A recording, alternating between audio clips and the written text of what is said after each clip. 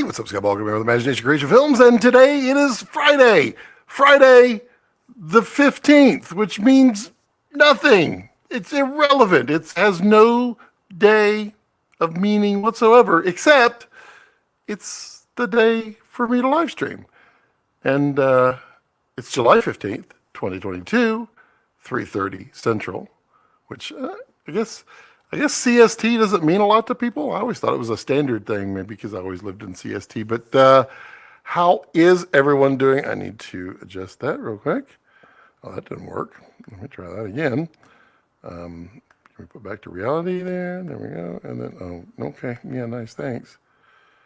Default. There we go. Okay. So, yeah, we are live. Don't have the puppy cam because, well, he's not laying there. He's laying over there, which is really weird for him. I don't know why he's laying over there, but it is what it is. So we are live. We are ready to chat, and we got a full day. We can chat away. I've got no commitments coming up here. Whatever anybody wants to chat about, I'm game for, because I actually got topics we can talk about, and I can talk about them anyway, or people can ask questions if they are so inclined. And it's always interesting too, because no one really joins in the live streams at the very, very beginning. Very few do. Those are the true heroes, the true bless you all.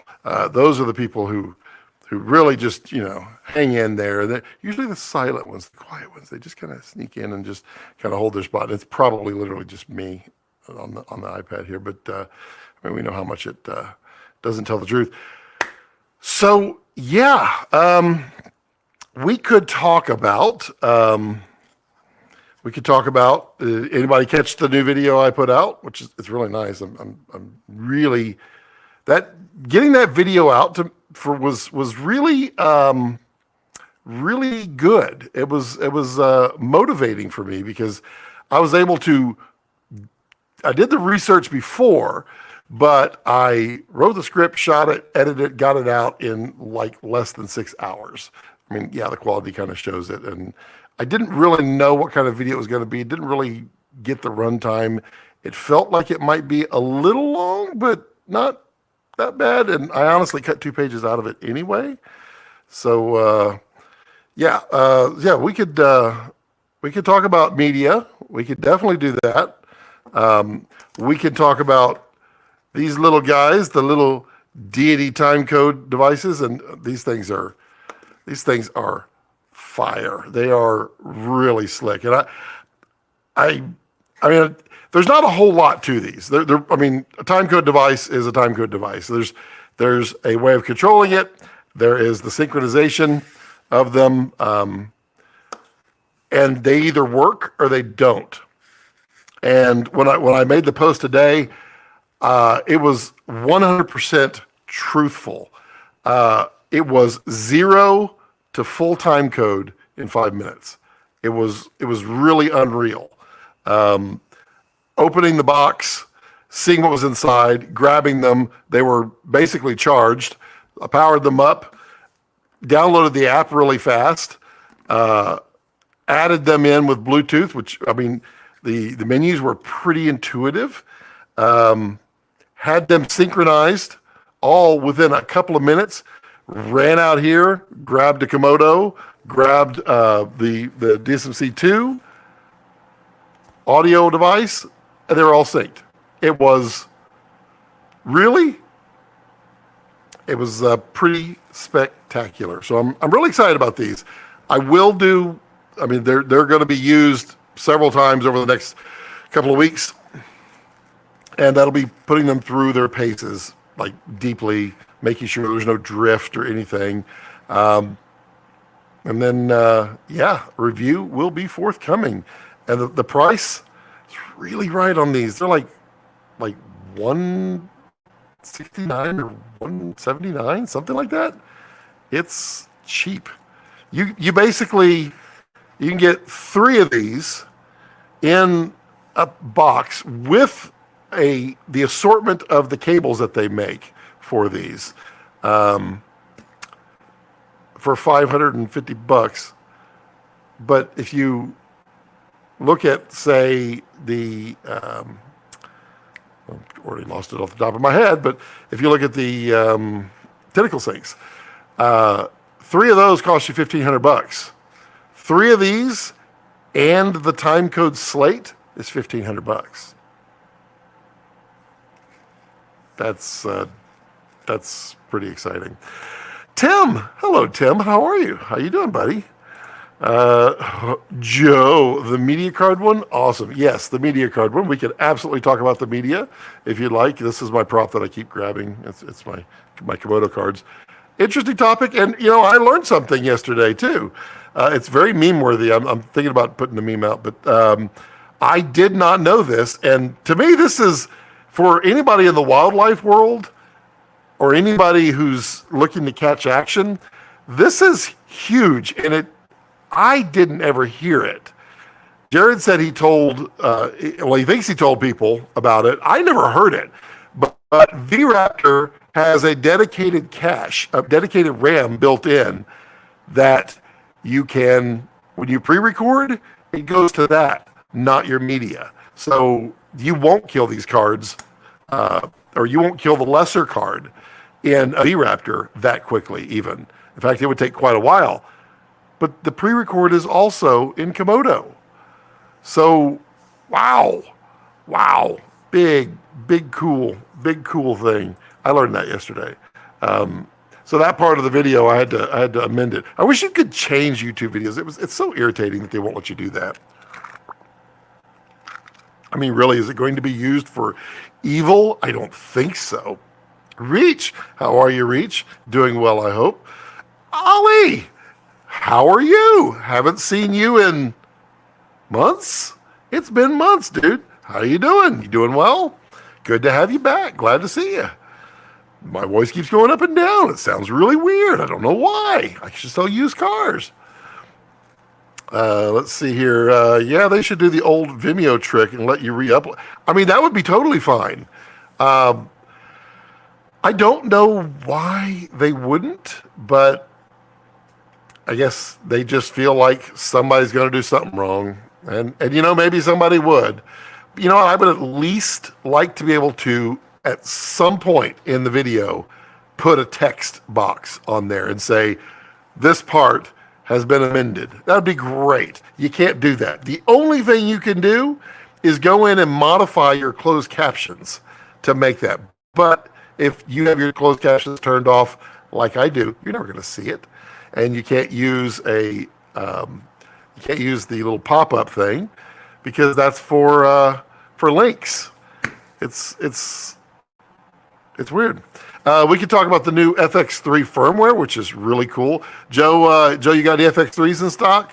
Let me know, and I'll push everybody your way. You should go check out Film Tools anyway. Let's see, what else can we talk about? We could talk about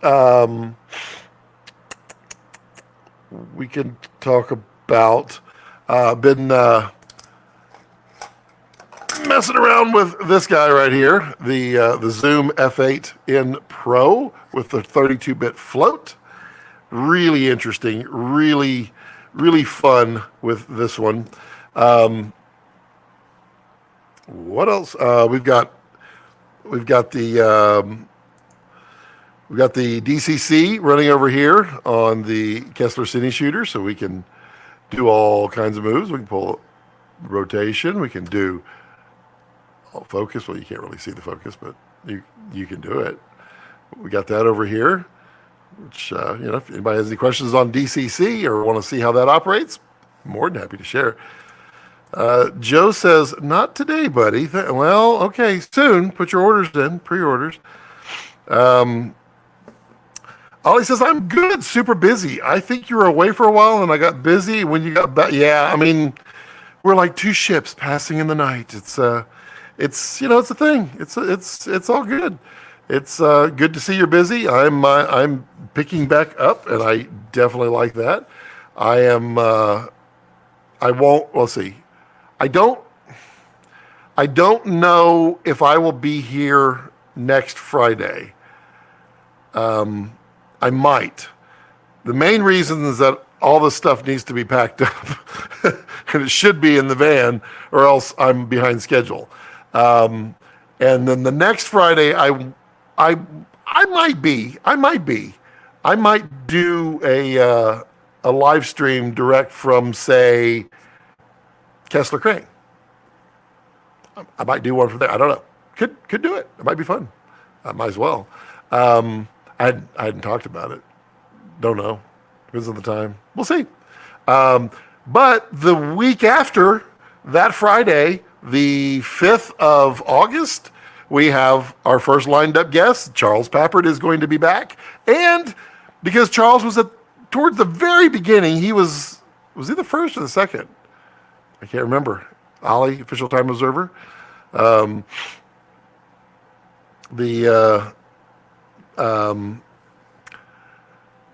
he was in the first or second, but either way, I didn't have it all figured out then. And bless Pap for putting up with me through the whole thing, where I had to bring the slides up and do all that because the feature set wasn't there. It's there now.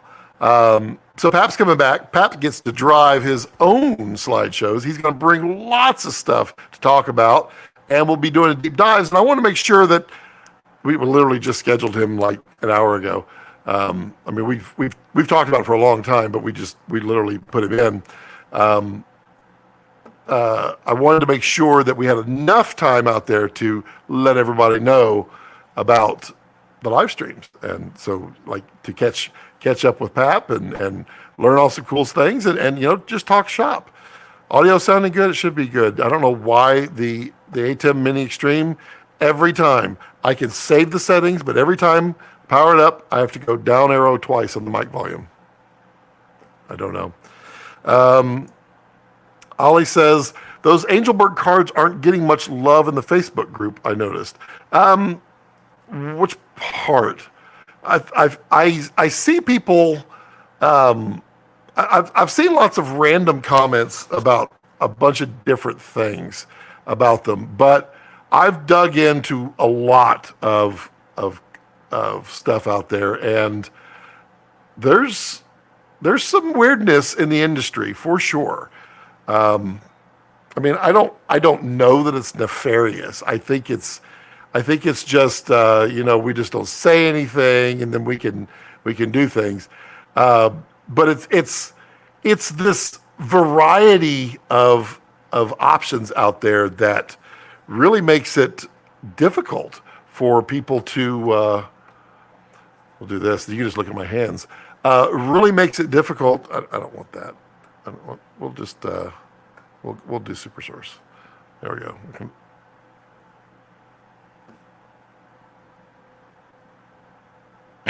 That's kind of funny. Didn't know it. All right.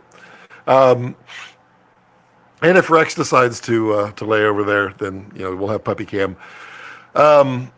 The Angelbirds make a really good card. I know there was some people that I think one of the cards had expanded inside, and another one they broke.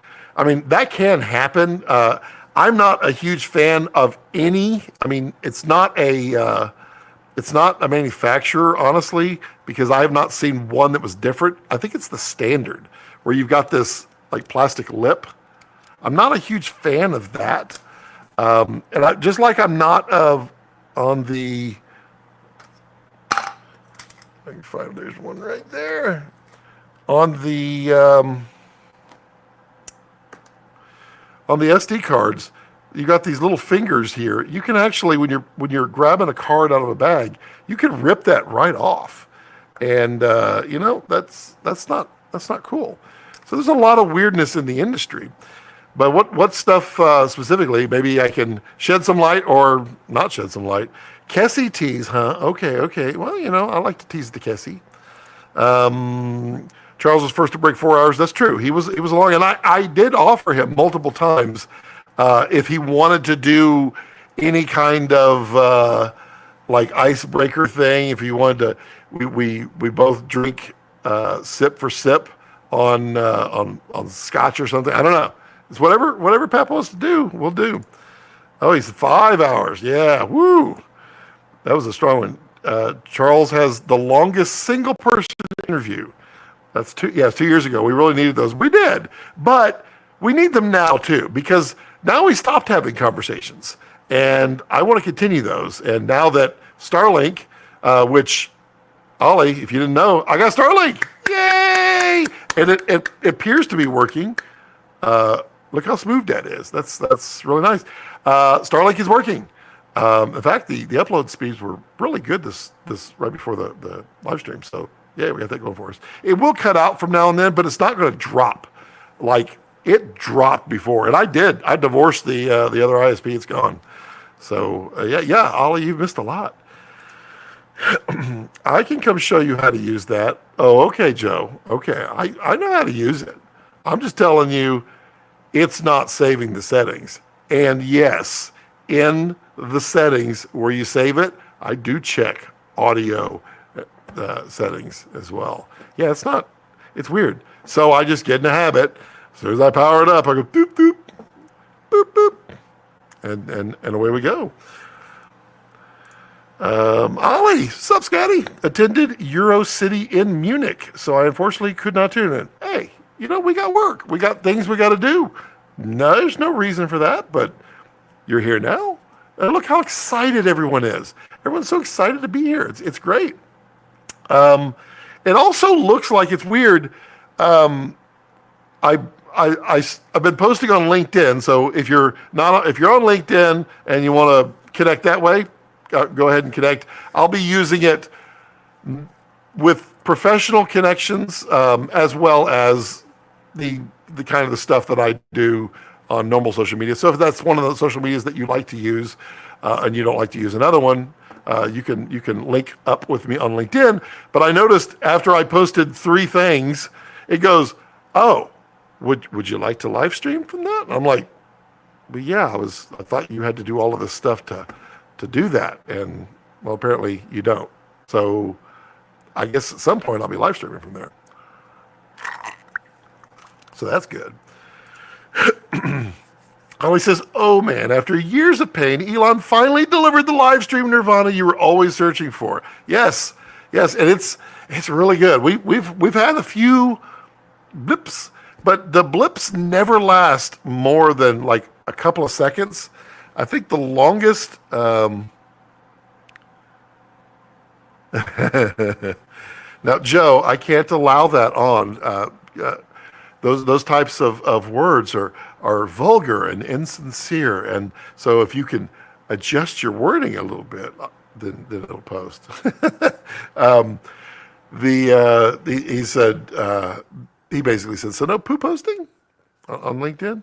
I mean, it's fine. I don't care. I am the same person. I am the same person professionally as I am personally.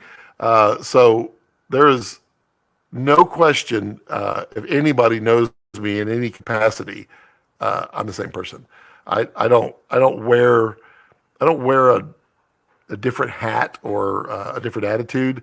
This is me. This is what you get. When you hire me on set, you get this. Now, I can be quiet. I know how to do that, but you get the same happy-go-lucky, jolly guy. And yeah, I am what I am. So yeah, I'm excited, Ollie. It's been pretty good. We've done now. This might be the 4th live stream, maybe the 3rd live stream. And I mean, the first one, it was mounted on a ladder. I had a step ladder out there. It was mounted because I was waiting for my adapter. Ollie says, "Have some news too. Tried the Tribe 7 lenses, and Phil Holland was so right. Mechanics are really bad, to be honest. I'm definitely going to stay away from them." Interesting. But it's always good to align your thoughts with other people. So like for instance with Phil, I have an alignment that I do with I call it Phil speak. So when Phil talks about something, I can easily translate it to the way I think, and it's not different. It's just different words that I would choose or different descriptions. But I can translate Phil to Scott. And so now I know when he says, "Oh, it feels like this," I can go, "Oh, okay, I know exactly what he means." And so now you've heard him describe something on these Tribe 7s. You've now tried them. You agree with or all or some of it. So you can now do a translation for Phil. So any of his recommendations or complaints in the future, you'll be able to know. It's magical. And look, there's Cassie. Hi, Cassie. Hello, how are you? You got your, look at what, oh, you can't see it. That's sad. There we go. We got the, we're playing DCC right here. Playing DCC right there. We can rotate that. Rotate the other way. I need to turn my speed up, my damping down, and my logarithmic. Oh yeah, look at that. That's beautiful. Wonderful stuff. So DCC, now available for second shooter, which it's always been, but also now for cine shooter. Cool stuff. Cool stuff. And Eric, if you put your fingers in your ears for a moment, please. There's still a coupon code down there. It's like 5% off if you're looking for anything from Kessler. I don't think he knows it's still there, so don't say it. Okay, Eric, you can pull off.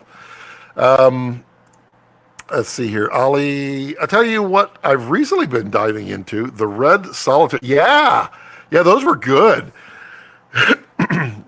The menu tactics, yes. Yeah, the custom menus, absolutely. Are you talking about Vraptor, the custom menus, or are you talking about what? The menu tactics is a fun one.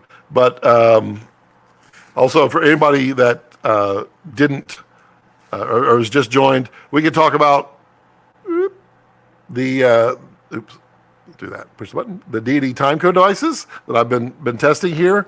They're amazing. We can absolutely talk about those. There's no embargo or anything on those. They didn't tell me there was. I don't imagine there would be.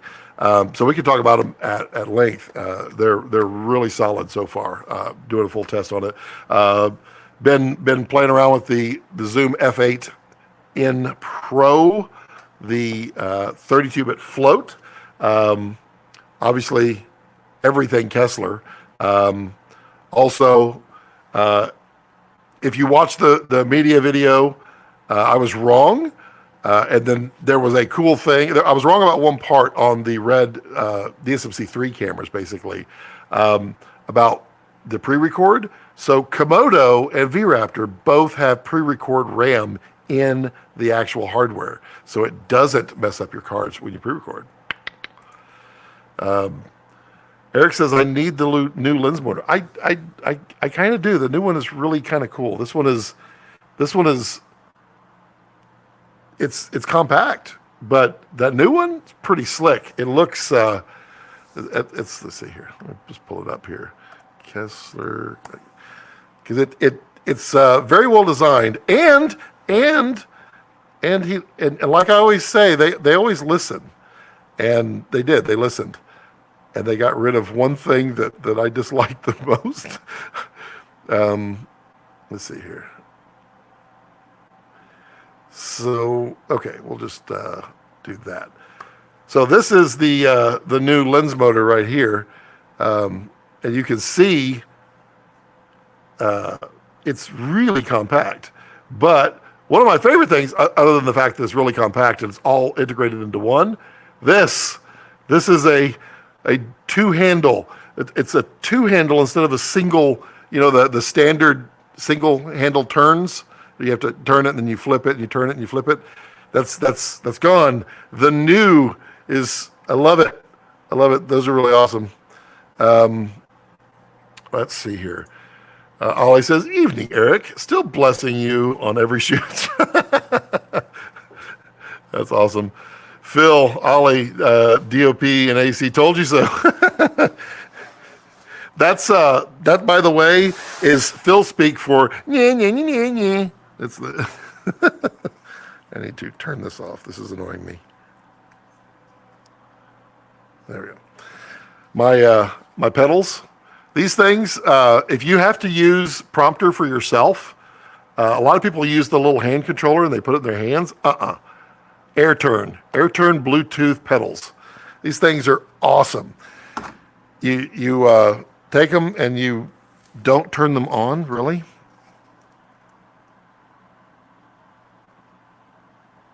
There. No?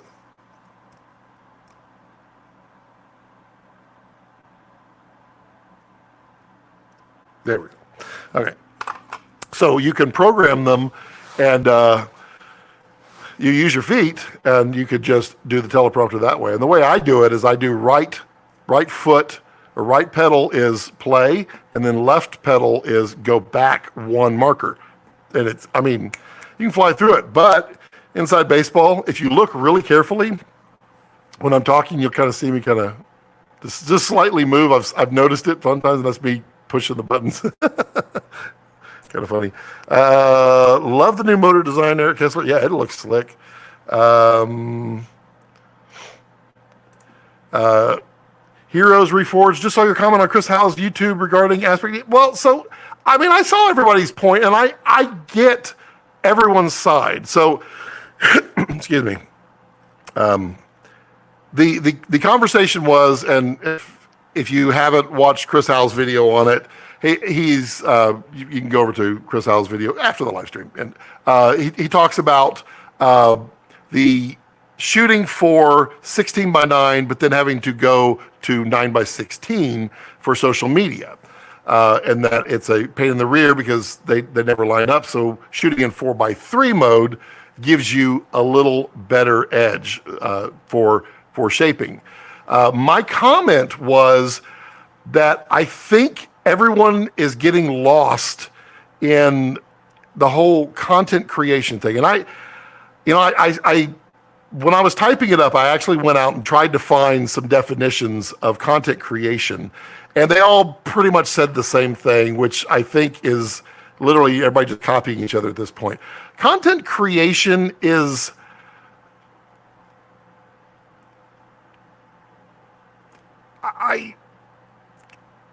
I'm going to be so bold as to say that content creation is actually a per social media I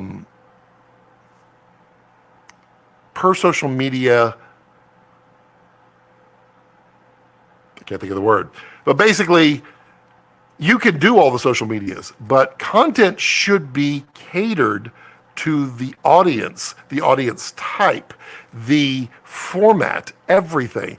I don't feel like that if someone is putting out, say, a lot of YouTube, and then they cross over into TikTok and to all these others, and they're doing their video formats, putting them out there, I don't think that one video is going to perform well across the board. It may one here, one there, one here, one there, but that is not necessarily your aspect ratio. It's actually what the content was and who your audience is. And I'm not ignoring the comments. We'll get to it in just a second. I wanted to bring everybody up to what I was saying. What I was saying is that you should focus on shooting the content in the aspect ratio that your content that your location that you're going to is predominant, and then use the aspect ratio as the emotion. It is a character. It tells part of your story when you're telling stories. And I mean, I don't know if it was you, Heroes, or someone else that, one person called me out and says like, yeah, I'm not sure that pertains at characters. And it's true. I don't think a TikTok video has a character. However, a TikTok video does have a demographic, and a demographic solely not on what nationality a person is or what country or age or anything like that. I'm more referring to the type of consumption that they're doing. And my point is that TikTok is a time waster. And I don't mean that negatively. I mean, no one goes to TikTok to learn how to do something in DaVinci Resolve. You don't go to TikTok to actually learn how to put bricks on, and bricks and mortar. You would go to YouTube for that. You probably wouldn't go to YouTube for silly stuff. Since silly stuff doesn't necessarily do well on YouTube anymore. TikTok is I've got 15 minutes and I've got nothing to do. I'm waiting for my tires to rotate, so I flip. And it's a time waster. If you want information, or if you're interested in something, or you're wanting to watch, or if you're wanting to watch more than 30 seconds of something, then a YouTube is for that. Now, stories and reels, stories and reels are really kind of the same thing as TikTok. They're all trying to brand themselves that way. So that was my take. So now we can all chime in and I mean, give me your. I mean, I don't have to be correct. I think in my mind that's the way I view it, but that doesn't mean that it's right for everyone. Ollie says, Phil had the cooks on the other hand, and it wasn't even a comparison. Yeah. Tim, that new rod clamp is so nice, and the new lens motor for setup ease. Yeah, I get to see that for the first time here in a week or two. Air turn and teleprompt plus for the win. Ollie, you are so right. Absolutely. That is my favorite software. Even though it doesn't work with Dropbox, it doesn't work with Apple iCloud. All of those things broke. But the way I do it is, I mean, literally, here's my iPad that I do. This is my teleprompter iPad. I use Apple Notes, and I write it either on my iPad or my laptop or my computer in there. It goes to Apple Notes. I come in here. I grab the iPad. It's already synced in there. I move it over to the Teleprompt Plus, and away we go. Heroes says, I'm on your side about it. I get wanting to repurpose content, but ARs have intent and purpose. This is true. They do. And I don't disagree. I'm not sure if my point really came across. I'm probably too long-winded as usual. But I think in my explanation on here that it should make more sense. But I mean, fight me on it. I mean, proverbially. Phil says, say it. Joe's looking. Yep, I agree. It's not a one-size-fits-all. Yeah, cool. Okay. Joe says, I agree 100%. Know your audience. Yeah, I mean, that's my point. And I'm cool with that. I mean, I don't do TikTok at all. I don't do any stories or reels. The only time I do a story or reel is if someone tags me in one, then I will repost that just because, I mean, it's done, and someone took the time to tag me, so I'll just, I'll share it out. It's no big deal. But I don't take the time to do that. And one of the reasons, and I was literally just talking with a friend about this, I don't believe in content that should expire. And I know that on stories you can set them to not expire, that kind of stuff. But on TikTok, reels, and stories, you're only as valuable as the last video, and that last video needs to have been very recently. Otherwise, you're not going to be in the algorithm. Because it's so fluid, it's so fast. I mean, it's wild. Yeah, I don't like the TikTok way of doing things. I don't want to be your time waster. I want my time to be as valuable to you as your time is to me. When you all come on here and hang out on the live stream, I want to make sure that I am either answering questions or asking questions of you that is as valuable to you as your responses are to me. That's what I try to do. And it was also a conversation of why don't I do a Patreon? And I did a Patreon a long time ago, but I've always said from the beginning that I did not want to put any content, any of this type of content behind a paywall, because I don't believe in scarcity of information. I want that information to be shared. But I mean, I do have channel memberships here. So if you wish to support the channel that way, using a channel membership is as a great way to do that. And what you gain with that is you get to see some videos, not, you don't get to see all of them. Some videos a day or so before I release them. If there's embargoes or anything like that, I can't do that. But there's those purposes, but that's still and you get badges on here, which is really cool. And thank you for all my channel members. I do appreciate you. And if you're at a certain level, you get your name in the credits of videos, and you get my undying respect. I mean, that's not worth that much, but you get all that. So it's yeah. I mean, if you want to do a channel member, that was a long redirect on why I don't do that. Funny.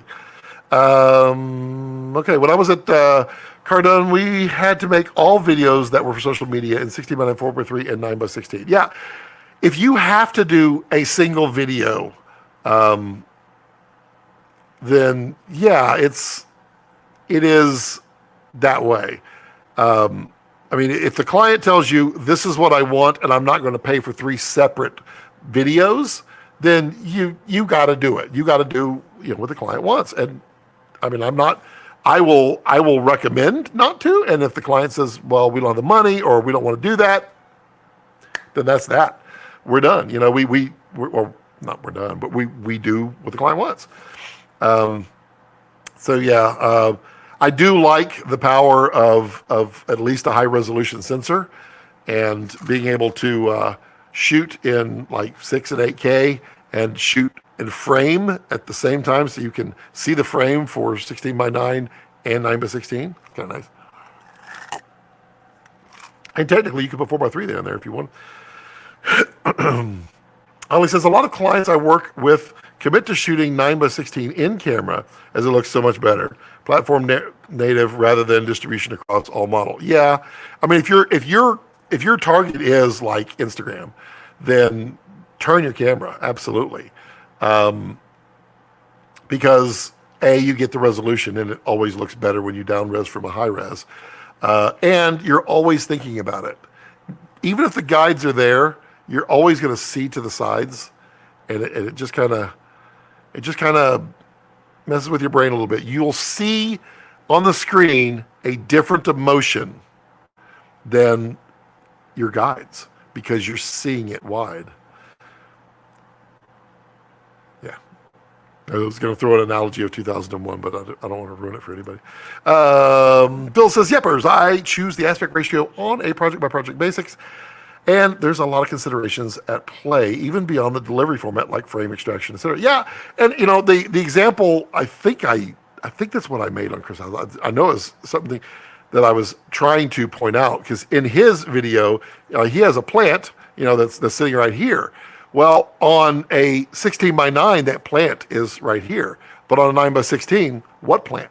There is no plant because the plant is not in there, which means you cannot set design for 9:16 and 16:9 if any of that set design has any importance. Now you can repeat, just have plant, but that'd be weird, wouldn't it?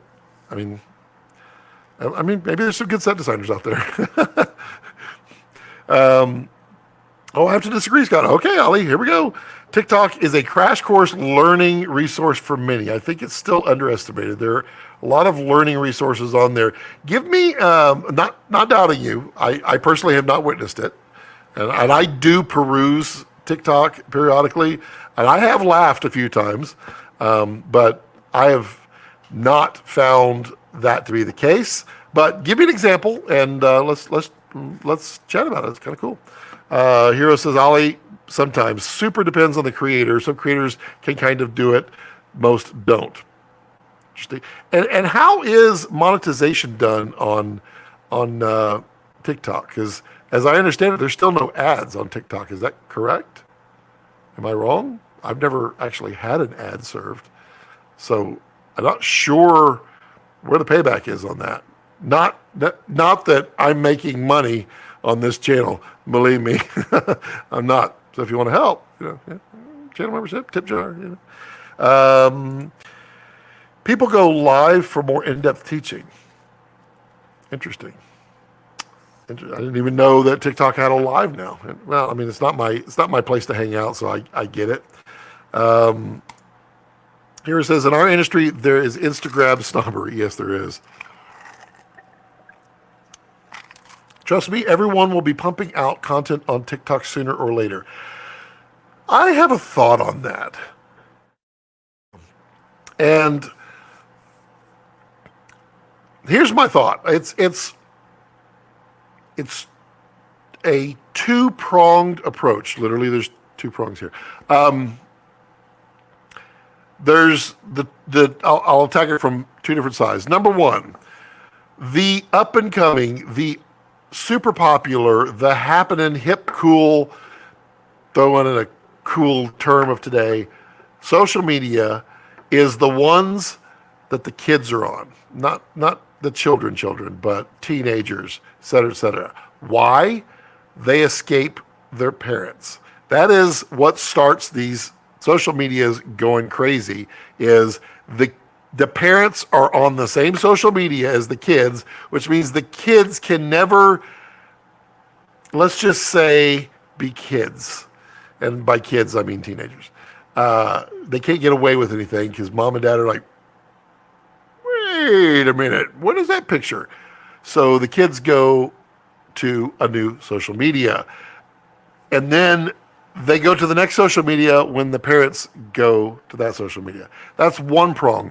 The other prong is when social media is young and in its infancy, it is not scrutinized, it is not legislated, it is not regulated, it is not litigated. There's a whole lot of things that you get away with, which makes it a lot more fun for the kids or for any content creator or anybody that's on there, because they can get away with the things that the YouTube now says you can't do, the Facebook, the Instagram, the Snapchat, all of these above, the Twitch. And if we're all being honest, every single one of these has gotten bigger and cracked down and cracked down and cracked down. And as that happens, you find people jumping. When they jump, then the new social media has it right up until the point where they're big enough that lawyers can get money out of litigation. There we go. That's my theory on the social media. So by saying, trust me, everyone will be pumping out content on TikTok sooner or later, maybe. They might get over there. They might not. If TikTok gets locked down, which it is starting to a little bit, not terribly, but when TikTok gets locked down, the kids aren't going to want to be there. And so, yeah. Let me know your thoughts on that. Am I way off base in my thinking? Ollie says, I think another thing that's interesting with TikTok is that nobody knows the creators by name. If you want to build a strong connection with your viewers, don't do short form content. I completely agree with that. I don't want anybody to describe me, anybody can, but I don't want anybody to describe me as that big ogre dude with fat and got white beard and always wears a hat because he's probably bald. Kinda, yeah. I wear it because the mic, and I'm bald. I don't want people to go, I don't remember his name, but that guy, that's a thing. I want people to know me for me. That's why I don't have a cool channel name. I have a cool channel name called Scott Balcom. I mean, if it ever gets changed, it'll be changed to Film Cuts, but it will be when that is so known that then Scott Balcom can just be the guy with the Film Cuts, Raw Cuts, Finer Cuts, all those things. Yeah. That's also why I went for the DJI Mini Pro 3. Yeah, the 9x16 is so useful, I can't tell you. I mean, if you are doing 9x16 content, which I've done some, it's definitely not my predominant client. Then yeah, I could definitely see a drone like that, because In 4K, there's not really enough resolution to make a really good, compelling, and happy, clean 9x16 out of it. Well, I mean, to a point. But in the Mini 3 Pro, that is actually a bigger than a 4K sensor. So they're cropping out of it, right? That's what I understand, right? I don't have the Mini Pro 3. I have the Air 2. I don't have the Air 2S. I want the Mavic 3S if and when it ever comes out. Creators make money via gift sponsorships and selling on TikTok Shop. I didn't know there was a TikTok Shop. Interesting. I don't have anything. I don't have anything to sell on there. I don't want to. I don't want to be the YouTube guy with LUTs. I'll just tell people, if you want LUTs, get Phil's LUTs, because film color is far better than anything I'd create. I do want to do T-shirts, but even those, like, I talk myself out of those all the time, because the amount of money that I would make on them is not much, which is not the reason to do it, but there's time involved in doing it. And for me to make some money at it to be worthwhile, then you have to pay more than you should pay for a T-shirt, even a branded T-shirt. That doesn't feel right. Ollie says, Scott, the irony in your style of wit and humor is perfect for TikTok. Really? I feel like TikTok, and everything that I've seen, I mean, I've seen the jokesters out there, but I don't see them do as well as the physical comedy type persons. And I love comedy. And honestly, if I thought my comedy was that funny, I would probably do a TikTok for just that purpose. But I don't know. I am interested in tutorials out there. That'll be interesting to see. I mean, you never know. I can adapt and change. Maybe next week I have TikTok. I probably won't, but maybe I do. But the main payoff of TikTok is awareness. The organic reach is nuts, and when you have eyeball, you have leverage. Interesting point. Interesting point. But what about Ollie?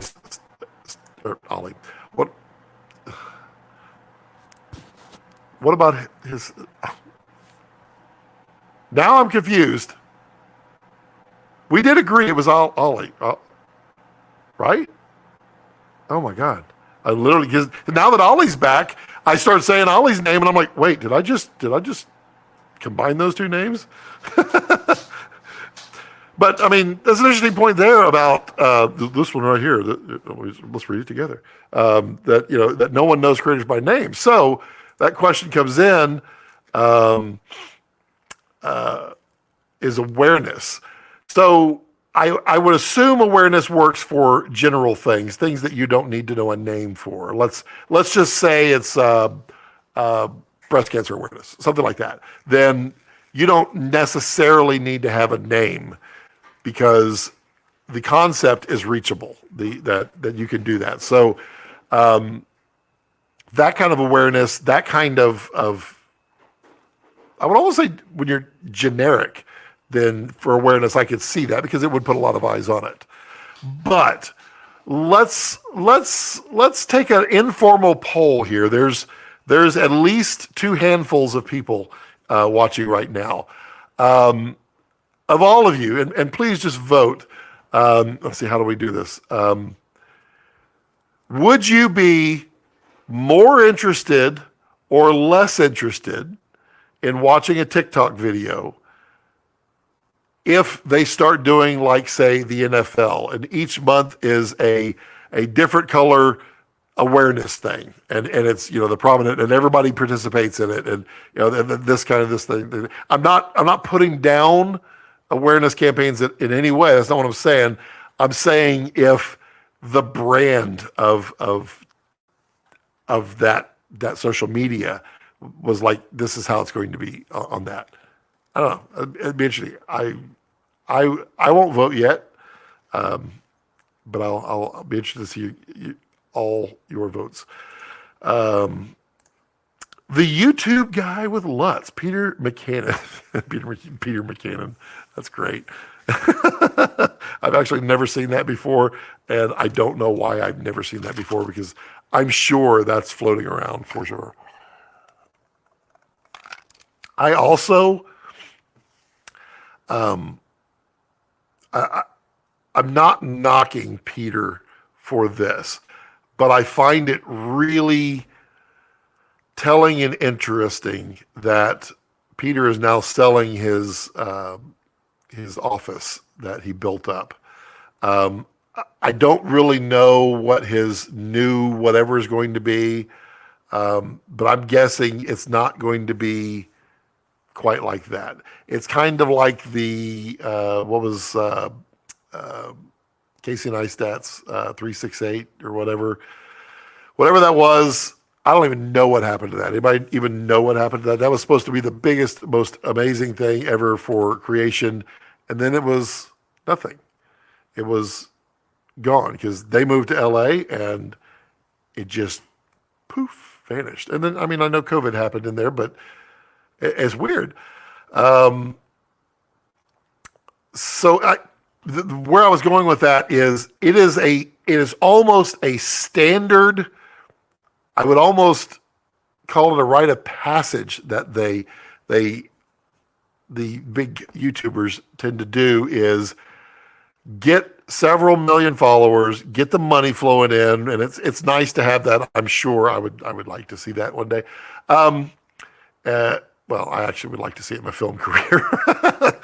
YouTube, again, I would love for YouTube to be, a very profitable and fun thing, and maybe someday it will. But I mean, film is my life, and creativity that way is definitely my life, and music. But the rite of passage with that, and Peter jumped right into it, feet first. And I got my millions. I got my millions of subscribers. I got my millions of dollars. I don't know if it's millions, whatever it is. I mean, he earned it. It's not as though it's a joke. It's, to me, it is a pattern. And the YouTuber goes and gets a big creative space that costs way more than they realize that it should, takes way longer than they realize that it should. And the eyeballs of what they expect will happen in the future doesn't necessarily pan out, and the ebbs and flows of a YouTuber.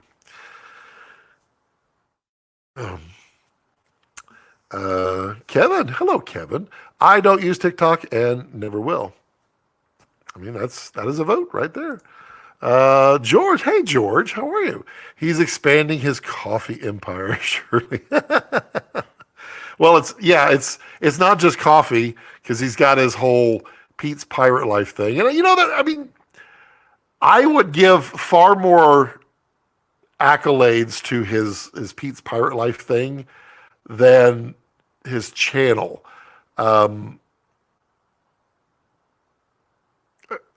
Not to take away from his channel, because he does have value there. It's not what I'm saying, but his Pete's Pirate Life thing are literally the things that he loves most to do, and the creations and things that he wants to do, bring to life, that kind of stuff.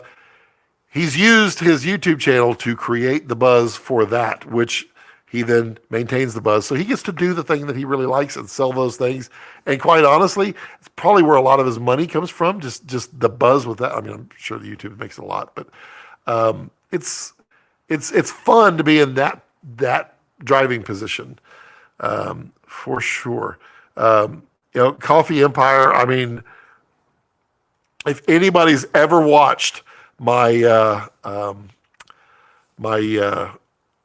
coffee, how to make a coffee montage video, if you haven't, I don't blame you. If you didn't know about it, it makes perfect sense, because, well, I don't drink coffee. It's not my drink. So the montage was rather, well, it was good, and it was humorous. Okay, so We caught up on comments really fast. Wow.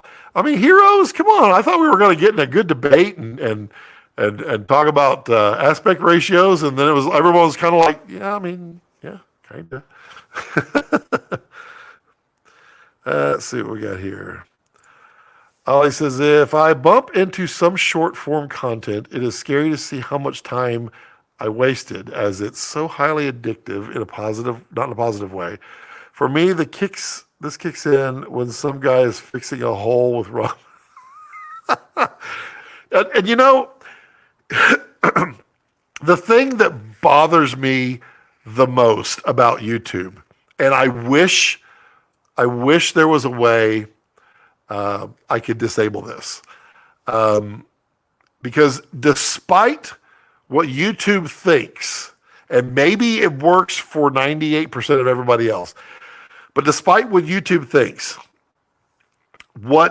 if I go and I watch Kevin, let's say you've got your YouTube channel, and I go and I watch a video of yours, despite what YouTube thinks, I probably am not going to like a video that the viewers of Kevin's video likes.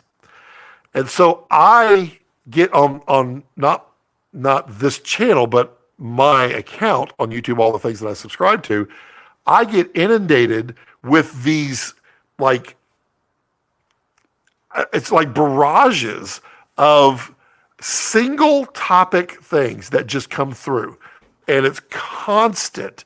And I, for the life of me, cannot figure out which one of my friends or which one of my channels, the channels that I subscribe to, is getting me to this. Wow, that's probably going to get me flagged just saying that. Is getting me to that point, like the filling in, boats with rum. That was the thing, and it would show up all the time on mine. And I would like, don't show me this, don't show me this, don't show me this channel, don't show me this. Then there was the whole thing with this one egg will change your world forever. And it was everything. And then it was Korean street food, something like that. Then there was walking tours. And then I watch one YouTube channel about a boat, just one. And anytime I watch that video, my feed is full of, check out all these other people with boats. I have owned boats. I don't ever want to own a boat, unless I have enough money that I don't care. Really?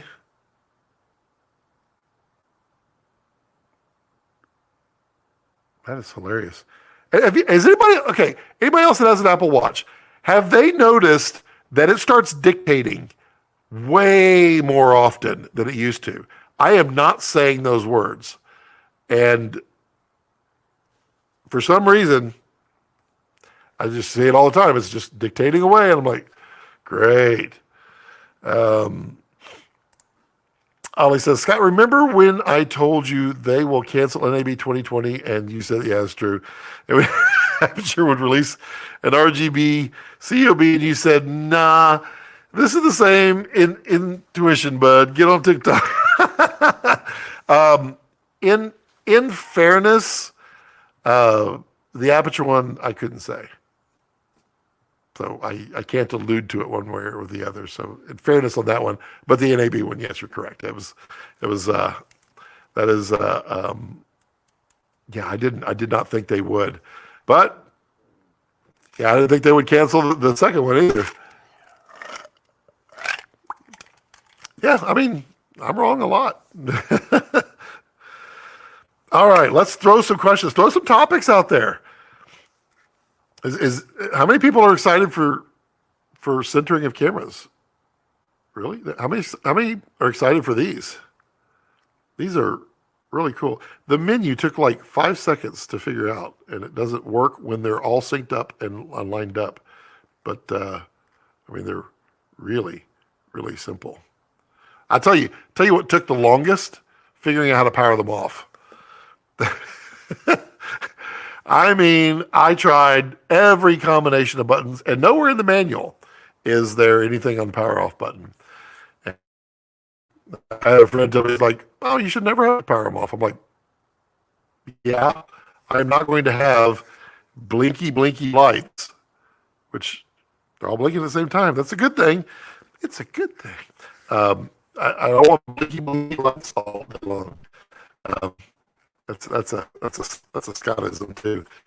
In the house, everything with an LED on it has black over it. I'm tired of the blue LEDs. Okay, let's hit some topics out there. Has anybody played with the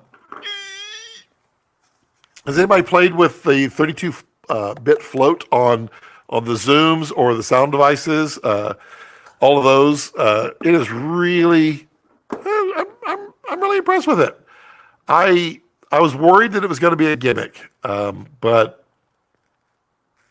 it's pretty slick how they do it. And I watched, was it Curtis Judd? I think it was, when he described how they were doing it. And I'd never done the research, but that was a great analysis, and it made perfect sense. I kind of wanted to enjoy one of those things that I'm not allowed to talk about. And Ollie, the things the adult things that I enjoyed here, I'm not allowed to talk about that at all. So if I have one, I can't even discuss what it is. I can't even allude to it, or they can demonetize. They can kick me off. It's like, really.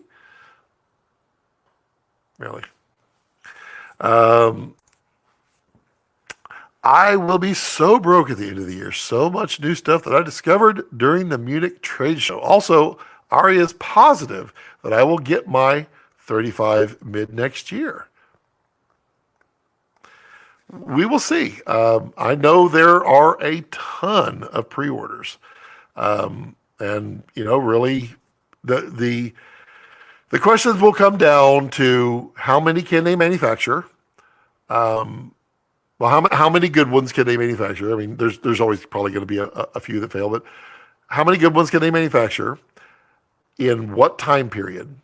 How many orders do they have?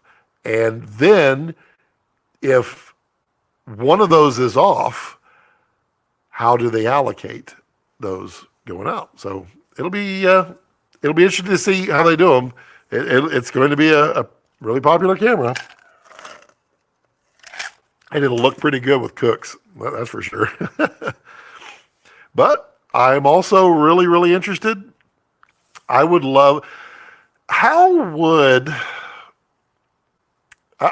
literally thinking about this the other day, because I've never seen it done, and I don't think it's actually possible. But you tell me, is it possible to have a camera test between, say, a Venice 2, a Vraptor XL, and an Alexa 35? Is it possible to have a comprehensive and valid, unbiased review and comparison of them? And the reason I say that is every single person has bias, no matter what. I mean, you either like Cool Ranch Doritos or you like cheddar Doritos or nacho Doritos. There's bias in everyone. Now, most people keep it in check. Some people are just weird. But all that being said, how much can any one person control their bias to the point where they could make every camera look as good as it possibly can and as bad as it possibly can, objectively, and then take it in and color it objectively? Because you're going to have a problem with Alexa footage and Venice footage and Red footage. They're not going to be the same base. You can't apply the exact same things to it. Now, I guess you could use some transform LUTs if, and I know Phil lives in that world now, if everyone could agree that the transform LUTs are fair. What if they're not? What if because of the way Sony does something versus Arri, what if you can't directly one-to-one make it look identical? I don't know. Is there a way to actually test? Because I would love to see a camera test that is comprehensive, side by side, all pointing at the same thing at the same time. It's going to be tough. Maybe you do it through mirrors. I don't know. Because, I mean, even moving the camera slightly off, the angles are going to be slightly off. So the lighting is going to look a little different. So whoever's on the light side or the dark side of I mean, it's all a bias. Who gets to do, I don't know. It's tough. Because I would love to see one. I've also, and this is could be Scott's knowledgeless brain here. I've never understood the hey, let's shoot a camera 5 stops under, and see how far we can push it. Because when is that ever really necessary? It's not when you mess up. Because if you messed up that bad, when you could stare at a monitor, you could stare at a graph, you could stare at a chart, you could stare at meters, everything will tell you, yes, it's looking bad. Waiting until post? I don't know. What am I missing out of that scenario that you need to be able to what camera performance 5 stops underexposed? Scott, you can't record separate wave file during vary speed on DSMC1. Separate wave file. Yeah,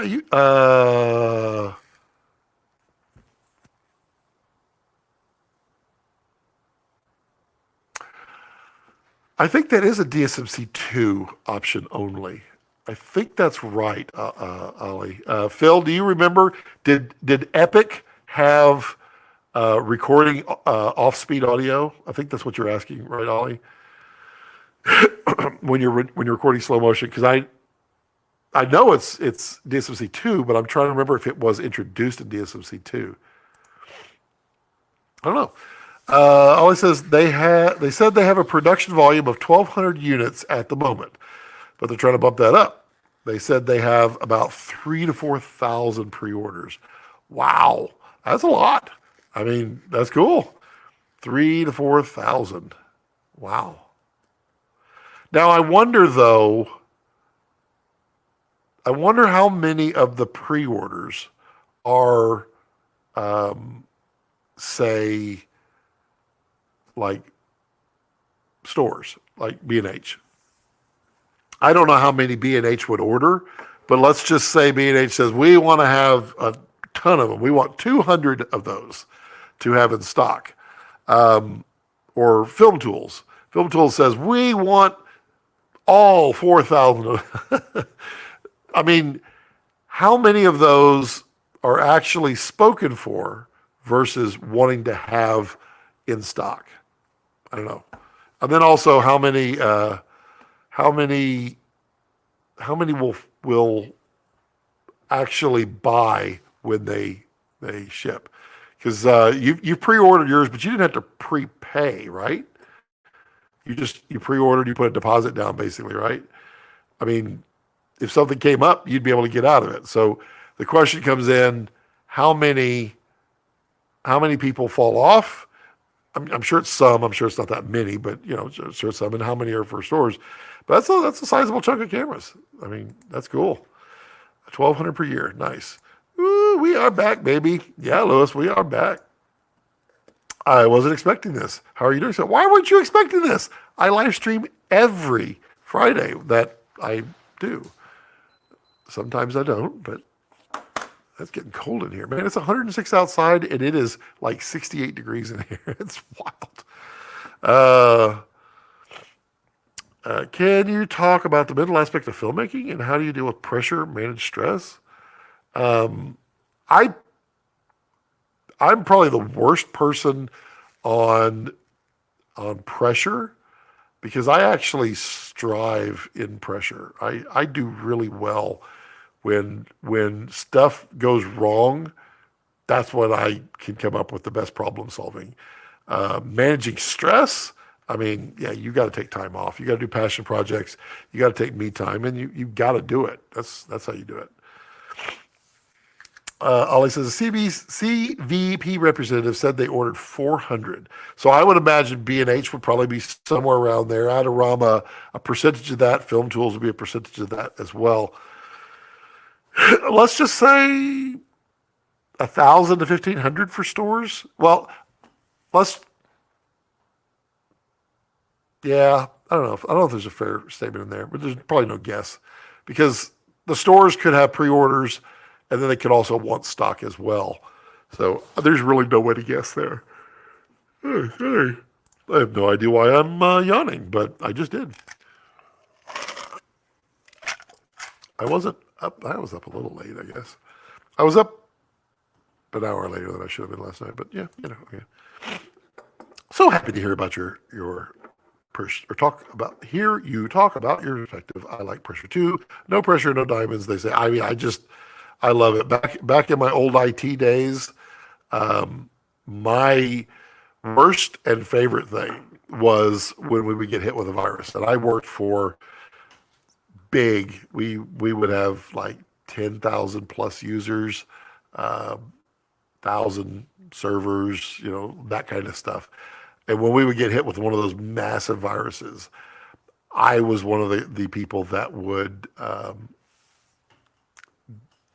be in charge at that moment and getting it done. And I mean, that's happened numerous times.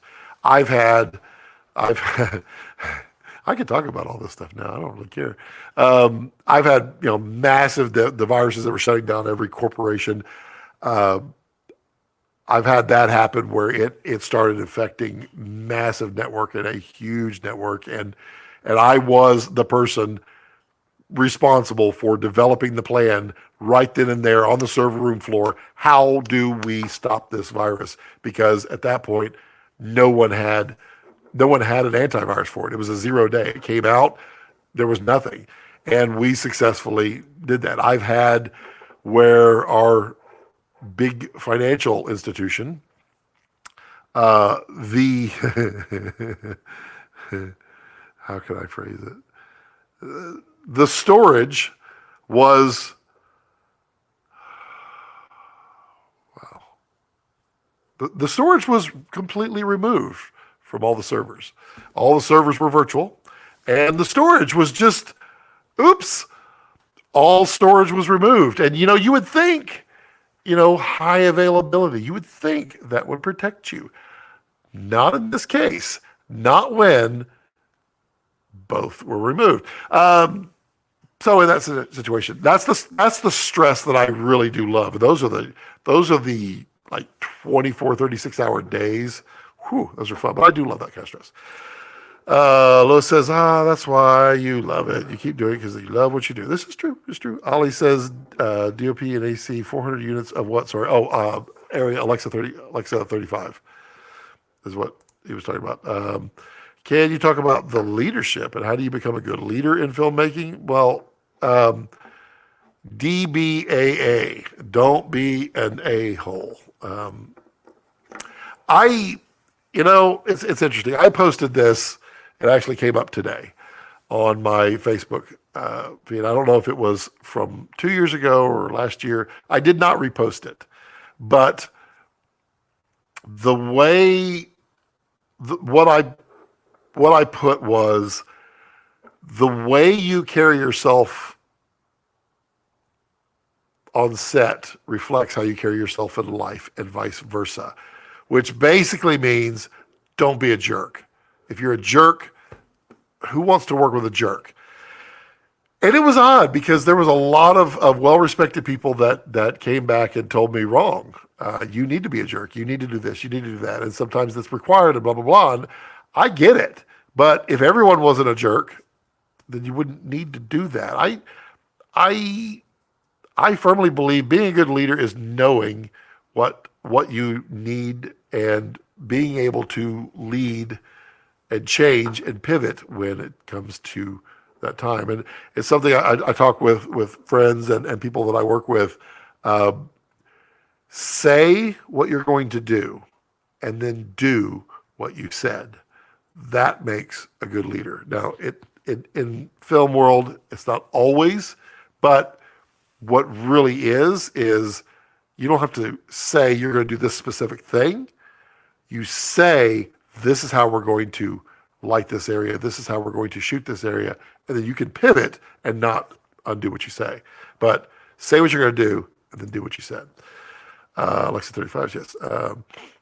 Okay, thanks. Yep. Ali, Scott, you still haven't shared the clip of you tipping over your desk and quitting. I didn't tip over my desk.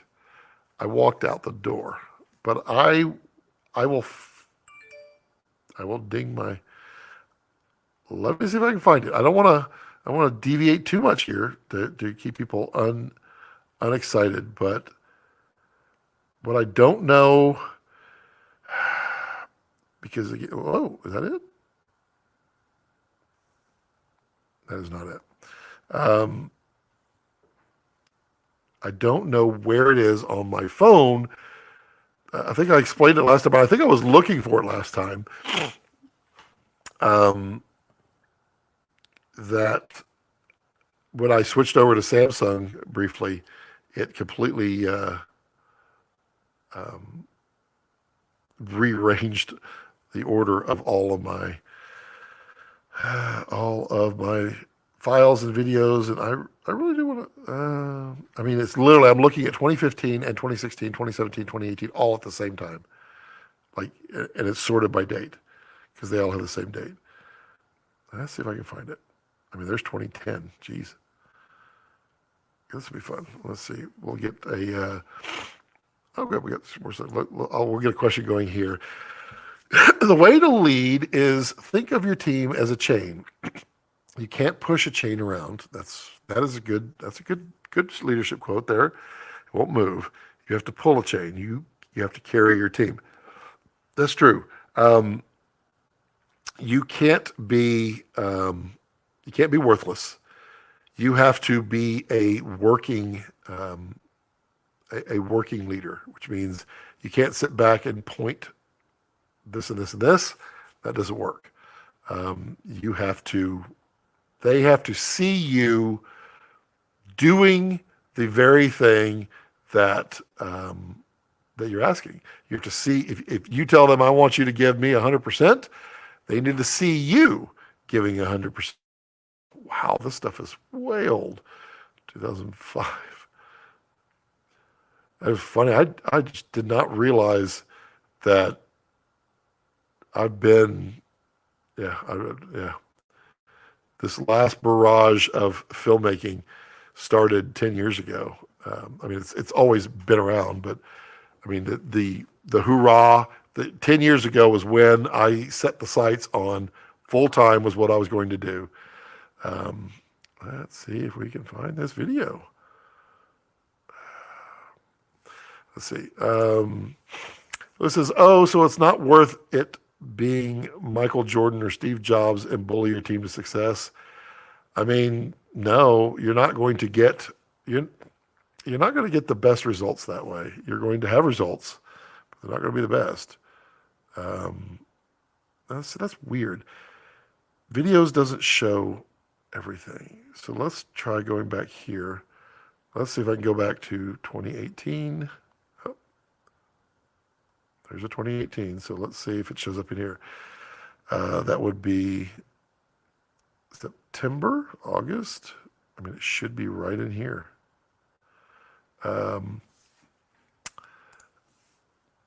Let's see here. Also, an interesting fact, Panavision has spent 1 million British pounds on Vaxis wireless systems. As that's one of my main rental facilities. I think Teradek is starting to degrade a brand.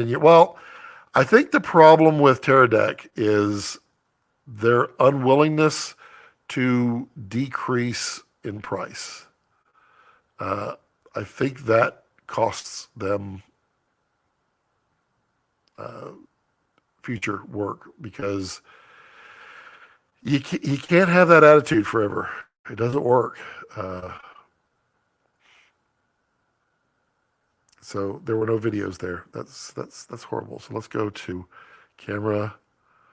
How am I going to do this now? These are not sorted in any way, form, or fashion. Wow. I need to remember to find this video. Vaxis, interesting. You can be successful and kind too. You can. I mean, you need to know when to apply pressure.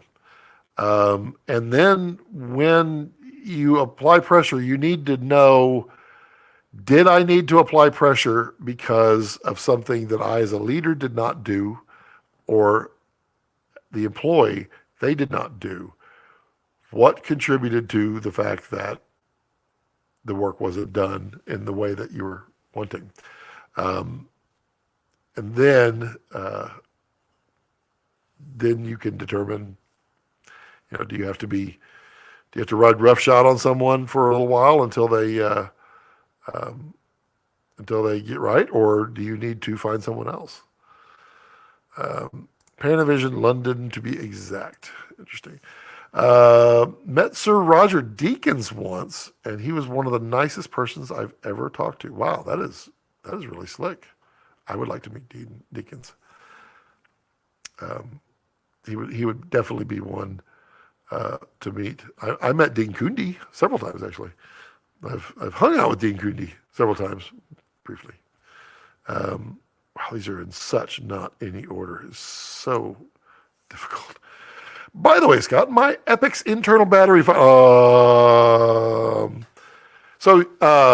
Ollie, you can change the date and time on that. It's so funny. So funny you mentioned that. Oh, I don't have it on here, and I can't. Okay. Because I literally just took a picture of that shelf back there. And I was telling a friend about how that shelf, the desk, the shelf here is all personal items that all mean something to me in some way, form, or fashion. And on that shelf right back there, it's right there, right next to the XL1, is the internal battery from my DSMC-1 when I fried it. So I keep that there as a reminder to be humble. You're not infallible. You can totally destroy a camera. Oh, that gives me hope. There you go. Good. The best times I had on set was with a good team, not a mean one, but we still got the job done. Yeah, I mean, it's good. But I mean, sometimes you just can't get the people that you want. I mean, and that happens. Oh my God, I'm never going to find this. I mean, there's literally like 30,000 photos on here. There's some shoots. My question is there ever a time when the pressure was too hard or too bad and you had to abandon the film, or did you always complete you're committed to in the first place? I have not had a situation where I had to walk off set yet. I fully expect to have that at some point, because everybody pretty much has that, and there's no way around that. That's going to happen. So I haven't yet, but I'm sure I will. Hello, Tommy. How are you, buddy?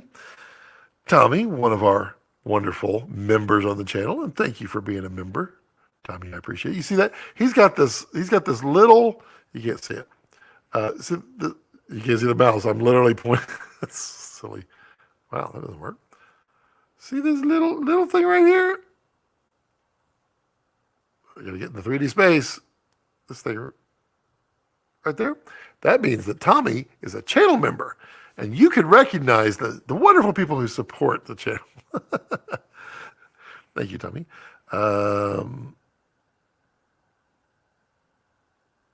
Aisa, this is very swaggy. Cool. Ollie, you are absolutely correct. Michael Lou. Hello, Michael Lou. I know you. Don't I? Yeah. That's why I know you. Yep. It's like, wait a minute. Yes, I do. Yeah, $1 million just last year alone in the UK. Yep. Is StreamYard acting up? I don't think so. I mean, maybe it is. Yep. Hello. Yep. I recall. How do I become a member? Well, Eric, that's a great question. Ollie, you didn't prompt. If you go down just below the, if you're on a PC or iPad or anything like that, if you're watching it, you can just go right down and there should be a little button that says join. And you just click join. And then you're offered all the options. There's options, I think, starting at what, like $1.99 a month, and you get to be part of the team. You get a cool badge. There's associate producers. We have an associate producer, and he gets all the credit all the time, and he gets his name in the credits. It's wonderful. But yeah, you just click on join. Ollie says, also another fact I want to tell, RE Rental sells literally Windex in a spray bottle as a lens cleaner. That's funny, and that's not necessarily always a good thing. Phil, if you're still on, correct me if I'm wrong, but there are some coatings that ammonia will react with. Am I right? Pretty sure. I know. I'm pretty sure. M. Night Shyamalan is using Vaxxis right now on his feature. I use Vaxxis. One of my favorite shoots. I mean, I just scrolled through it right here. I really just want to get that video for Ollie. That was the one in Atlanta where we had that. I think it was the Vaxxis 3000, and we literally walked all the way down 3 soccer fields, went into the exercise room, and then the feed was still up the entire time for Video Village. It was wild. LOL. Not seeing it, but I'm not the brightest bird in the box. Are you on your phone, sir? Or are you on an iPad? I wonder if you're using the app. I wonder if your app is up to date. That might be something that you have to do, but it should be even in the phone. I thought. I don't know. Someone else. I don't have the phone app, mostly because. Well, that's not true. I do have the phone app. No. I hope it comes for me soon in Canada. I haven't been having luck with the members button. Oh, y'all don't have it? Really? If you're on iPad, Eric, let me make sure nothing is visible. So if you look right here, you can see this little button right here. That's the join button. Now, you won't have analytics and you won't have edit video, but you should have the join button. Oh, and look at this. There's only 4 thumbs ups. Only 4 thumbs ups. Let's get those numbers up. Let's do that. Let's do that. Let's see that number count up. Have everyone seen that clip of the cameraman falling off the stage at the concert? Oh yes, I did. That's a good clip. Nope, no join. Are you on an app or are you on Safari watching YouTube? I use Windex on my glasses and it ate the coating and I don't trust it on a lens. That's kind of what I feel. Found that as I ran out of Pancro, and that was the stuff the guys were able to sell. Wow, it is. Yeah, maybe I'll check on the desktop. I'm on mobile as well. Well, that's interesting. Oh, Ollie, I tell you what, Ollie, shoot me a message because I'm not going to remember. Shoot me a message after the live stream, and I will find that video and I will put it on my iPad, queued up, ready to go, and I will play it. For now, I'm going to go into YouTube and see if I can find a join button, which I have to go to a channel, which is going to start playing me. Don't play me. Okay, so there's live chat, clip and save. Wow, it's really not on the app. Well, that stinks. Well, no wonder. Yeah, it's not on the app. Well, that's horrible. Wow. Well, there we go. And it should look like a dollar sign on the app. I didn't see it on my app. No dollar sign. Yeah, Ollie. It's 5 now. I only see 5 thumbs up. Oh, well, I guess no one likes the live stream. Let's see here. Oh, no. It sounded like you were. Everybody, sure you update YouTube to the latest version. There is a cool new feature where you click thumbs up button on a creator you love and appreciate, especially. That's pretty good, Ollie. Now that's salesmanship right there. That's how I do it. Way to squash my segue. Sorry. But yours was very eloquent. I appreciate the creativity and dedication that you put forth to do it. Oh, found it. It's in the same place as send in the chat? No, that was for super support. Interesting. Let's see here. No join. And you're on, and that's, yeah, you're on that's the app. So I wonder if you need to update. Oh, that stinks. Huh. Save and, yeah, the dollar sign down there is only to send a super chat, isn't it? Or is it, let's see. Now I got to go back to me. Michael Lou subbed. Thank you, Michael. Appreciate that. Let me go back to me. Wow, that's no delay whatsoever. How? Is there no delay? That's weird. Test. Is there no delay? Test. Okay. Maybe I just said the words. that was freaky. Let's see. So super chat and super sticker. Yeah, those are not. That stinks. Well, all right then. Poo. Okay. Sadly, I can't see the button anymore because I'm a member, I guess. I didn't see it there. It texted you a screen grab. Yeah, I don't see it on there, Eric. What feature are you most excited about on the Vraptor XL?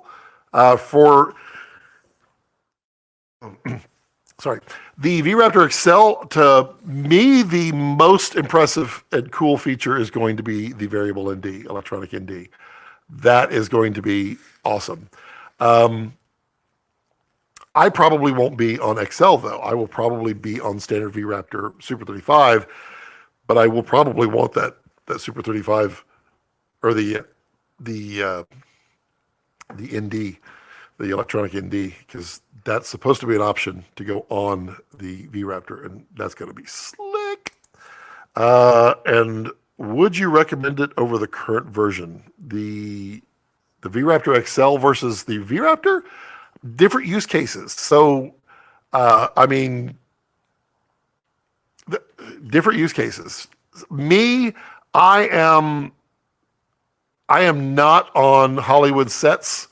So I am not running 30, 40-pound camera rigs that are fully decked out, which was where XL would live a lot. I'm not running into situations where I need 3 SDI outs, that kind of things. I'm usually pretty compact and small in my market and where I operate and the types of jobs that I do. I personally am a huge fan of the Vraptor size.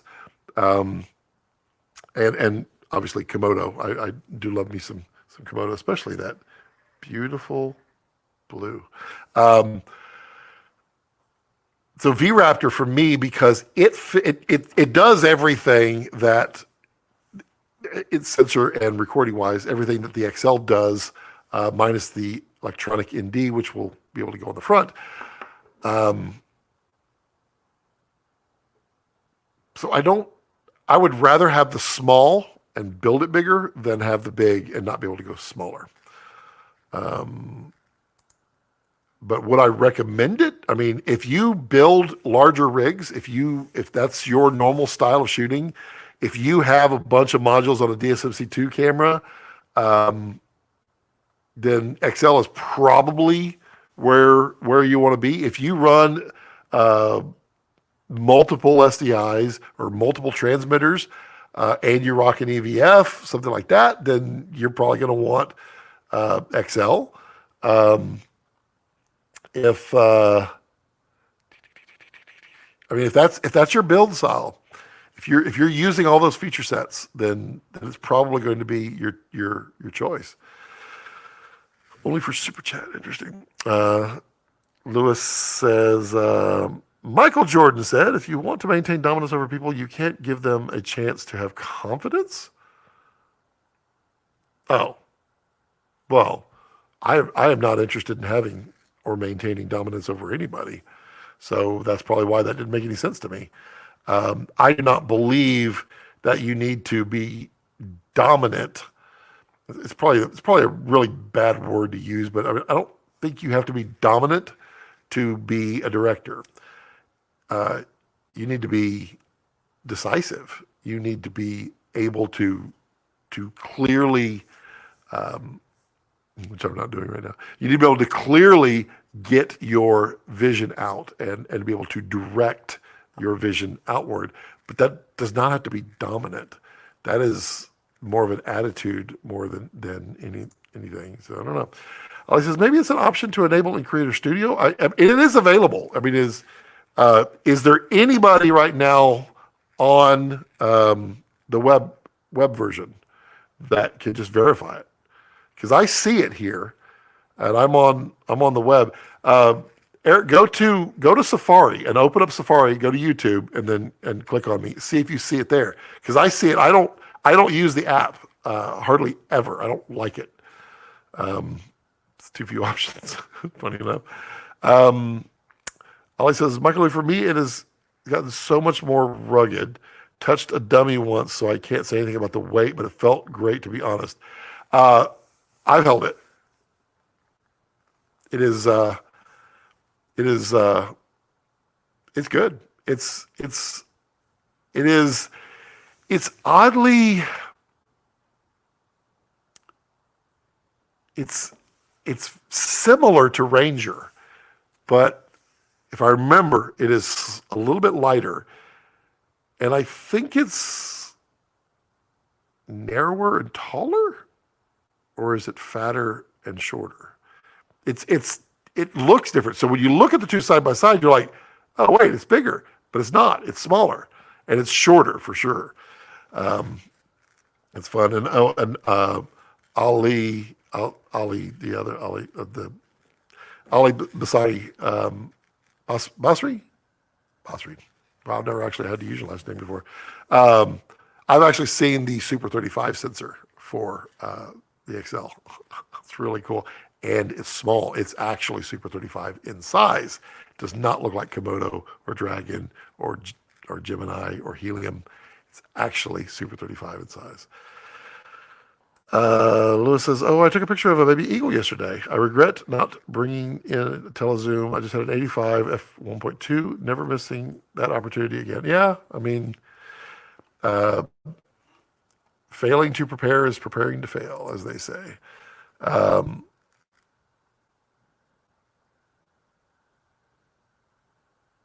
The join button currently does not appear on most enabled channels on iOS inside the YouTube app. Well, that's not helpful because most people are on iOS, probably because of Apple in-app purchase tax. I mean, that could be. DOP and AC.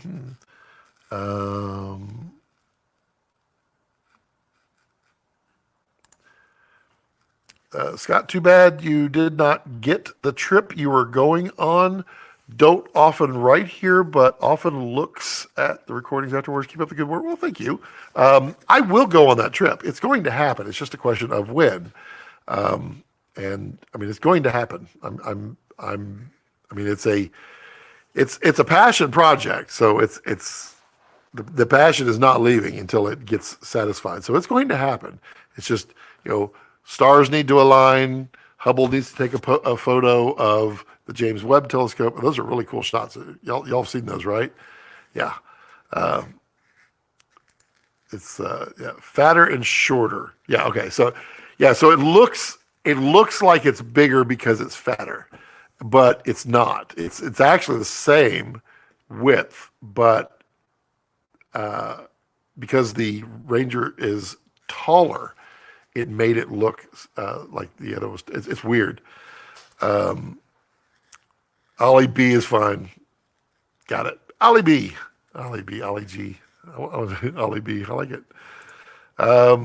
Is there a probability of a Super 35? Yeah, so there is absolutely it's going to happen, absolutely, without question. The only question, and I don't have the answer on it because I don't think Jared has shared the answer, and that is which one is made first. So Jared has said with all of the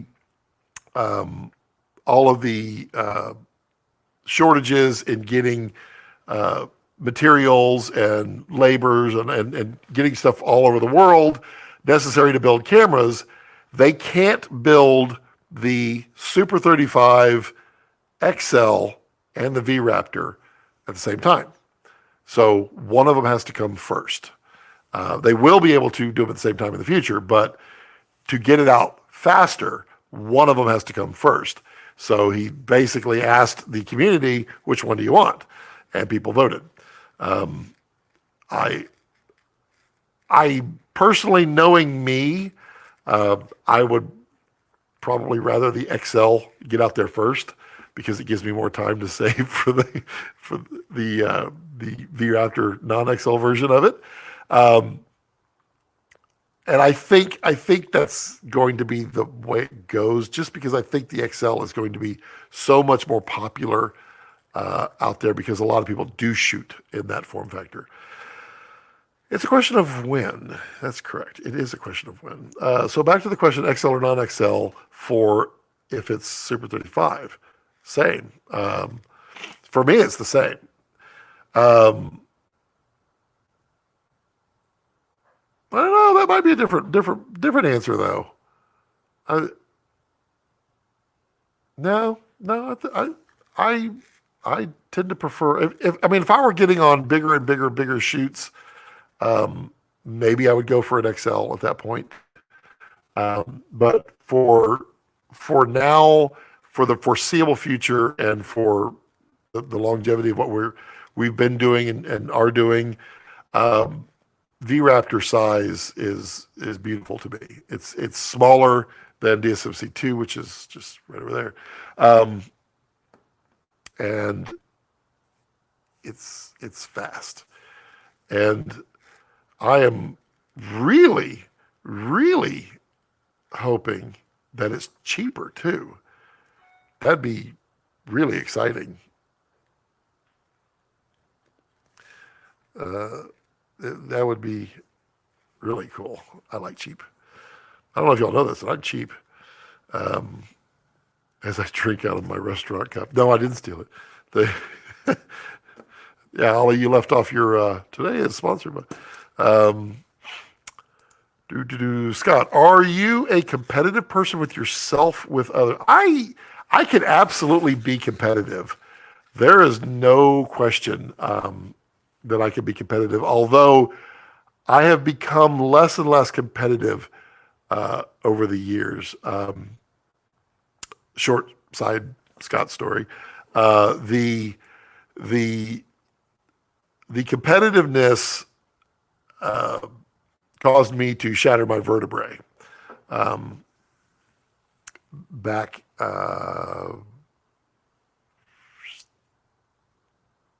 25-ish years ago, 30 years ago, 25 years ago. Yeah.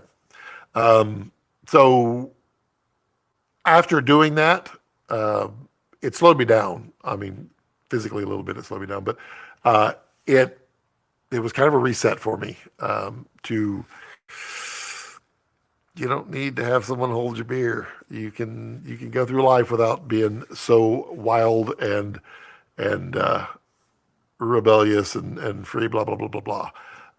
So competitive with myself, I'm not competitive at all with myself. I'm the worst person to myself a lot. And with others, not so much anymore. But I'm competitive. I do enjoy playing games. That's a lot of fun and being competitive that way. In filmmaking, well, I don't think so at all. Scott, you should post more video of the food you make. I am. If you haven't subscribed to Raw Cuts, just search my name, Raw Cuts. I just uploaded the brisket video a week ago, I think it was. So I did a smoked brisket, and it was by far the best brisket I have ever done. And I did my first turkey in the smoker, and it came out yesterday, and I did not do a good job on it. I did not. I followed my gut, but apparently my gut was very salty. so we're going to adjust the level of salt that I put in the next time I do it. Once I get one that tastes good, then I'll shoot one of those. But I'm going to do more food videos. I do want to see more interaction over on the Raw Cuts channel, which will encourage me. It's not an ultimatum. It's a nudge. It nudges me that direction. Is there truth in saying you're only as good as your last film? Does your repertoire as a whole count?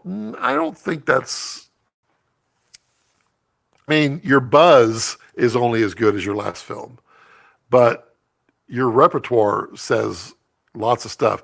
If Roger Deakins bombs a movie, it's horrible. No one goes to see it. He's still going to get work because he's still amazing. Just because the movie was bad doesn't mean, it was him. But I can see it as actors, actresses. I can see the buzz dwindling away and people stepping away. I agree.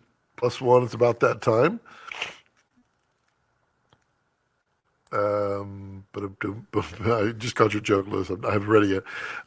For me, it would be a matter of crew. Do I need an AC or a focus puller at the camera than the XL? I mean, if you're using an AC a lot, then that may be an option. If you're running around handheld a lot, I would really want to go with the Vraptor just for the size and the weight.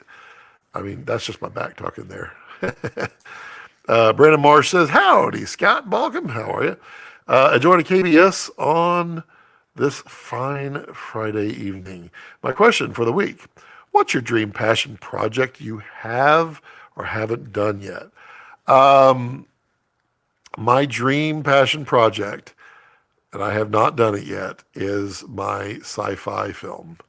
It is by far one of the biggest things that I want to get done before I leave this planet and live on Mars. There's several others in there before that I want to do before that one, but my vision is and I have a question I can ask you too. My vision is that I entered this filmmaking world with one movie, and that was Close Encounters of the Third Kind. I'd love to leave the filmmaking, even though I wouldn't leave. I mean, if it all worked out that way, fine. But I'd love to leave with mine. Sci-fi movie. Yeah. The cool thing, so my youngest daughter's boyfriend, not a big movie person, hasn't watched a lot of movies, which was interesting. So I was like, wait, you have not watched? I was like, you realize this is my industry. This is my jam. This is my thing. He's like, yeah, yeah, yeah. And he also subscribes to my YouTube channel. He's probably watching right now. He's one of the 15. The So I was kind of going through all the movies that he has and has not seen, and I'm dumbfounded at the movies that he has not seen. So now it's a quest to get him to watch the movie. He doesn't just like the movies. In fact, he has pretty good taste in movies. Now, he didn't like 2001, and it's because he didn't understand it at all. Mostly because he didn't understand there was a whole lot more to that. So we had a long conversation about that. That was kind of fun. That was last night.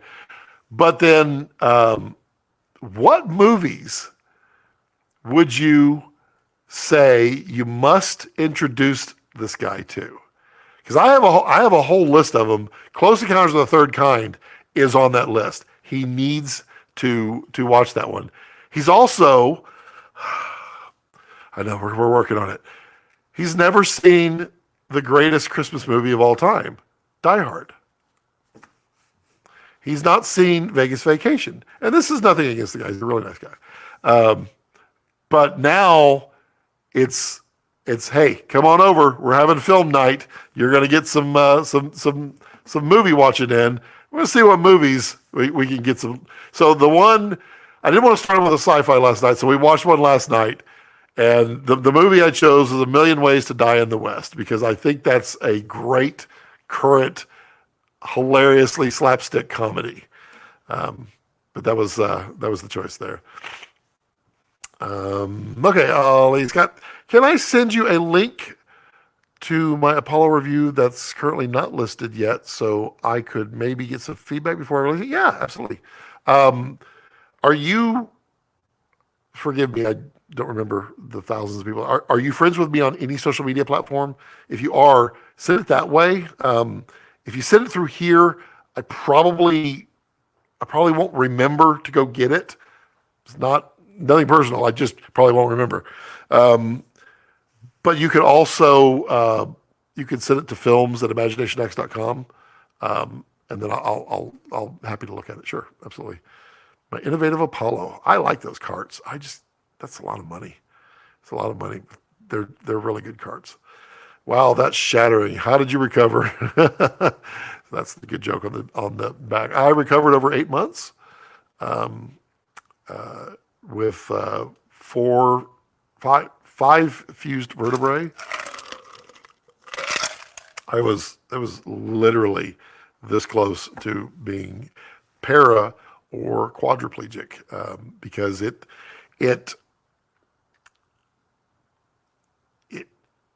shattered my L1 vertebrae, which is the one right in the middle. It's right.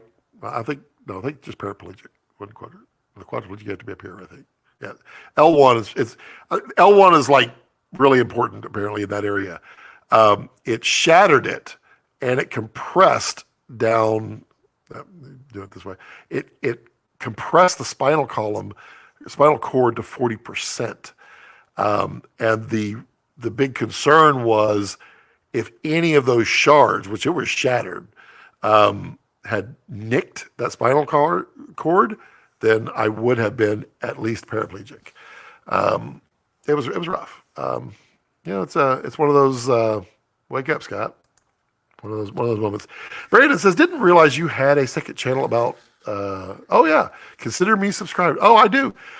I actually have several channels, Brandon. That I haven't been doing a lot on there, but I do have one called Tech Cuts too, where I have done some content. The storage stuff is still coming. I have pages and pages. If anybody watched the Flash Media video, that's the level of detail that I go into on all of the various storage technologies.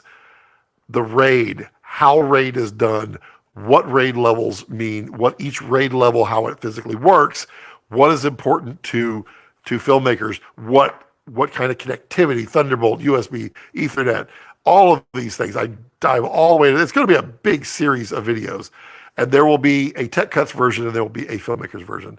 Most likely you'll all here want to do the Filmmaker version because it will be literally catered to filmmakers. Wow, it's getting cold in here. I also have music cuts, and then there will be one day on Rumble will be finer cuts, and finer cuts will be adult stuff like enjoying beverages and other adult things that you can't do on YouTube really anymore. Oh, so the buzz is the only lesson of things. That's why I love a good story. Yep. That's my feeling. Since you've been doing a lot of smoking meats lately, have you thought about rigging a camera to the smoker and live stream your meat getting smoked? Has he done that? I've never seen. I don't really watch him. I have not thought about it. Not really sure what I would have to do because the GoPro won't live stream. Well, the GoPro will live stream, but it won't. It doesn't stay charged, so it's depleting. Like right now, let me kill off your. It's a 56% battery. It's a 56% battery, and it's plugged in to a high power output. Rex, buddy, how come you're not participating? I feel like. You know what? We need a puppy cam. He can't do this. We're gonna move the GoPro. Hey, buddy, no, you don't need to get up. Watch the GoPro quit when I do this. We're just behind the camera here. Just don't mind me. We do the live ACing here. Okay, we're gonna go over here. We're gonna take this. Then we're gonna put this. Watch it move. That'll be hilarious. Hey, buddy. I know. Now he's like, "What's up? What are you doing?" Oh, broke that. Nice. There we go. We got a puppy cam, and you'll get to see. We can tilt it up a little bit. There we go. There we go. So we should have. If I was smart, I would have switched that over to the puppy cam before I moved it. That way, y'all would have had some entertainment. There we go. We got puppy cam. He's laying. Let's see. He is laying there. He's not actually on the cable, so don't. That's the wonderful color grade there. But you can kind of see the cables in front. And that's for my Frankenrig 2.1 on my new Kessler rig. It's even better. It's even bigger, better, faster. I don't know. I'd have to think about that, Tommy. It'd be fun. Well, now that I can live stream a whole lot more, I do want to live stream more. I do want the videos. I like the videos out there because I think that's the format people enjoy most on the channel because I definitely get a lot more views on those than the live streams, which is fine. I mean, it's a shorter thing, and it's not everything that we talk about here is relevant to everybody every day. But yeah, maybe I'll take a look at it, Tommy. I'll rewatch a good movie over and over again, but I'll watch the new release once. Don't even know why. I finish them sometimes. I just can't leave. It's funny too because my daughter is very big on movies. She really enjoys them. I kind of ingrained that in them. Do you ever stop movies halfway, or do you have a movie that you've ever left the theater and get your money's worth? So there's definitely movies that I have wanted to walk out, but since paying for them, I did not, and I don't really like to ask for refunds. It just, it's kind of not my style. I mean, I guess if it was really bad, I probably would. But Mordecai was the movie, and it was so bad, like disturbingly bad, and that was that one. Must check raw cuts. Must also give you cred for checking your channel before I bought a Komodo. Thank you. We'll try to be more active on this incredibly nice live. Oh, well, you're always welcome. We do this every Friday, except probably not this next Friday, but maybe I'll be up in Kessler territory the next Friday. Maybe we can do a live stream from up there. I don't know. I haven't discussed that. It's not really up to me. We could do it like a short one. I don't know. It'd be kind of fun. Maybe. Might be good. I have to run that by the man.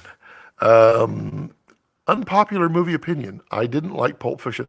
Pulp Fiction is a tough one for me too. I don't dislike it, but I definitely don't crave it. I don't find the cult appeal. I also the same thing with Swingers. I didn't find Swingers that intriguing that so many do.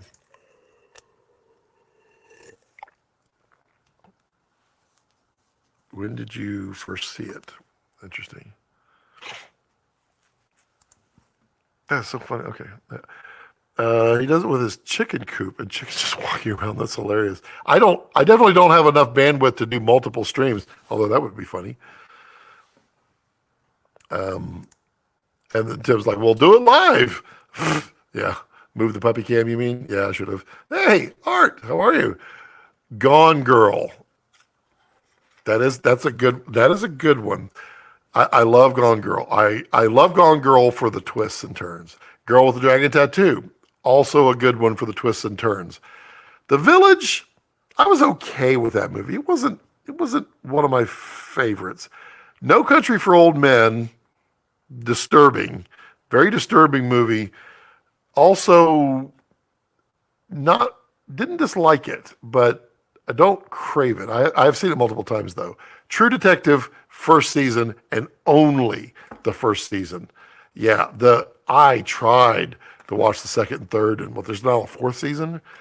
The Counselor. I have not seen The Counselor. The Counselor. The Counselor. No, I don't think I've seen that one. I don't know that one. I have to do that one. Yeah, those are good ones. Gone Girl's a good one. It's long. And Girl with Dragon Tattoo. I love that kind of movie. That movie is twists and turns, man. I love that stuff. Yeah, The Village, man. Didn't love The Village. Brandon says, I guess I have one more. Brandon, you're allowed to have as many questions as you can type. Just a shout out to people selling Ari Fresnels for pennies on the dollar. I picked up a bunch of 300s for a song recently and used them a ton. Also, I heat my home with them. Yes. I mean, I like the Ari Fresnels. They are always going to have a place in my heart, but I did get rid of all mine, and I didn't have to sell them for pennies. That was the best part about them. I think I got $145 a piece for the 650s, which I thought was a pretty good price. 100% agree with Tommy. Like I said, some films are acclaimed by dint of when they were released. Okay, some old movies do not get the same praise when viewed decades later for the first time as subject. Yeah. So it's like, when you push the limits and you enter a space that's not been entered before, or you do something that's never been done before, that usually gets you the prominence and the accolades of that time. But when you do it later and you're like, wow, that just doesn't really hold up, because they do that all the time now. That kind of thing. I can definitely see that. Jared's like, don't dump on Mordecai. Oh man, it was so bad, man. It was so bad. I literally got up twice to leave, and the second time, and to be honest, we were the only people in the theater. And I have no idea why I thought that movie was going to be so much better than it was. I took a picture of the ticket stub and posted that to social media, as all the kids did back then. And I was like, yeah, I'm excited to see this. I could not believe it. So bad. That's so bad. I mean, it looked nice, but there was no story. Very unpopular opinion, Tommy says. I don't prefer movies recently. I love TV shows more because better story development. I will say I agree with that in some ways, Tommy, that with the creation, and because there's been series on cable channels for years, but never high budget series. when streaming came out, that's when all of these really started coming into, I think, into a level of high quality, and you're able to do things. I mean, I guess there's been like 24 is a style, but 24 was really good. There's a lot more story involved there. I do like that. But I mean, movies are getting pretty long now too.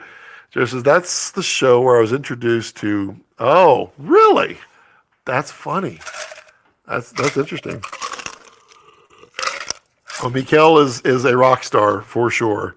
I love some Fool Control and Red Control. That's and the new beta. It's yeah, rock solid. Love it. Ollie says, you mean, or what, you mean what age? Yeah, maybe that's what he meant. What year? Interesting. I will admit, I did love Captain Fantastic. Scott needs to see it. I have not seen that yet. And Tommy does talk a mean game on Captain Fantastic. Did anybody else see Captain Fantastic? What did you think of that? I think Tommy said he watched it twice. I'm not that old, buddy. I don't know, to be honest. That's funny. I'm the old one. Oh, thank you, Tommy. I appreciate the super sticker. It's always appreciated. It's funny, Ollie, when you're replying to the other Ollie, I read it as his first and last name, and then I start reading the question as DOP and AC. It's nearly, and I'm like, it's taken me like 10 times, and I'm finally like, oh, okay, that's not really in there. That's his name. It's nearly 30 years old. Refer back to other. I got you. Okay. Everyone's where I didn't like it either. Cheese doesn't belong on. Wow. Ollie B. What is it then? If there's no cheese on pizza, what is it? Is it bread? Tomato bread. It's tomato bread with meat, or tomato bread with veggies. Technically, it's nope. If you don't have cheese on there, and it's just tomato sauce and tomato sauce and bread, that, my friend, that is toast and jam. That's what that is. That's a fruit. Tomato's a fruit, and it's in a jam-like or jelly-like, more jammy consistency, and you put it on toast. That's toast and jam. So cheese belongs on pizza. Cheese always belongs on pizza. I guess unless you're lactose intolerant, then I don't know what to do. I hope I'm never faced with that, because that would really ruin my food. I think it's still among the most favorite movies at any film school. Wow. That series got me was Battlestar Galactica, but Marco Polo was breathtaking. Interesting. Jared says, haha, to be fair, I never actually watched Mordecai. Okay, Jared, I challenge you to get through the movie. And I mean, trust me, it won't take 5 or 10 minutes of your time. Most influential set. I mean, the set was rather big, which, I mean, all of the previews, I mean, quite honestly, it was also one of those movies where they put everything that happens in the preview. So you've already seen everything that happens in the movie. I mean, I really enjoyed Johnny Depp, even though he has like 3 characters that he can play, really. And this was one of them. But it was devastatingly boring. Bad. It's an unpopular opinion, not mine though. All right, let's flip around that question. Mordecai was the one that I almost, I walked out. Well, I walked up twice, but I didn't actually leave, because every time I started to leave, I was literally looking at the family thinking, my God, I just spent this much money for tickets. I better get some value out of it. We drove all the way into town, blah, blah, blah. What's a movie that all of you have walked out on? Um, Tommy's like, thanks, Scott. This stream is doing an amazing job keeping away from editing. But Tommy, it sounds like you did shoot. Sounds like you did shoot. Because he asked me, he's like, okay, which one do you want me to do? You want me to watch a live stream, or you want me to go shoot my video? And I said, I want you to do what makes you happiest. And I don't think he decided, but he did decide to shoot the video. Good for him. And if you haven't subscribed to Tommy, go subscribe to Tommy. Let's build him up. He's one of those that has a lot to share and loves to share it. Just needs that little nudge in life, that the little support push that everyone is so good with. Tim says, glad I didn't waste my time. Geez, looks so cool. I mean, if it's streaming somewhere where it doesn't literally cost you anything, try it. See if you can make it. Tim says, it sure takes a lot for me to have to walk out of a movie, even to go to the bathroom. I'm pretty good at judging when to go to the bathroom, although it is hilarious that there are websites now where you can type in the movie and it will tell you when you can leave the movie, and whatever scene that is won't have any effect on anything. Now, I will say that the one phrase, and I don't know who said this, someone said it, and it has destroyed my ability to watch a movie truly in a spectator way. And that is every little thing that is projected on that screen, every little thing that is in that shot, every little thing has a cost associated with it. And for it to be in there means that it has to have a reason in the story, or else you wasted money. And so every time something strange shows up in a movie, and then like 5 minutes goes by and you're like, that was weird, then your brain will go, well, that's going to be the reason that so-and-so did such and such to this. And you figured it all out because, I mean, it literally costs thousands upon thousands of dollars to put that part in the movie, that 5-second little clip. And now it's ruined. I think literally neither would make me happy. Hey, I edit. How are you? Hi, Scott, and everyone watching. Big smiles, big smiles.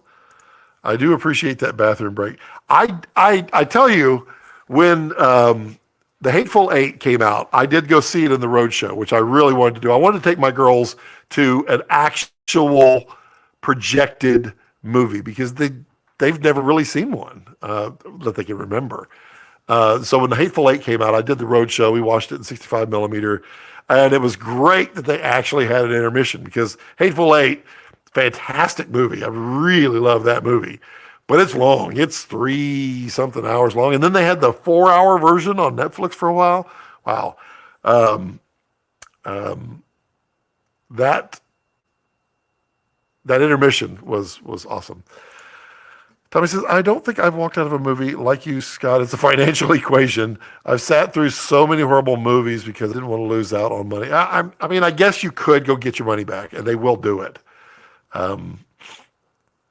Because in the end, they don't have to pay the movie theater, the place either. Yeah, I don't know. I feel like, part of it also is, the learning, at least for every person you meet, that there should be something that you can get out of Mordecai, the movie. And what I got out of that was pacing. My God, pay attention to pacing. Ooh. If you don't get a chuckle out of somebody on the first time you perform a line, it's not going to be a comedy. If you don't get anybody paying attention during that movie, it's not going to be a good one. Ollie says, walked out of Matrix Resurrections. Was just trash, although shot on red. It was different. And I've heard so many stories of, oh, the reason she did this or the reason she did that, and all those, and all of them can play, and you can see why this and see why that. It was okay. It was okay. I definitely, The Matrix was by far the best one, and the other two were good. I enjoyed them, and I didn't dislike Resurrections. It was not what I hoped, but it was good. Um, yeah, it was okay. But that's literally the reason why we can have conversations is because we don't all agree, and we learn from it. Unless you're saying that people intentionally put it in there. Well, I mean, it costs. It costs. Everything is intentional. I mean, literally everything back here, every little thing is intentional. Everything back here is for a specific purpose. Um, Even this one, which y'all can't see what this is. I don't think you can see that. Nope. Yeah, there's not enough resolution to see it. Maybe one day it'll appear, but that's something new I've added. It's a sticker right there. These are all over the world, and I was honored when I got one, and I was like, I will put it on. I'll put it on my set somewhere. It's a sticker. It's a person, and you'll find these all over the world. Oddly enough, I don't know why. Um, I've walked out of every movie I've ever watched. All right, Ollie, you get points on that one. You get the groaner of the day one.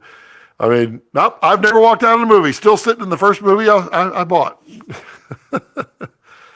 I did. I did. It, it, so any movie that is really, really good, I will usually sit through the credits and just look at all the names of people that I know. And it's surprising that of like the thousands and thousands of names of people that I know in the industry, that sometimes you just never find one. It's like, wow, there's a lot of people that worked on this, and I don't know any of them. Yeah, it's funny.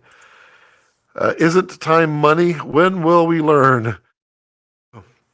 We will never learn because we're human. I mean, we learn, we just never completely learn. The Hateful Eight is one of my favorite films. It was really good. It was really good. My wife did not enjoy it to the level that I did. I don't know if my girls enjoyed it to the level that I did. I like that. I like that twist and turn, the whodunit kind of thing.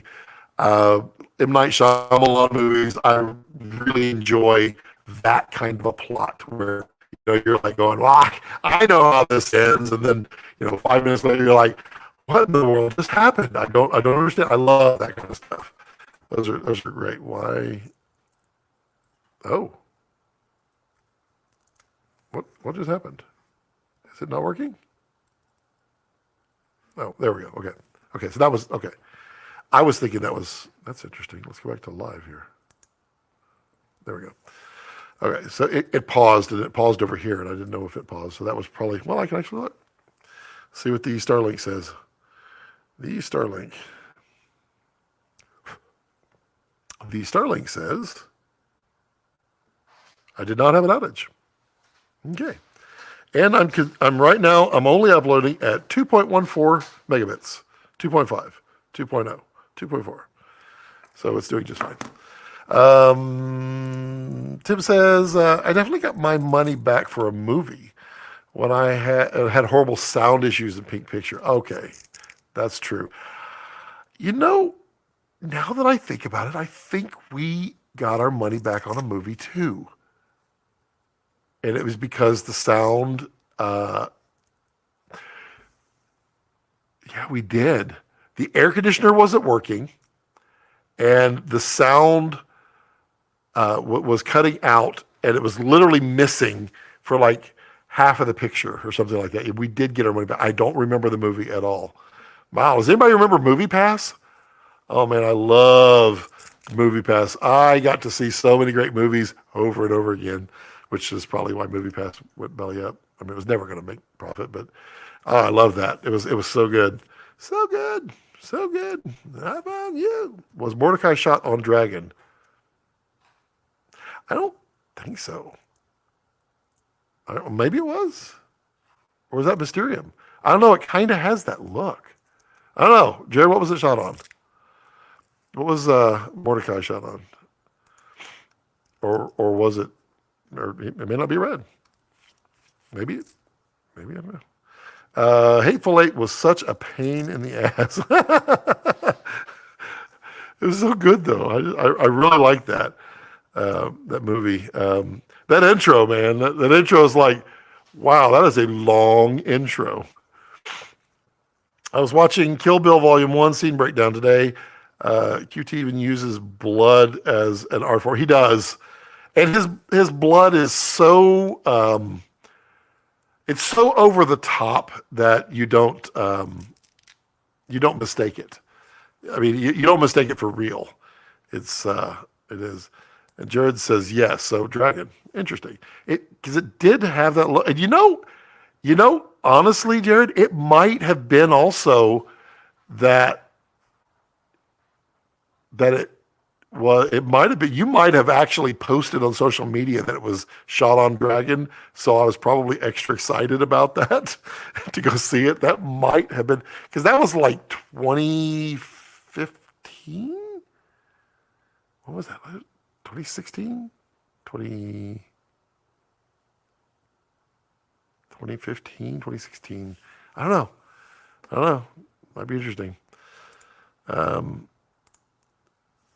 Watch a Marvel movies credits and realize how many people involved were never within 200 miles of the live. Oh, that's the truth.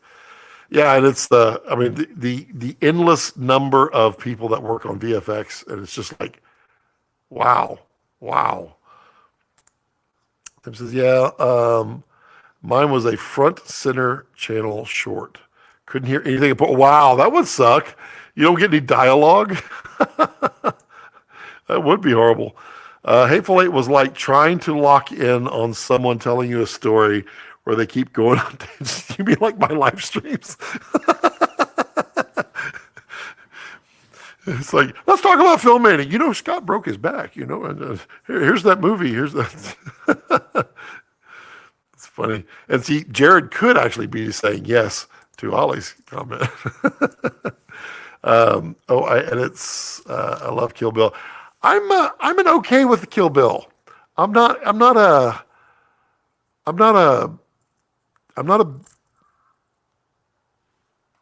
well, his stomach growl.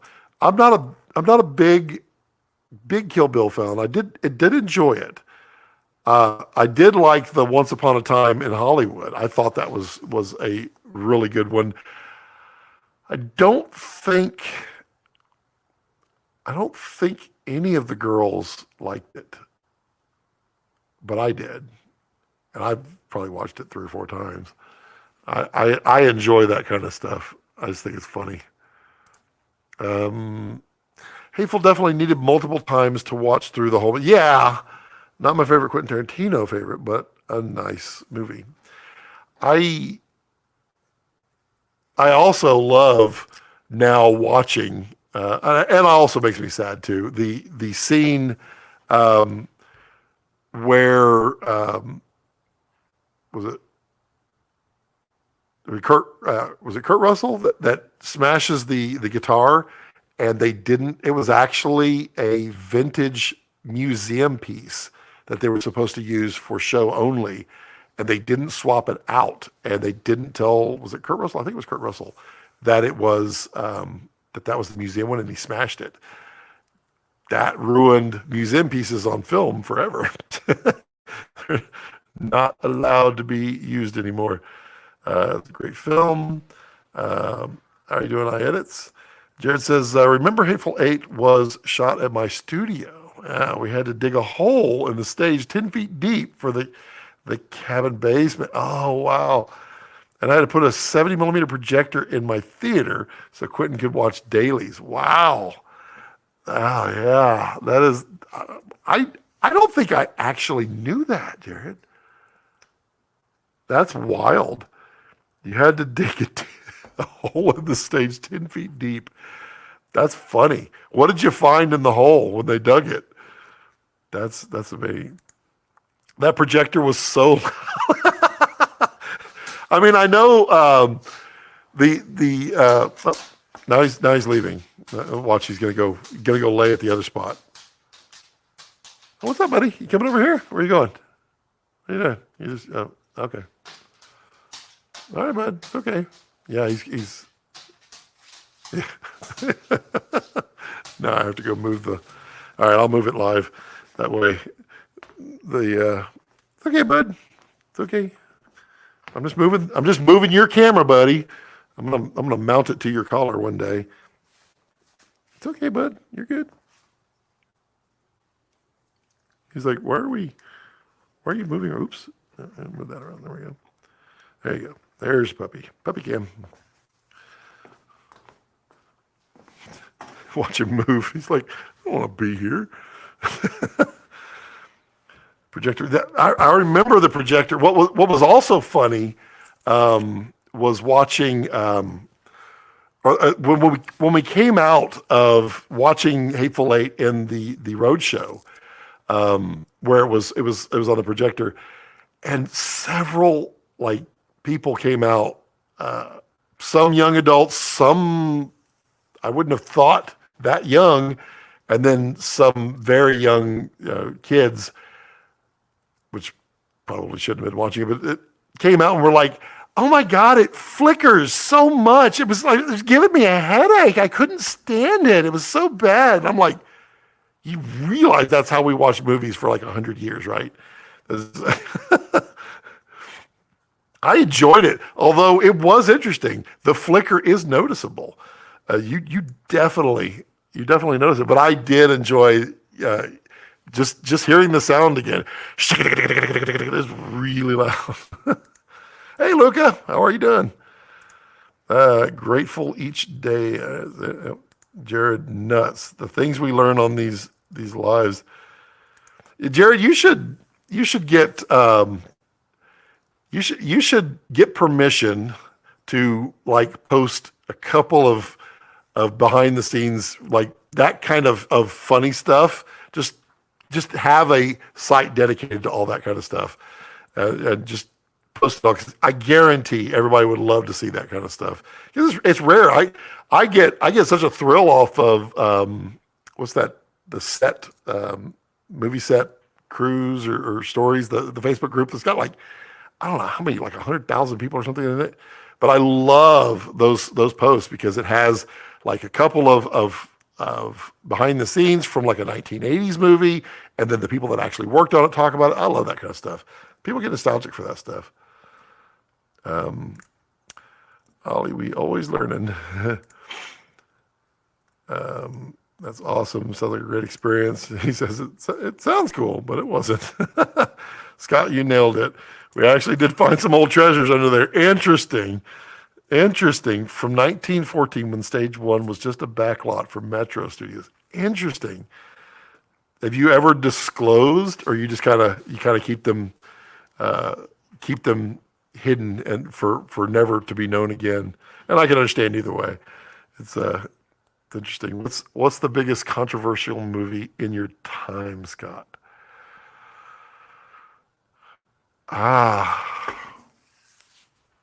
I don't know. I honestly don't. Controversial. I swear every movie that people got in an uproar about, and it's not everybody. It's certain people in different.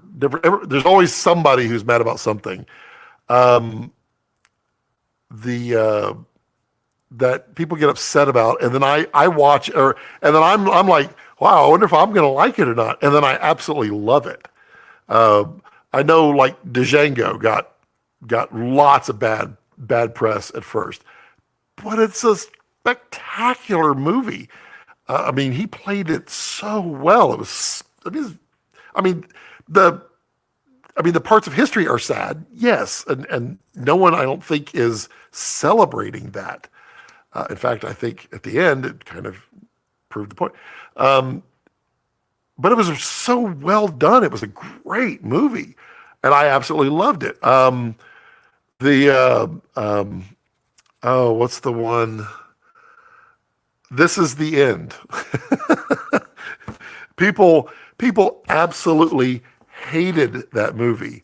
And I found it to be one of the most hilariously dumb but hilarious movies because it literally had hundreds, like every possible that should never happen in a movie happen, and just from every angle. It's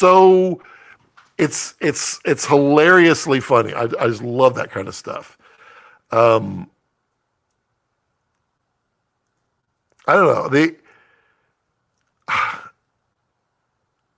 I don't know I honestly don't know a controversial movie. What would have been a controversial movie? I mean, I've been around a long time, but I honestly don't remember any because I've watched a lot of them. I even watched. I, I thought Jared's biggest issue would be that British on Panavision and not red. I mean, Tarantino. I would love for him to do. Uh, hopefully that's. Oh, it just disconnected again, did it? Oh, there's back. Okay, cool.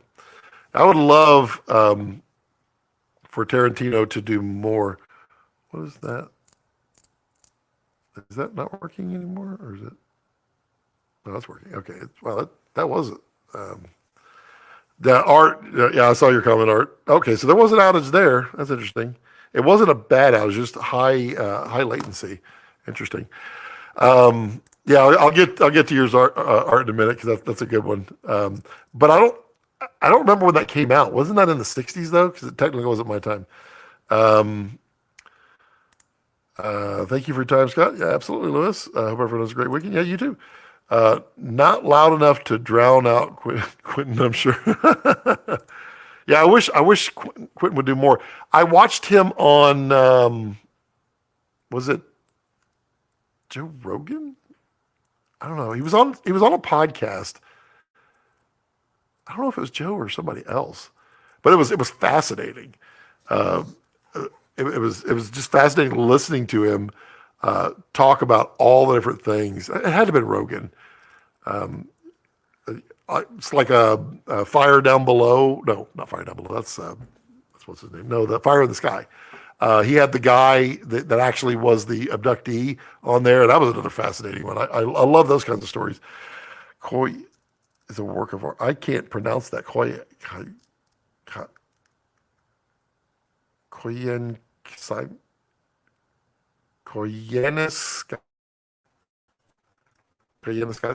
I don't know. I can't pronounce that.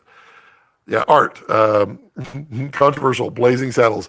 Yes, at that time, that was literally one of the most controversial movies of all times because it was the first fart on the big screen.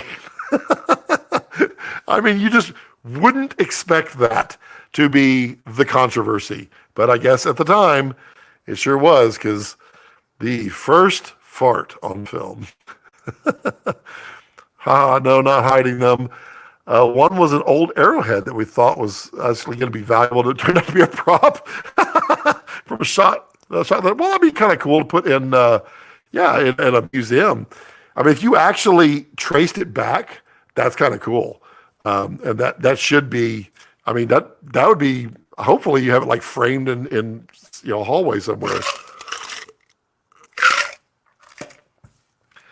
That's kind of cool. Bob Richardson bought 2 Red Rangers after Hateful Eight. Well, they're lighter. They're definitely lighter than the shoulder. Let's see here. 1974, but I'm 1966 vintage, so you may have not been born yet. Wait, Art, you're older than me? You're 1966? Wow. I didn't think anybody was older than me. Yeah, I was not born yet. 1974. Well, I did not get to see it. I promise you, I did not get to see that movie as a child until I was much older. But I laughed my rear end off through that whole movie. And sadly, that movie can't be made, I don't think, today. I don't know. Maybe it can. Maybe it can. thinking about that for a second, it probably can, because A Million Ways to Die in the West was equally as offensive in many ways. And I think movies, as long as you're offensive to everyone, then I think they're fine. I don't think you should make a supportive movie of being offensive. But yeah, I think that movie's hilarious. I think Airplane's hilarious. I love slapstick. Naked Gun Police Squad is okay. Airplane 2 was hilarious. The Spaceballs, hilarious. True story. I still. So what is everybody's thoughts of a movie that? So all of these movies we've talked about, I actually need my daughter's boyfriend to see. They're all good except for Mordecai. But he's seen Blazing Saddles, oddly enough. I asked him about that one, and he's seen that. He's seen parts of Airplane. I'm like, how does anyone go through life and not see Airplane?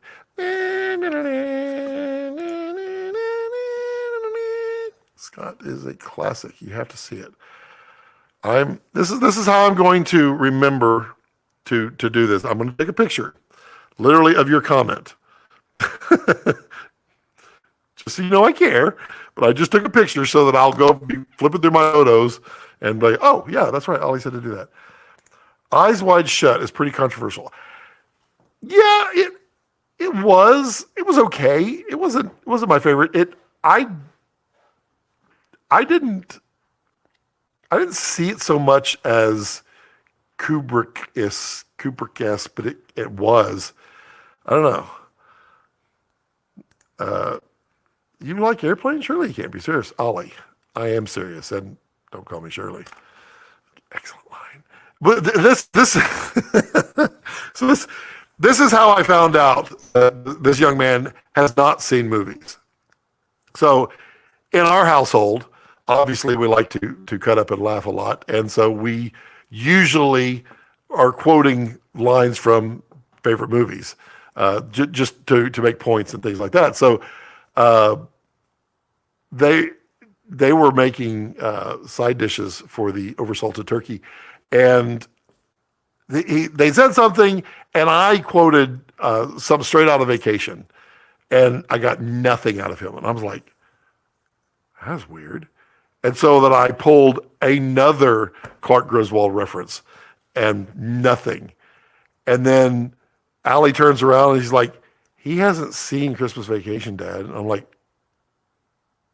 what? And that's when we went down the deep end of, oh my God, how did you get through life and not see these movies? This is unheard of. Eyes Wide Shut has been edited from guys from Warner Brothers. Interesting. Speaking of QT, Django Unchained was pretty controversial. Yeah. This is what we were talking about earlier. Django was absolutely controversial, but I thought it was really good. I thought they all did a great job in that. Spaceballs, yep. Caddyshack. Well, Caddyshack is good. Yeah, I guess Caddyshack is a little controversial. I know, like, Rosemary's Baby was controversial back then too, because it was oh my God, or Carrie. That one was also controversial. How about Psycho? Psycho was controversial because it dared to show chocolate syrup circling the drain, even though that's literally what it was. It's supposed to be blood, but it didn't turn out great in black and white. I did like Caddyshack. I like me some Bill Murray.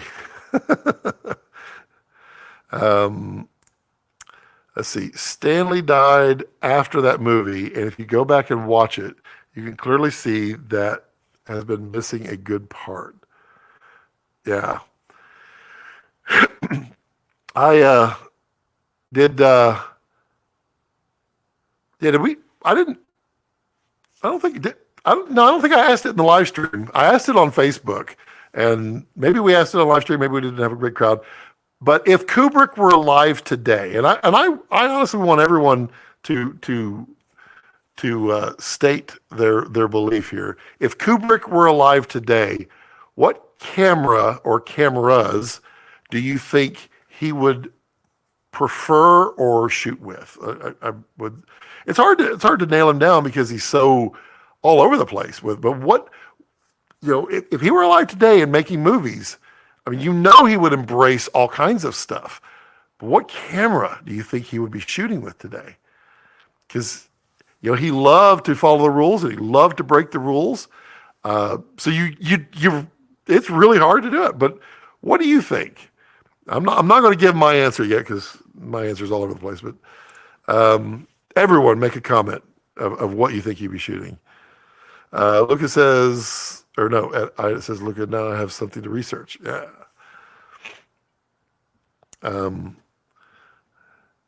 See, here comes Ollie. Yep. It's funny because I get to see the comment pop up way over here long before it ever shows up live over here to put in. But he will be shooting on film. You would think that. And I see where you come from as the purist that he was. But he also pushed every limit. And I believe as well that the dynamic range these digital cameras do that film can't. I think he would absolutely embrace the hell out of that. So I think there's more option than just film, but I think he would probably still shoot on film at times. It says I think he'd use an iPhone. He would have an iPhone with a 35 millimeter focal adapter. Aiden says, "Happy Friday, everyone." Hello, Aiden. How are you? Lucas says, "Please do that movie hide many subliminal messages of all Stanley artworks."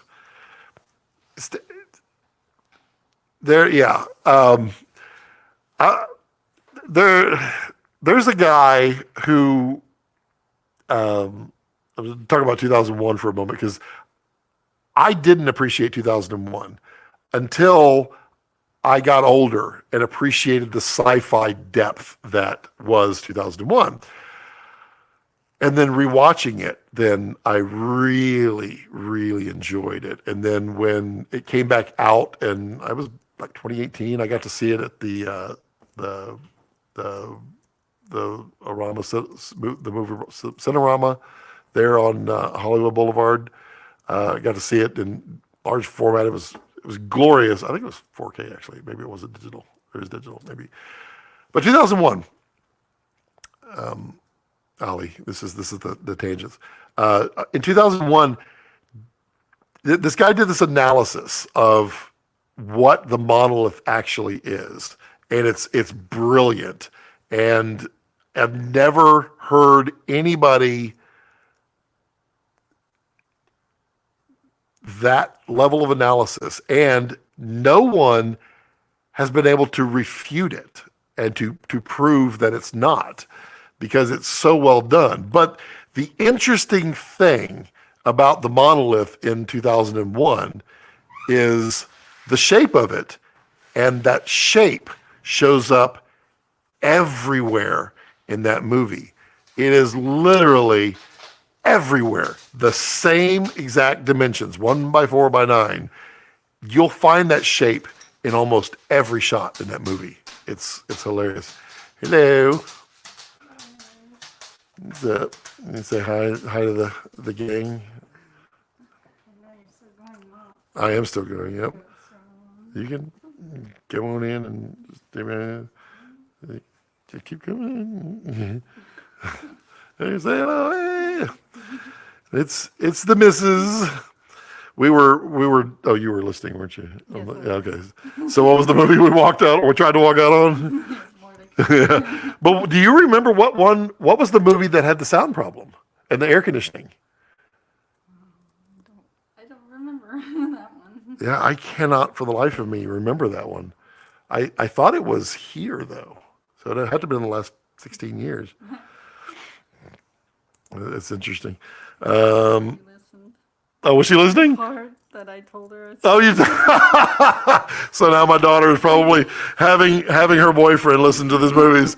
So all of y'all have literally just schooled him on all the movies, but he has to watch them now with me because I want to see his face. I want to judge whether he laughs or he's questioned or all that kind of stuff.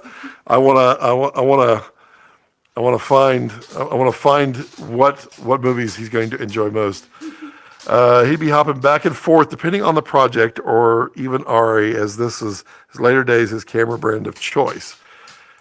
Interesting. Red Raptor XL. I think he probably would have shot on. Yeah, well, Jared probably would loan him a Raptor XL before anybody else.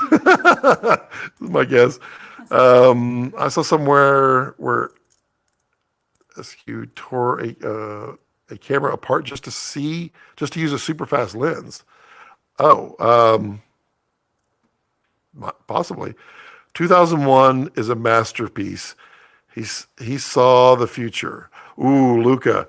If you ever watch this one guy's video on the analysis, truer words could not be spoken. My answer will come from Vitali. Oh, nice. Wow. So Vitali responded that not only would Stanley have loved digital cinematography for the reasons of more control over the image, but he would probably have worked with the camera companies, the image, but it would probably work with the camera companies to develop the technology similar to what David Fincher has done with Red cameras. Nice. Vitali, yes. Always go to a source. That's cool. It says hello to your lovely wife. You're not in the shot. Well, you know that, don't you? Hello. Let's see here. How about The Shining? Yeah, The Shining was one that I didn't like younger. I like it now, but this is so weird. But I like it now. But I don't crave that movie. I've seen it a couple of times now, on purpose. But I don't crave it. It is some good acting. I'll give you that. That's some really good acting. Have you seen this documentary called S for Stanley, the Italian driver that served him for a lifetime? I've watched, I think, 3 documentaries about Stanley Kubrick. I think I've watched that one. I think I have. I've also watched the one guy. He was on Vimeo forever, and then he switched over to YouTube.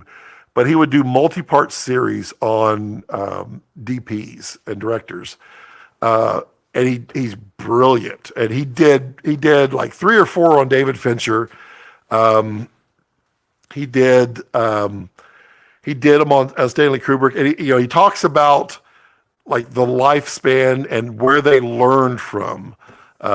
All of those, I love that kind of stuff. That I love personally hearing how someone got into the creativity or used their creativity to get into filmmaking, because it actually inspires me differently than other people like to be inspired differently. I like to see origin stuff, find out what was it that got people so excited, and see where that relates, and see if I can use something that they did.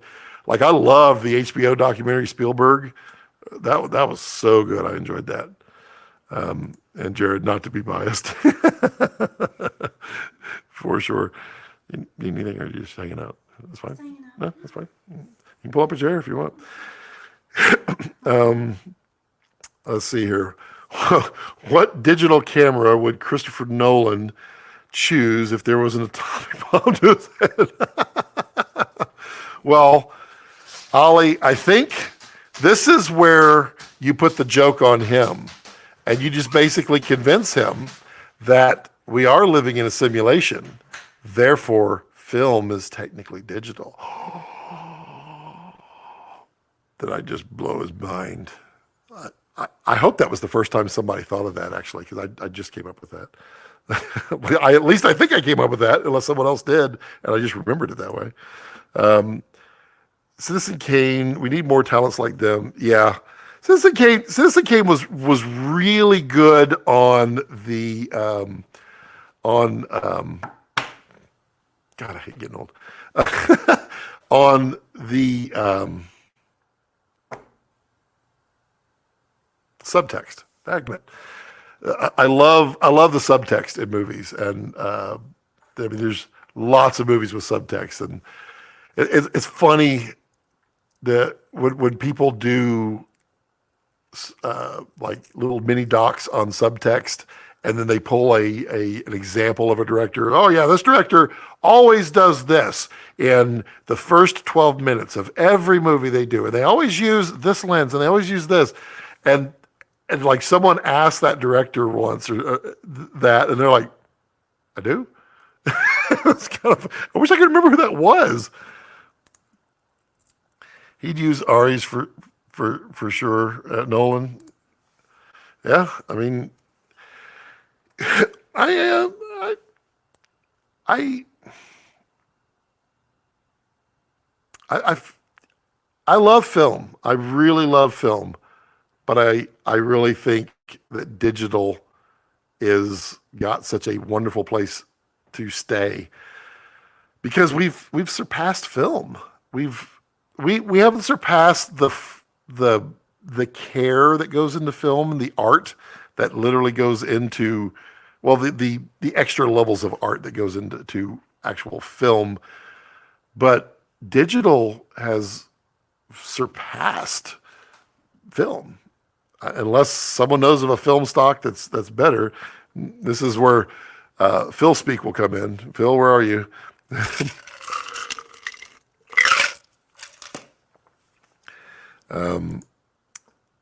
Is the Napoleon that Ridley Scott's shooting the same that Kubrick was preparing? I don't know. That's an interesting question. Nolan hates you. Why would Nolan hate you, Jared? That doesn't make any sense. You're such a likable guy. I don't know why. Well, you know, people are weird. You probably refused to make him a film camera at Red, so he's like, that's funny. I mean, it's a funny world out there, and it's that stigma that I talk about. And someone's going to come by and correct me one day and go, well, technically stigma is the wrong word you should use. You should not use that. It actually doesn't mean what you think it does. But I mean, it's just, there's so many people that inject their bias. And that's where earlier I was talking about it, and no one actually responded, or I missed it, or people were responding and I didn't know it. But does anybody believe you can actually make a Rex is not even there anymore. Why are we doing that? Does anyone believe we can actually do a camera comparison where it's completely unbiased? And I don't know. I would almost say the only way you could do it. No, I don't know. I don't know how you could do it, because even the colorist is going to inject some type of either maybe not personal bias that I like this better or what, but I know how to do this with this. That's a bias. That I mean, it will show up. There we go. Nolan hates me just the way Nolan intended. A story for when we're in private. Fair enough. Hey, Patrick. Shooting films on celluloid still exists, but no one edits on Standback anymore. It's true. That's true. Everything is scanned in and edited in post, and digitally. Yeah, for sure. No, wait. Was Hateful Eight edited in film? I don't know. No, it had to be. I don't know. Was it? There wasn't really any special effects in there. There was some. No, it was a lot of practical. I don't know. Interesting. It's good. I mean, Patrick, I love film. I really do. I really love, I love shooting, well, stills, but I love shooting on film because there is, it's more personal when you take that picture, because especially if you develop it yourself and all that, you've put in effort to taking a picture rather than just, click a button, click it, send it up into the internet. That's a good movie. I love that movie. And I think there's a place for it. Digital is better. So Scott, by the way, your video on storage was mind-blowing. It taught me how little I know about the inner workings of storage type. It's far worse than that. It's funny because I've had several people reach out and say it was good, and I've had a couple people say I glazed over, that I couldn't get through it. It was that you kind of lost me when you went so in depth, and it's one of those that the challenge. I want people to understand the concepts. I want people to really understand the law, because all this stuff is actually not complicated to understand. It just sounds complicated. Like RAID. RAID is really easy to explain when you show it in math. But I want people to have the right information, even though I had some wrong information in there, and I have corrected that numerous times, Jared, that DSMC3s have pre-record buffers inside, so you don't actually ruin your cards so fast. So that is, I mean, it's totally awesome. I really dig that. I think that's awesome. And quite honestly, I'm totally going to be shooting with pre-record on all the time now on Komodo. Now on DSMC2, I won't destroy it so much. But yeah, the storage types. I mean, I did not include 2 pages of script on that because I went further down the rabbit hole. It was rabbit hole, rabbit hole, rabbit hole, rabbit hole, rabbit hole, and I seeked information from several friends, and I did a lot of investigation myself.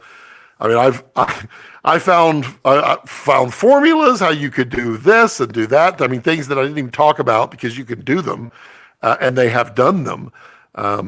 It's just wild. It's a weird world, but hopefully, and the whole purpose of that video was to educate consumers in this thing, consumers of storage, what storage to buy, not specifically which storage to buy, but so you can understand what is best for you. And that's the same thing with cameras. When people ask, what's the best camera? What's the best camera for you? What's the project? What's all that good stuff? Blah, blah, blah, blah, blah. See, Scott, you're kind of going down the path. He says, was supposed to be all cameras equal. Yeah, see, supposed to. And I had difficulty getting behind Aces. I know a lot of people wanted it to be, but yeah, it's not. And I've tried it. I can't get into it. Lucas says image to be the Vittorio. Boy, I can't pronounce that, Luca. You'll have to pronounce that one day for me. The night before shooting the blowing scene from an Apocalypse Now that got for digital. Oh yeah. Oh right. Okay. Vittorio, yeah. Taught. Oh, yeah. I got it. Art says, the movie The Hateful Eight, released in 2015, was directed by Quentin Tarantino, was shot on film using Reflex 765, Panavision, spinning mirror reflex. Nice. Panavision, Panaflex system, 6035, APO, Panatar 100 T2s. Ooh. H8. I like that. I never did that. H8. It makes perfect sense. But people will be like, that's hate. Was color timed using the development process at Photochem. Interesting. Film to film. Cool. I like that. That's why we need to start. Well, I mean, I remember when the Roadshow came out and how pissed off everybody was because all the people that were projectionists that understood that were not working anymore, and they had to find people who knew how to actually project on this. I mean, I've got a friend who is he's a projectionist that still works as a projectionist in well, he does it for Spielberg and such and others that are still shooting on film sometimes. But it's wild finding projections. And so when the Roadshow came out, and it was only like 100 select theaters, and so they had to find these cameras. They had to get them working again, and they had to do it all. It was hilarious, but it was great. I really enjoyed Tarantino's vision behind that because he wanted it to be a spectacle. He wanted people to have that the music beforehand, and then the intermission, and the ending and all that. It was nice. We got the little booklets, and you got to find. It was cool. The only thing would have been nice is if the theater that I saw it in was a big theater. It was not a big theater at all. It was hilarious to see something projected 70 millimeter in that theater. Really, really funny.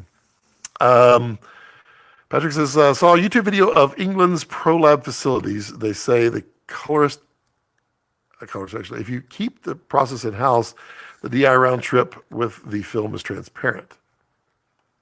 Interesting. Jared, I hated ACEs because all cameras aren't equal. So the standard had to be, it's the Rec 709ing of cameras. That's a valid point, and a valid reason why you can't have a fair comparison. I don't even know how you do it. Yeah, because you can't bring in 3DPs and say shoot the exact same scene using the exact same actors at the exact same time in the same positions using the same lighting, the same lenses, same filtration. Or actually, you probably wouldn't want filtration at all, because the DPs are going to be like, I'm going to focus on this because I think at this point this part is more important to the story, and so I'm going to stop it down. Or I'm going to do. I mean, all of that. I don't know how you could get ever a fair comparison. Yeah. Jumping on call. Catch you next time. See you, Art. Always a pleasure. Jared, the projector literally broke down the very first screening. That was so bad. There's 12K film scanners at 500 gigabytes per frame. 500 gig per frame? That seems really high. Why would that be? I mean, you're gonna scan it in 32-bit color. Okay, there's some, but 12K raw should not be 500. That's weird. Huh. That's really weird. How I made it with only one drink. Oh, I can't. Actually, I can. It is. I think it's going to be enjoyment night. Let's see here. Because I'll just keep going. I'm going to have some. Can I get a mixed drink? She makes them better than I do. That's why.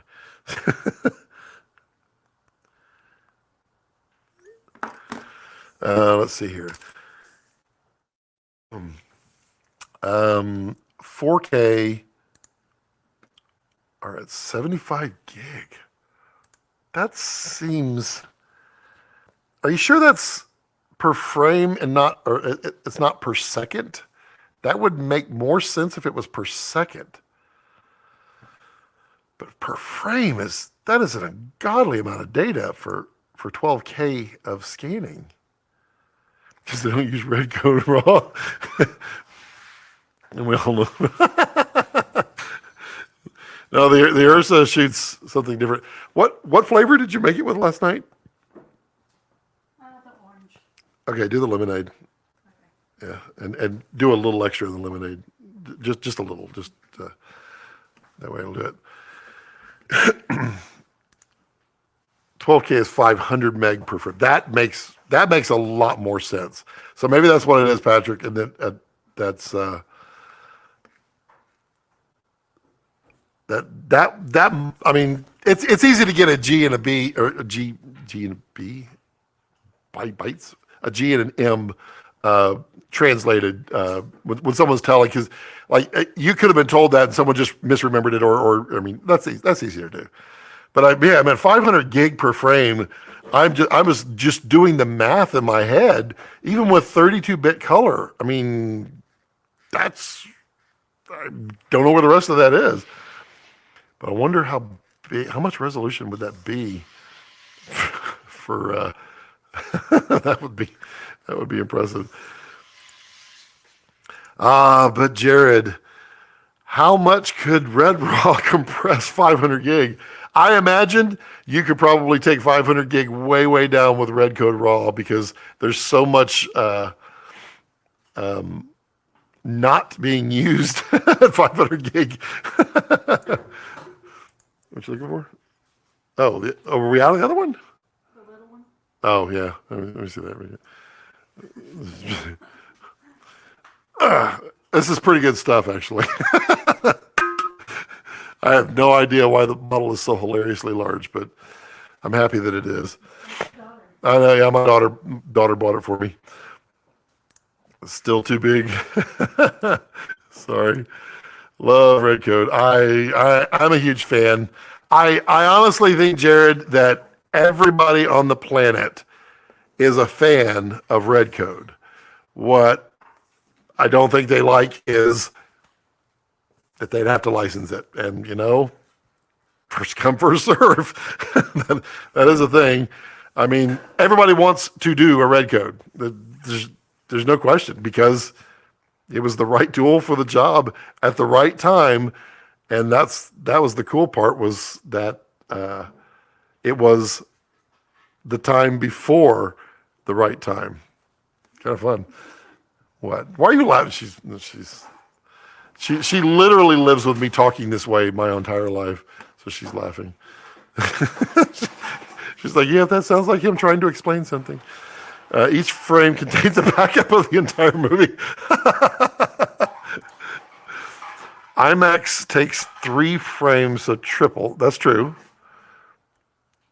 That's true.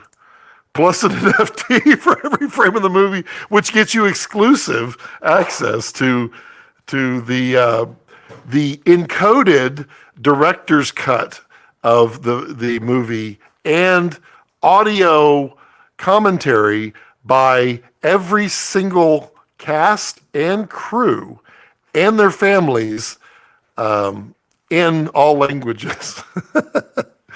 This literally sounds like we're trying to explain to the world, this is a floppy disk. This is exactly how many encyclopedias you can store on one floppy disk.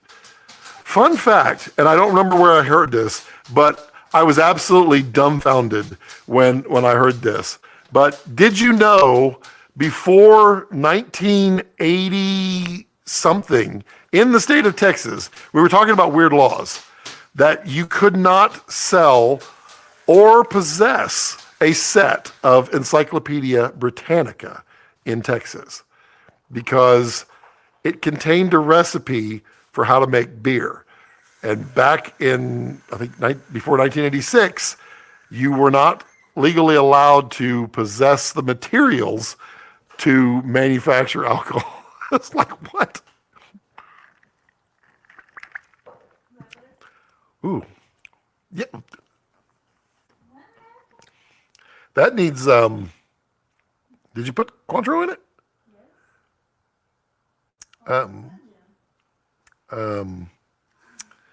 It needs some, do we have lime juice in there?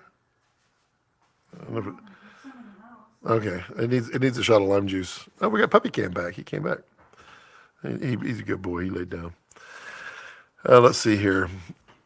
Believe me, I'd shoot red code if it was available on my Alexa. Yep. I mean, it's a thing. 12 pers. Exclusive access to the director's commentary.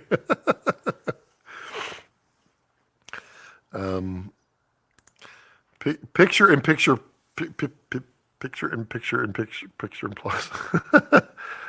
Ooh. All right, this is a question, and I'm assuming this is directed at Jared, because why would you ask me if Jared is here? Is ELQ coming to Komodo, asking for a friend? That's a question for Jared. I don't know.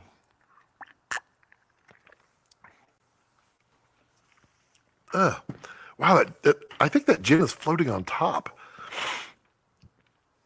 Wow, that was strong. That was much stronger than I was expecting. We'll wait for that. So just by the way, Ali, if he doesn't answer the question or respond at all, that just means he's not going to answer.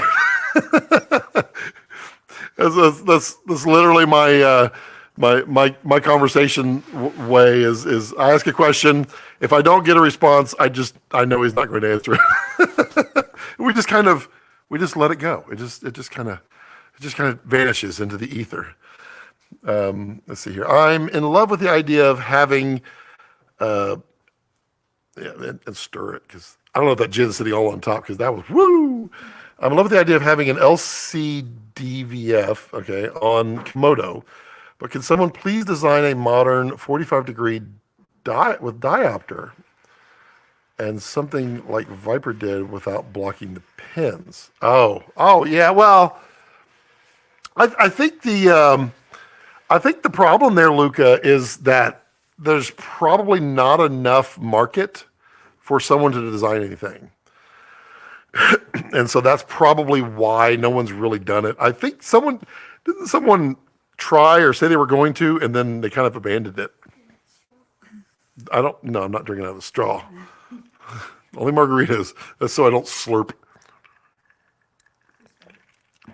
Yeah, that tastes, that's limey now. Right. Yeah, I think, Lucas, it's just probably a question of market. Is it, it's very, very, very, think of Police Academy, which is a funny movie, the first one, and the one with Bobcat Goldthwait. That was a funny one. But you have, what's his name? Punky Brewster's dead. Very, very, very, very. Bringing a product to market is extremely expensive. And I get schooled on it daily, mostly because I really am truly trying to understand and learn the process, because it is grueling. Because I have lots of ideas for stuff, and it's so much more expensive than you even think to bring a simple product, a product that might sell for $100. You could spend $100,000 on a simple dumb product, something like a viewfinder, not even just a reflective viewfinder. You could spend $100,000 easily designing that and getting it right, and that's the tip of the iceberg. So if you can only sell it for $100, and there's only 100 people that are going to buy it, you're never going to make your money back, and thus no one really is going to make it. So then and you're at that problem, and that's the tough one. Pippi Plus is the streaming service in South. Oh, I haven't watched South Park in a while. I need to watch it. I do enjoy. I also haven't watched Beavis and Butthead yet. But I do want to see that one because that was kind of in my youth. Actually, it was I was a little older. ELQ is really appreciated, but now I want to know if EHQ. Well, Tim, EHQ will be 500 gig per frame, but you get to use red code. So the advantage is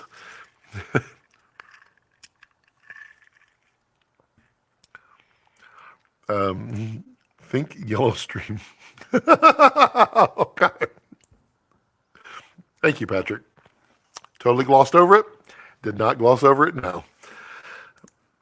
Oh, he says, I think you should get Jared on stream with Michael Bay back again.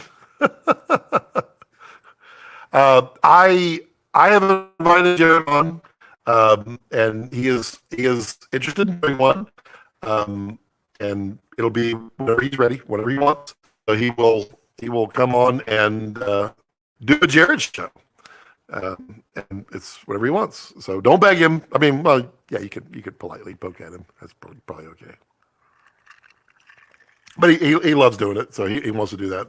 And I think we need to pick a time when it aligns with whatever, and B, there's plenty of time to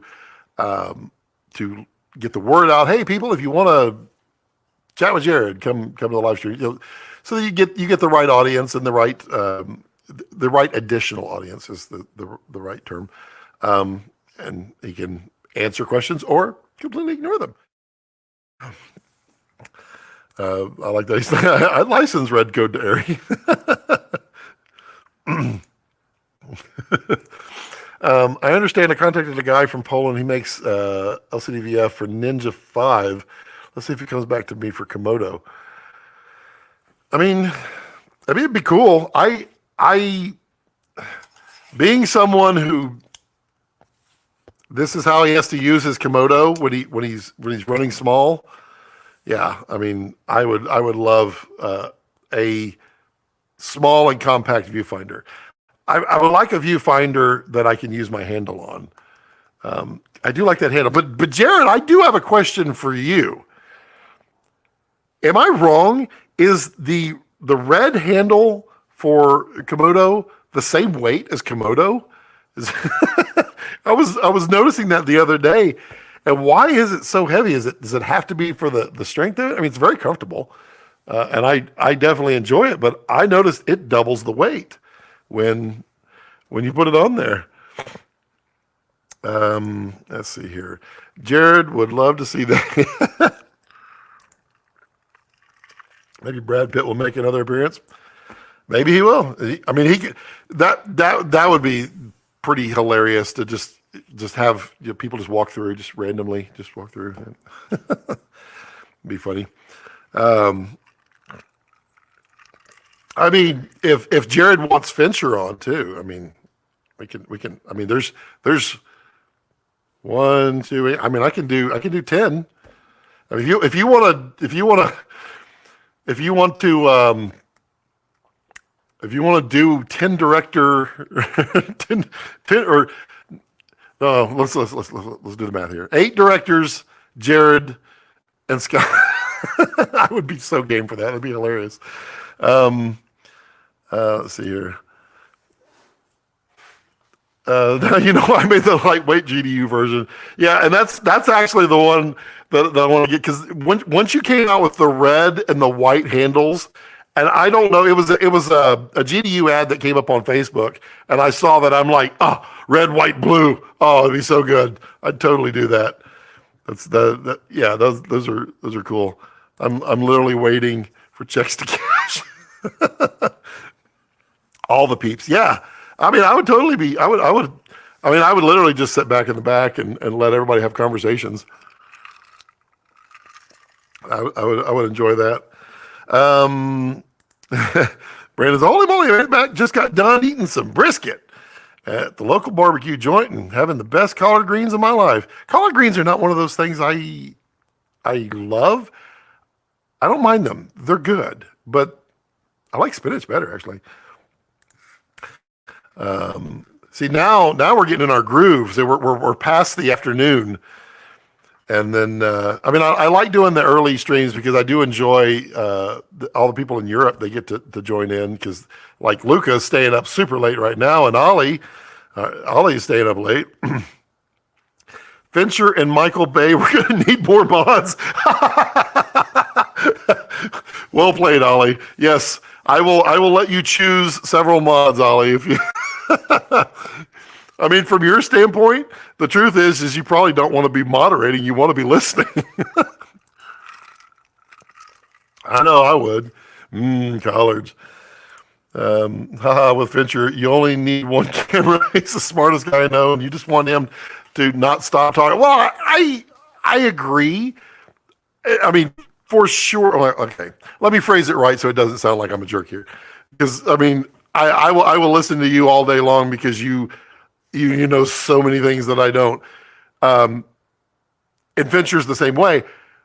But conversations, because Fincher will talk for an hour and then he'd be done because he got everything he wanted to say out. But getting people to say more, that's where you get into like the meat and you drill down and getting those small little conversations that help people so much. That would be awesome. I mean, I'm totally game for anything like that, Jared. I'm only halfway joking. I will totally do that, but I know that's a huge ask, and you know me. Speaking of handle, I'd love to have a top handle for Komodo with a record button. I don't disagree with that one, Luca. I think a simple top handle button and come off the front, just go. Well, you can't see it. Go whoop, with a record button. That'd be pretty good. Get Quentin Tarantino on here to talk about the hole in Jared's studio. Maybe. I mean, that'd be, no, because literally the whole time it's going to be Jared complaining about the 70 millimeter projector and then Quentin complaining about the fact that the 70 millimeter projector was not working. I mean, that would be quality. That'd be quality stuff. I'd be all up that. Yep. Beer. It's only 150 in Italy. My wife is sleeping. Luca, you're a sport. You're like, I'm staying on. I'm going to do it. I'm taking one. Just don't crop in too much on Fincher's shot. No, this would be Fincher's shot. I mean, I could do that, and I would just be the little guy behind back here going, wow, it's backwards. Just gotta do this number. Howdy-ho, neighbor.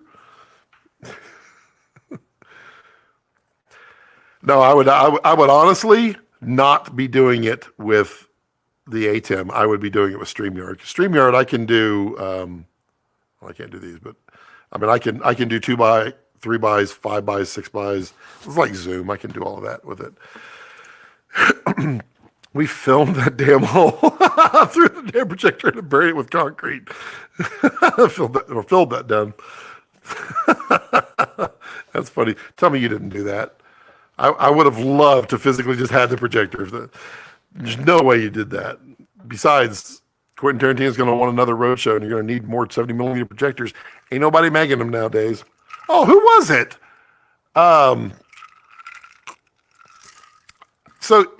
Everybody remembers, like, 5 years ago when Kodak teased the new 8 millimeter film camera that was going to be digital and 8 millimeter shooting on film. And of course, never happened. Someone just teased a 16 millimeter film camera. Did y'all see that? That was wild. I mean, I would love to have a modern film camera, and I would love for film to get, cheap enough to be able to shoot again. Look at same here. Oh, Ollie, you're also a trooper. Good job. Dear, did you just put red time capsule in there? That's funny because that would not be. Well, I guess technically it would be. No, it's a studio time capsule. It would not be the red time capsule. Funny. No, but I did it in my mind many, many times.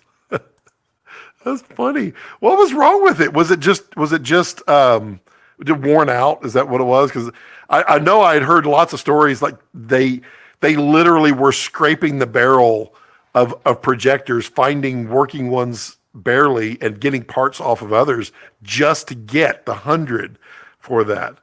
I loved it though. I thought it was so well done. Maybe everybody lost their shirt on it. Tarantino, well, I think Hateful Eight did pretty well actually. But I mean, maybe the movie theaters lost their shirts on it. The way cameras are rigged up with all the knickknacks these days, can they still be well balanced on a shoulder ENG style? Yeah. Yeah, you can because I mean, I mean, you're basically, all you're doing is pushing the camera further back. You're putting a pad on a rail and or either a dovetail or rods, and then pushing the camera back a little bit to balance it. And you just hang all your crap on the back. I mean, you're going to be right here. Then you put your viewfinder way up front. And yeah, you can balance it. I mean, not quite as comfortable, but it's not quite as uncomfortable either. Time capsule would have been such a great idea. You know, Jared, you can start today. You can start today. But I mean, you're not going to dig another hole in your that's why?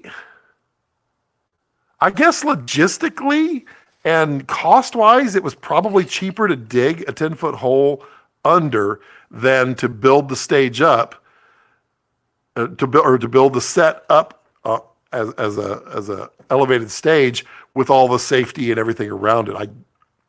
That'd be the only reason I can think of. But that's wild. Oh, short answer, no. If you are putting metal on the camera, of course you can. Yes, that's right. The snow. All the snow going down was cheaper. That makes a lot more sense. See, these are the things that I wish like there was a book on. I mean, everybody else does these types of books. These, you know, and they're all great. I love all these things, but these stories, these little things, they need to all go in books and you know, coffee table books, because this is the kind of stuff you literally just want to sit and flip through and just reminisce, and you know, read these stories and see the pictures. All these BTS. I mean, every freaking movie now. Every movie has BTS, every single one, but you never get to see the BTS shots. You never get to see the photos. I mean, every once in a while you get to see one. I mean, just come out with it. It would be great. But there's probably licensing around everything, and that's probably the reason. Oh, you can't use my likeness in a photo in a book and make money off of it. There was the biggest 4 semi-truck air conditioners to get the massive stage cold. Oh, wow. Wow. Wow, so that was practical? I didn't know that. Wow. Wow. Oh, well, yeah, see, I did see that. The actor's breath. So that's interesting because I you know, as soon as the Blu-ray came out on it, I bought it. I bought the one with all the behind the scenes, which there wasn't that many of. There was literally no behind the scenes with sets or anything. And I consider it a set for hours. You ask Tim and Curtis when we were at Paramount doing the tour, and you walk into the sound stages that they're not actively shooting on, but there's an active set. And I just want to stare at the sets all day long. I want to look at how they did this, how they did that, how I do that, so I can, you know, duplicate and teach and learn and all that stuff. There we go. And I thought on the Blu-ray, I thought they said that they filmed those scenes in Colorado. Maybe it was just the opening, but that it was a major winter storm that blew in, and that it was actually one of the most miserable or maybe no, that was I think that was the article in American Cinematographer, maybe, that was explaining that opening scene. I think that's what it was. But the actors' breaths. I mean, some of them just do it digitally. Just it looks so real too. But I mean, wow. 4 tractor trailer air conditioning. So literally everybody's wearing coats. Wow. That's wild. That's wild. Is he talking about Hateful Eight and that he filled that hole with snow rather than concrete? Yeah, he filled it with snow. It'll be fine. I mean, just park your truck right there. And he's talking about that they were using snow on the ground level, and there needed to be the basement scene underneath. So they had to dig down because they needed to keep the snow. It was easier to keep it at surface level than to build up the entire stage everywhere to get that kind of, it makes sense. You can fake snow, but you can't fake breaths, and people's skin act differently to light blood flow when it's frozen. That's true. Yeah, the outside stuff was shot in Wyoming or Colorado or whoever's right. Yeah, okay. That's seriously nuts. But Ollie, tell me I'm not wrong here. Isn't that freaking cool to hear? Because we've never heard it. We haven't heard this stuff. This stuff is gold, and it needs to be shared out there. Just so everybody.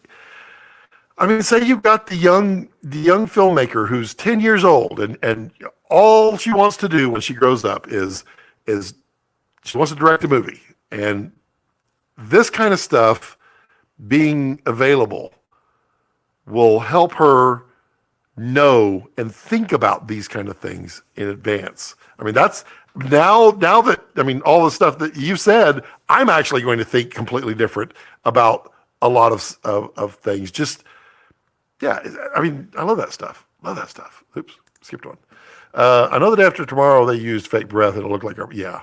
I mean, there's lots of them. They used it in, so many, like The Sixth Sense, and yeah.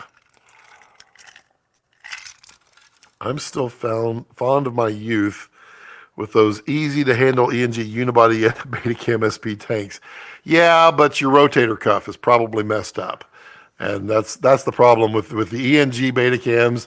Those poor guys, every cam up, and I mean, I didn't do it for very long, but lift up, put on your shoulder, put down, lift up, put on your shoulder.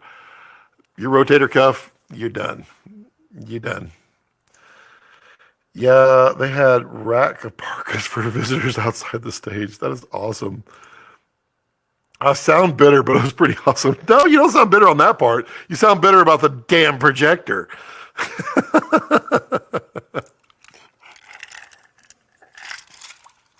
And that's funny. That's hilarious. Still haven't really realized that I'm joking around with the Red CEO. I mean, isn't that? I'm not, Jared, just put your earmuffs on for a moment.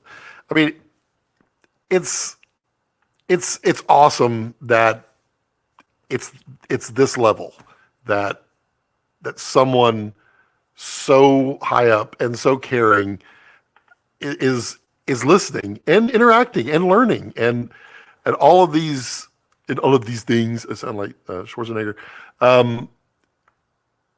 interacting with the community. And I honestly wish and think that if all the other leadership, we'll put it that way, because I mean, you're not going to get the CEO of Sony, because Sony makes everything under the sun, but like, you get the leadership in the cinema division reaching out at this level and talking with people and interacting. It's a two-way street. So you learn something from them, they learn something from you, and it's okay, Jared, you can take your earmuffs off. I really hope that works. I know subconsciously I feel like it's working, so I don't, like the time my wife came to visit me in stage 4 and saw a homeless man sitting beside the dumpster reading a book, so she wanted to give us the food. It was Samuel L. Jackson. Now that's hilarious. Well, was he method acting? I mean, she could have totally bought that. I mean, if he was really in his role there, that is totally hilarious. Oh, tell you what, I could do with some of those air conditioners right now. Heat wave is rough here, and we are Brits. We have umbrellas, not AC. So, Ollie, can you do? I don't know if you're in a house or not, but can you do the split unit air conditioners? I mean, the one that I have, I mean, it is absolutely amazing. It is 106 degrees outside. Well, no, it's probably 104 right now. It was 106 degrees, and this was set to 70. Accidentally, I didn't mean that. And I was freezing in here. And this is a huge room. I mean, it doesn't look like it, but it really is. It's a huge volume. And it's not even that well insulated. It's only 2x4 construction here. That's a 12,000 BTU split unit. It cost $600. Easy to install yourself. I mean, I would just own one just to have it. Yeah. And it takes out humidity, which is what I really dislike. Tim laughing. Jared laughing is one of you. Yeah, so it was kind of funny, Jared. We were, I was talking with Charles Papert earlier. We were scheduling his live stream, which is not next Friday or the next Friday. It's going to be the 5th of August. Papert's going to be back on. We're going to be letting him run the show. And we might be drinking. I don't know. This might be interesting. But Papert and I were talking about, and we were just going back and forth as we love to do, just kind of reminiscing back in the old days. And I was showing him my my shelf there, and I was telling the stories of all the parts that are on there. And by the way, he liked the little button cell battery story the best. It's the one I hurt the most on. But we started talking about the XL1 and going down the path of the lenses that the XL1 had, because we both actually had the cinema manual focus 14x lens, but we couldn't remember much about it, so we were looking it up, and sure enough, Chris Hurd from dvinfo.net still has his XL1 like primer page up on it. So we found all the information there, and then we started talking about the switch over going from DVinfo over to DVX, because DVinfo was kind of getting more corporate video, more that thing, and where DVX was way more towards the filmmaker, which, if anybody doesn't know, DVX user, that's Jared. That was his thing. And so we're talking about Steadicams, and then he just sends me a link, and sure enough, here's a link from like 2004, where Charles and I are going back and forth talking, and it's just hilarious. Just all the conversations that we've had over the last 20 plus years. It's wild how this community is, and I love that. But yeah, the point is that I was making there, I don't know why I went off on that tangent, was that Jared is really one of us. But yeah, I mean, literally, he thinks stuff's cool, just like we do. Jared, no way. Ended up with a big arm. Yeah, exactly. Big arm and rotator cuff surgery. Being humble is the key, for sure. You're exactly right. I mean, when you think about it, no context, seeing someone in costume for Hateful Eight is pretty identical to 80s movie stereotypicalness. I mean, it's true. It's true. I actually love Kurt Russell. Well, I mean, so that movie was on so many levels for me. Number one, I think Kurt Russell is awesome. I think he's I think he doesn't get to do enough comedy movies, and I don't think he does hardly anything anymore. But seeing him in this hard ass role was awesome. And then Samuel L. Jackson I mean, he's very easy to believe in a hard ass role because he's very, very dominant in his characters. But he has that role. And then to see what's his name? He talks like this. I can't think of his name, with the teeth from like this big teeth. He was from Justified. I can't remember his name. He's Boyd Crowder in Justified. But to see him in there, and then what's her name that Kurt Russell was taking to the hangman. And we're watching it, and my wife leans over and she goes, "That's that girl." I was like, "The girl from what?" No, I just forgot it. From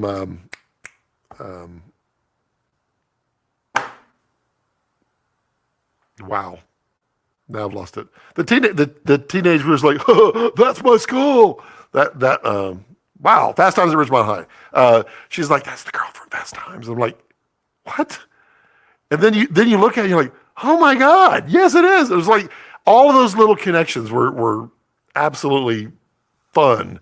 And now I can't get enough of that movie. Now I'm gonna have to watch it again. I have a portable one, but it's downstairs, and we have a handful of hot days a year, so not too many to invest in an AC system. We just sweat and bear it. So, Ollie, you do have like heat, right? You have central heat where it blows. You just don't have the air conditioning part.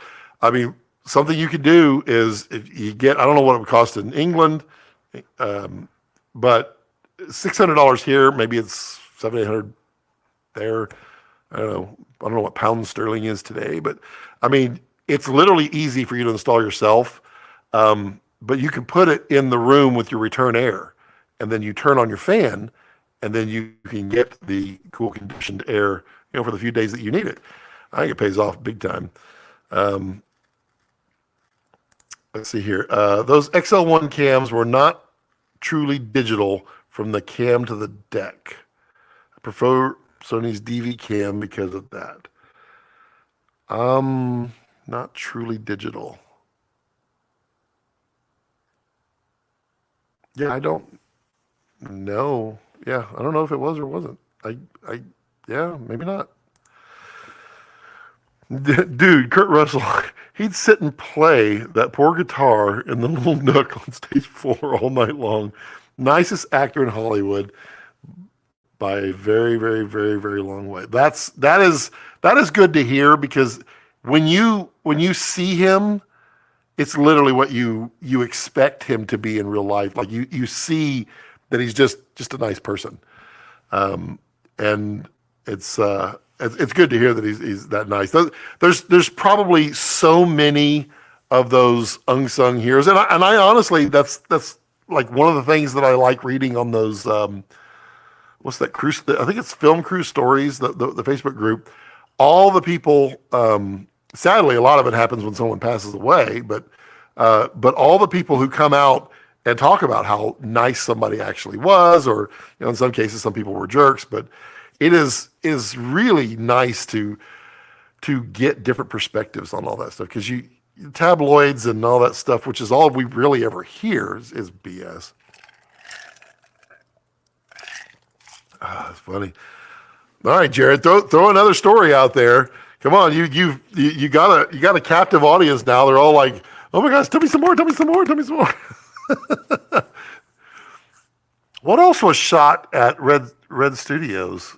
I always get it wrong. I always want to call it Red Hollywood Studios, or it's the opposite. Red Studios Hollywood. Red Studios Hollywood, right? Did I get that right? We should all schedule to watch Hateful Eight via Movies Anywhere. Right? You know what, though? We'd be all like, "Shh, we know." But it would be funny. I mean, you know what would be awesome? is to bring all the actors in and play the movie and pause it like every 10 minutes and then just throw a mic around and film that whole thing. That would be awesome to just listen to people's stories about that kind of stuff. They kind of did it with I guess it was Christmas Vacation. They kind of did it when Chevy kind of just fell off the deep end. They kind of did it, bringing everybody back for like the 20th anniversary of it or whatever. And it's on YouTube somewhere, but it's really fascinating, all those little stories, especially like when someone has been chosen for a role, and so now they get a say in the person who's going to be working with them in character, and so you hear them talk about what they saw in the casting, and the auditions and all that.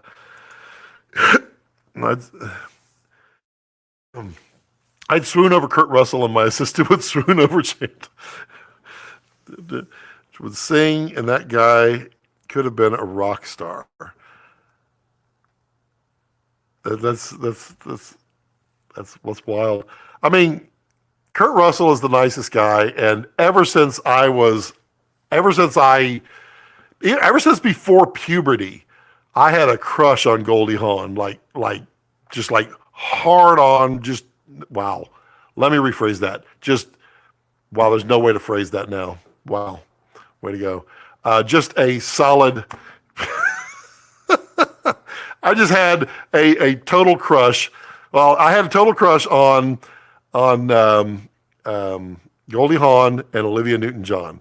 Those were my two crushes as kids. They were the ones. It was like, oh, stop. But I did that with my wife. So I'm super happy.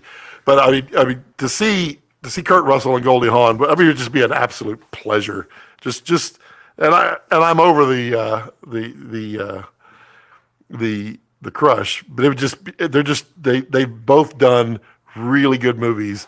And I love the movie Overboard, even though now it's like people threw it out with the bathwater. How dare this movie exist or something like that? But it was great, and the chemistry between Goldie and Kurt is incredible. Great. The frame of the XL1 is not filling up the 720 by 480 with dull overall, typical of high cams. That's how I found that interesting. That's an epic idea, Scott. Almost like a director commentary on steroids. And I mean, I think it's possible. And maybe I could make it my mission in life. Maybe I could say, I want this movie, these people, and please come and do it. Maybe it can be done once, and then maybe if it's done once, maybe the studios, the production companies will say, you know what? Let's just build that in the budget because it's great streaming content or something like that. Because who doesn't love to find out more stuff about this stuff? It's yeah. How about music from Hateful Eight, Maestro? Yeah. The scoring on Hateful Eight was phenomenal. Yeah, Channing Tatum. I know what you were saying. I was like, am I saying the name wrong? What was the movie? Oh God, I really liked the movie. I took my youngest to it. She did not really like it. Cynthia kind of liked it. I don't think my oldest ever watched it. It was the musical with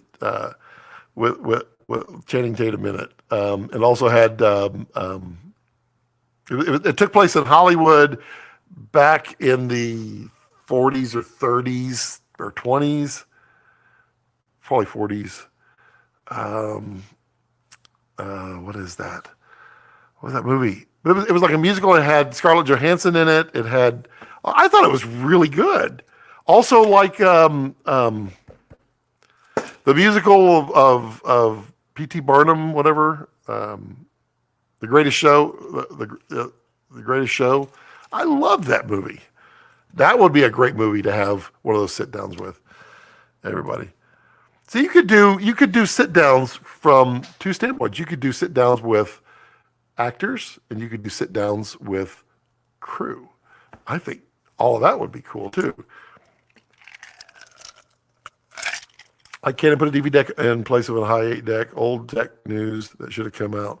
I mean, I don't know that it wasn't out.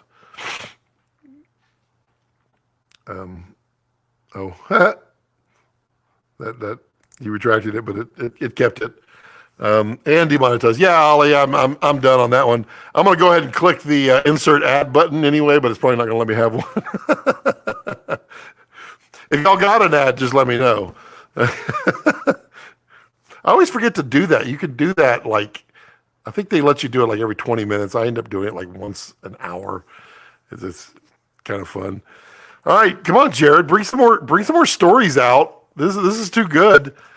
I'm almost done with my drink, and I'm ready for my second one. Then I want to enjoy one of those adult things that I'm not supposed to talk about.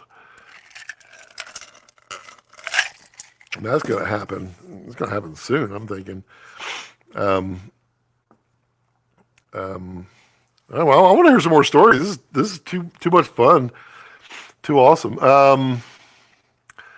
Let's see. What other movies were shot at the studios there? It was. See, I want to look it up. Movies, because you know damn well that Jared's popping in every single stage, going, "How's it going?" Shot at Red Studios. I always get it wrong. Y'all just need to rename it for me. Lots of stories. Yeah, I know. I want them. So Bosch. Oh, that's right. So my mom absolutely loves Bosch. She loved that show, and she was trying to get me into it. And I don't know what it was. Something about it. It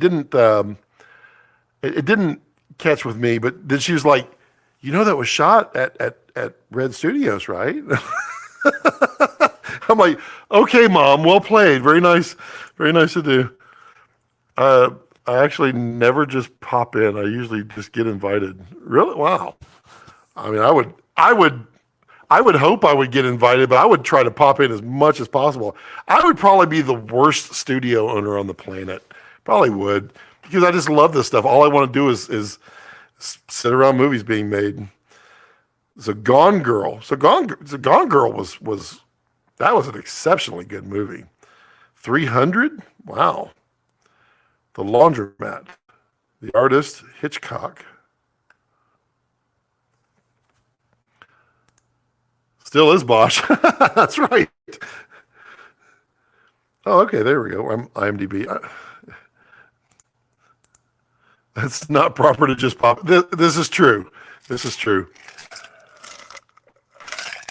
It is not proper film etiquette. Oh, The Girl with the Dragon Tattoo? Oh, man, all of these were mentioned on the movies that my daughter's boyfriend must watch. Hail Caesar. Thank you. Yes, Hail Caesar. I thought it was really good. I really enjoyed that. I don't know why. I mean, it was kind of funny. It was hilariously off and a musical. And I'm not really a huge fan of musicals, except for that Olivia Newton-John. But it was funny. Social Network. All the face replacement stuff was shot in my office. Wow. That's a big office, by the way. That's all I got to say about that. But it's a big office. All awesome films. Yep. Let's see here. Just looking for films that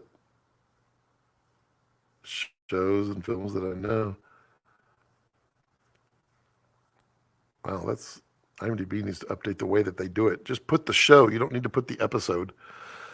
The Whole Mountain Cabin for Dragon Tattoo was built in stage 3 after they had fired the DP and brought it back from Sweden. Wow. Oh, well, okay. Which one though? Which girl with the dragon tattoo was it though? Was it the remake or was it the original one? 'Cause I didn't like the original one that much. I mean, it was good. I didn't like it as much as I like the second one. And I do have a thing where I don't like subtitles that much. Six String Samurai. Interesting. Pilot of Seinfeld was shot? Oh, well, there you go. That's history. Although that pilot was horrible. The show, I love the show. It's right up my alley of a complete comedy of absolutely nothing. Fincher's. Okay. The only good one. I mean, it's true. I don't think there's a movie that Fincher shot that wasn't good. All right, I probably shouldn't do this. I was going to say I'm going to look through his films and see if there's a film that I didn't like. Because if I find one, then that probably blows my shot of ever getting Fincher. Let's see here.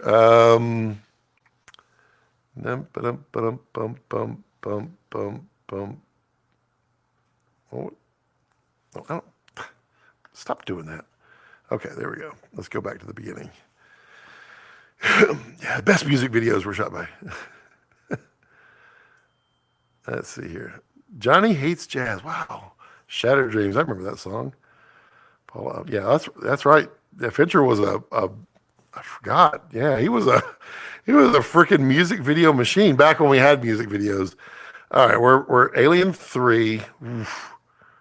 Oof. I can almost say that one. It was okay. It was okay. 7 was awesome. The Game I really enjoyed. Fight Club, of course, was just yeah, quintessential. Zodiac, I really like Zodiac. Yeah, the Social Network. Social Network just I don't know what it was with Social Network. I really connected to that. How simply that movie was done. I mean, it probably wasn't simple, but it just, there's not a whole lot to it, but it came off as if there was a whole lot to it. Girls Dragon Tattoo, House of Cards. That's right. I forgot. I did enjoy the House of Cards right up until, what's his name? Gone Girl. Of course, Mindhunter. I absolutely adore Mindhunter. And maybe someday, I think he said once he finishes the several projects that he has committed to, maybe he'll go back to Mindhunter. But they released the actors, and I loved Mindhunter. It was it's so Fincher, but it's so well done. Roger Rabbit, yes, Roger Rabbit. Panic Room, wow. Panic Room was, yeah, that was a yay and nay for me. It was so kludgy at times. You're like, come on. Social Network was edited in stage 4 before I built the saloon. Wow. Not Jared's Office, the film. Panic Room, that's funny. No. The only way to Jared's Office is it's just a whole soundstage. It's like the coolest office ever.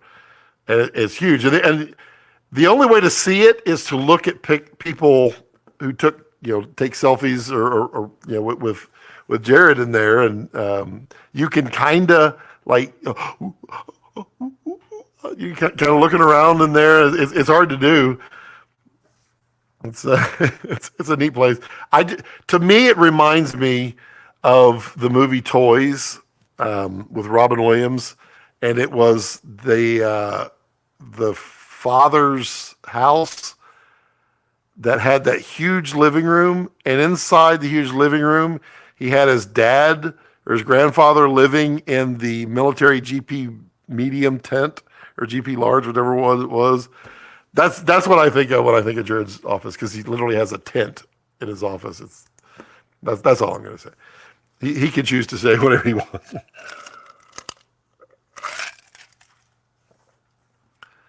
How many takes did David in your office? I heard he can go on forever.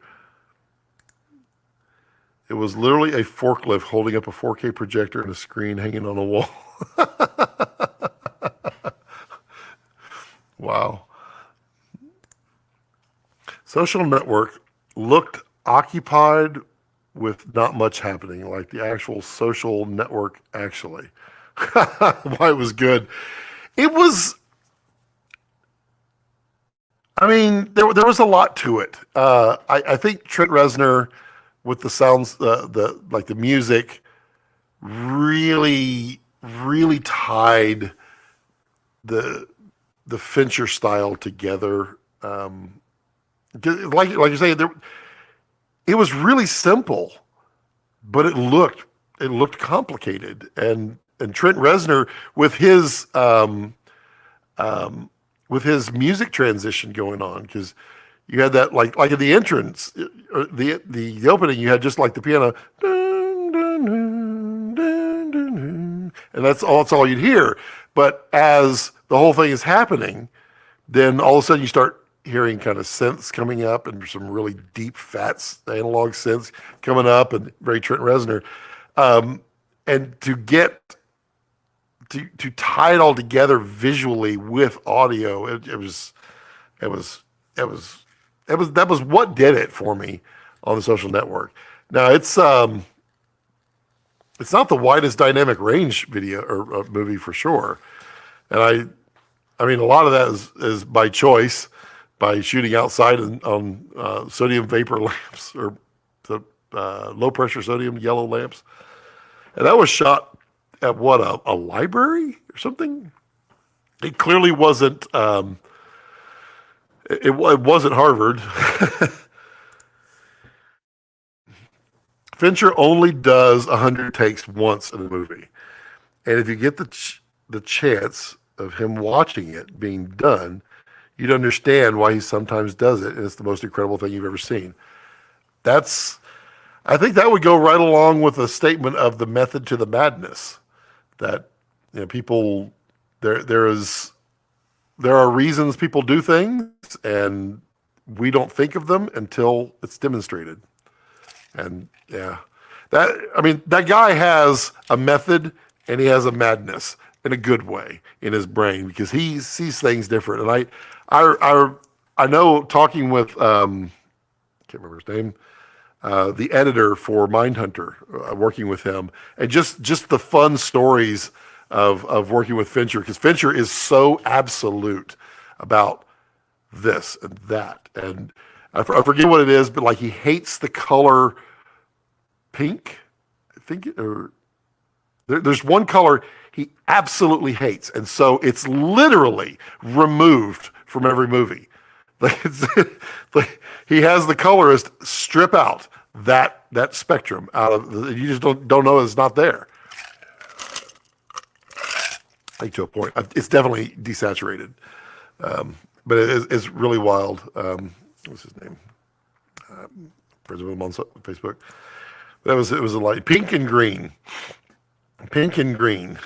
It is wild, because he I think it's more pink than green, because green, he does green on some stuff, doesn't he? Maybe he doesn't. Mindhunter is not. No, Mindhunter is not green. It's definitely not pink either. Fincher is a stroke of a genius. Yes, you got it right. It's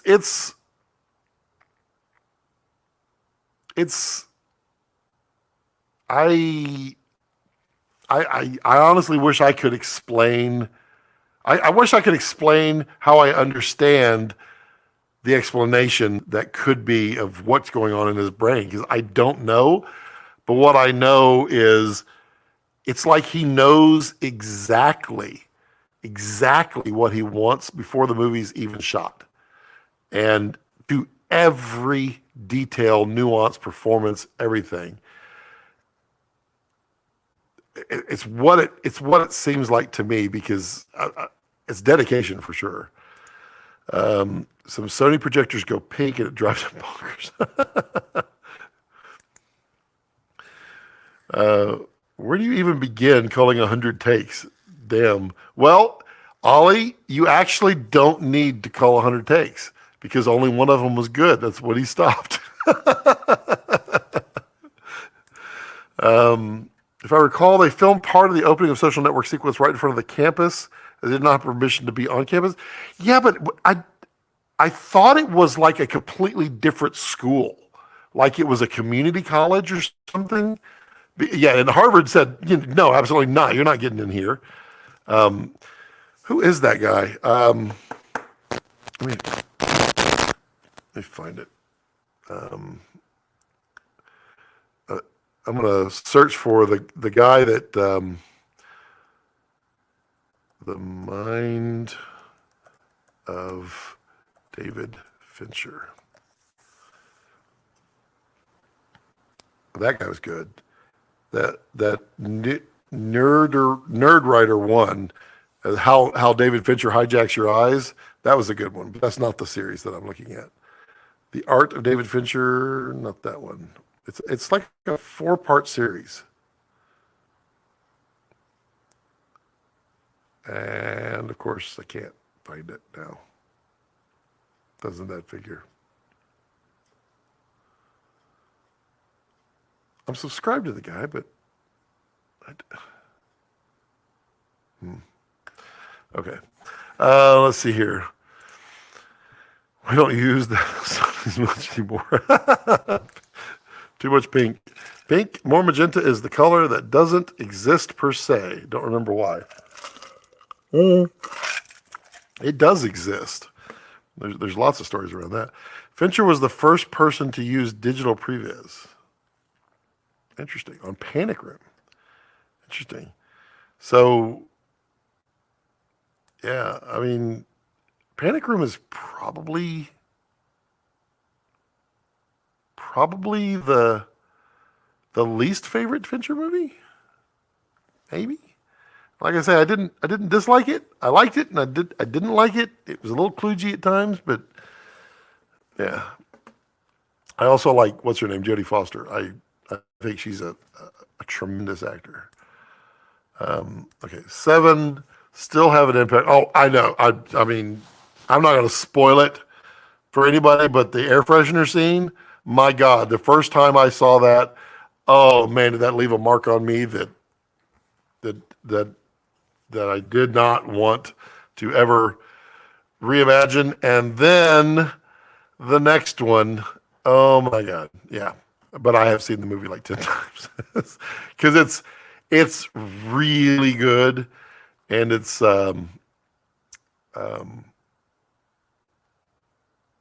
yeah, it's really well done. It's a good movie. Stroke of Greenius. I like you, Ollie. I like you. Shh, don't tell anybody though. Luca, let's see. Make sure my audio is still working. Audio still, yep, audio's still working. We're at 7 minutes. And that's fine. My audio will keep going. Usually go about 5. Nobody will understand the mind of that man. You're wasting your time searching. I mean, this one guy, I don't know. I mean, really what he came up with was that the guy literally has shot the movie before he even shows up. And that is what he came up with. But he said you can see it in every detail. You can see it in every story of the man. And I mean, it's probably not something that could ever be taught, because I truly believe genius and art are kind of the same. I mean, they apply to each other. And I mean, he's absolutely a genius of art. And you can't teach genius, and you can't teach art per se.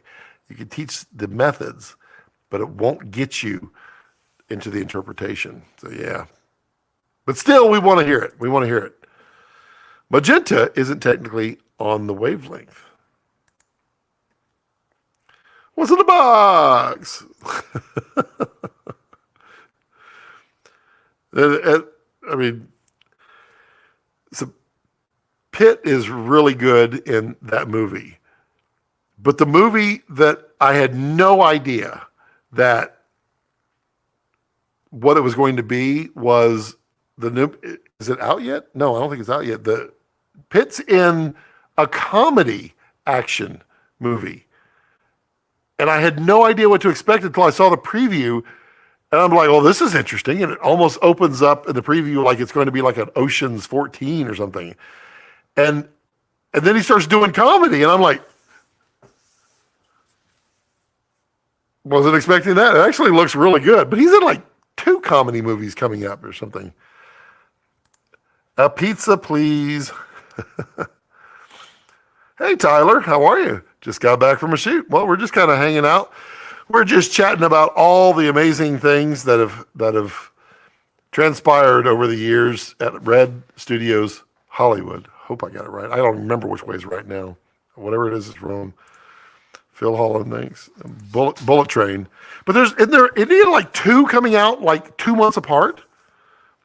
I gotta look it up. Bullet Train looks hilarious. I did not picture Brad as a comedy guy, but I truly hope that it's not one of the cases where all the best scenes are in the preview. But it's pretty funny. It definitely, and it's physical comedy too. So it's not easy. Oh, there he's producer. They always do that. Give me actor. Bullet Train, and then Babylon. Oh, well, okay. Sounds like there's going to be something else. Babylon? That's interesting. That's not the one I was thinking. That's funny. Yeah, Bullet Train, it looks funny. And doesn't it come out? It should be coming out like a week. Release is August 5th. Okay. All right. Well, I know what I'm doing that weekend. Pink, ask Anderson. Paul Thomas Anderson. Paul Thomas Anderson is the exact opposite. You're just eating Chicago deep dish pizza. Oh, okay, Tim. So you had lasagna? Hanging out is what I need. Been filming motherboards all day. I mean, we do what we got to do. Pitt's sort of done everything you can imagine at this point. I do wonder if there's any roles or genre he wants to take a stab at this point. Comedy? It might literally drive the actors nuts because comedy is very much from the actor's side. But it might be fun to see Fincher do a comedy. He's very funny in real life. One day I'll buy all a pizza here, Naples, Italy. Well, I would enjoy an actual Italian pizza. Babylon, not really a comedy. Okay, fair enough. Land of the Lost, you may be thinking about. Because I don't see anything else on here, so I'm not sure what it would have been. But I must be.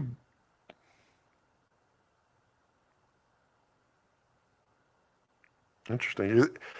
I swear, it was in the 30 minutes of previews before Maverick, Top Gun Maverick. I couldn't believe it. I think there were 2 Brad Pitt movies in there that both look like comedies, but apparently not.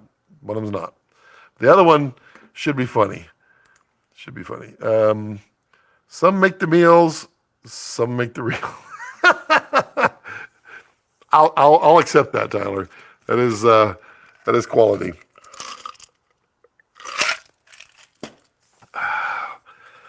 gonna have to go for next. Maybe I should. Let me ask. Can A thing I cannot mention.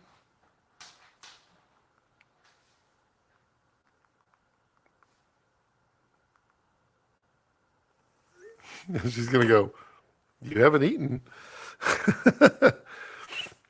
Yeah, Bullet Train looks funny, and it'll be an interesting side. I do see here Untitled George Clooney, Brad Pitt, John Watts project. That could go somewhere. No, it's not.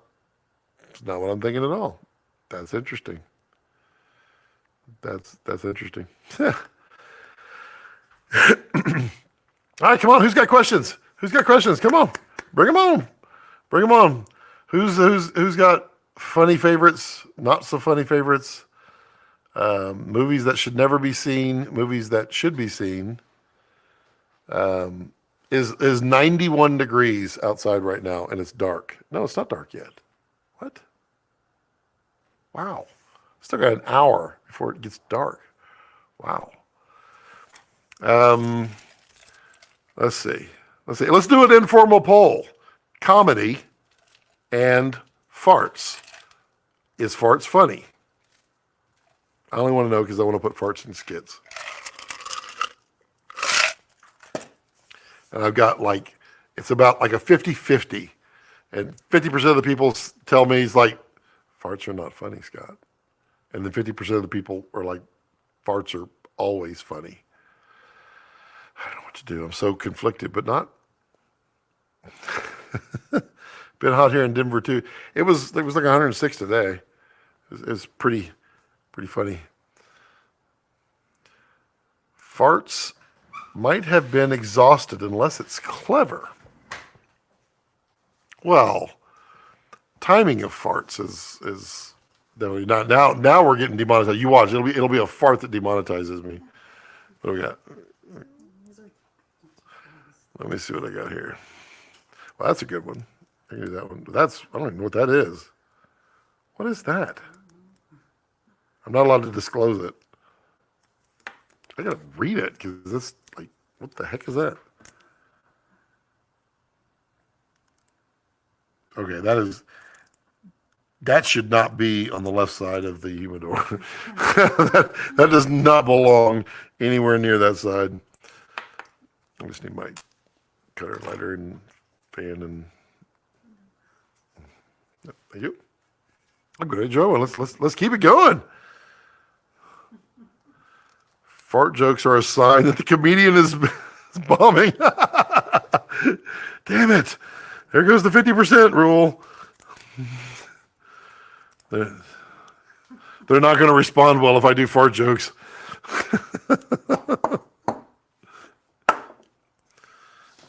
There we go. I'm not doing anything, by the way. This is nothing at all. That's glass. Let's see here.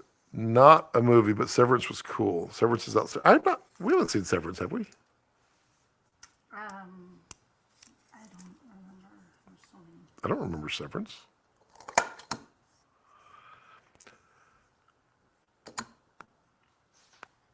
Somebody came on. I went to 13. Oh well, yeah. It goes up and down all day, and it's not accurate either. I mean, there's probably 10 more people out there that yeah, just Facebook, not Facebook, but YouTube's like, oh, they haven't chatted, so they clearly don't count. But they're there, and they're listening. Always watching. Always watching. Phil says, I would like to see more developed and trusted comedy features. Trusted comedy features. Explain that to me, Phil, because that is not something that I know. Trusted comedy. I don't know what that is. Shave and a haircut. I must be bombing. It's been mainly relegated to series and sitcoms. Bond Cop, Bad Cop. The Canadian hilarious movie. I know I'm homie. What? Yeah, that's fine.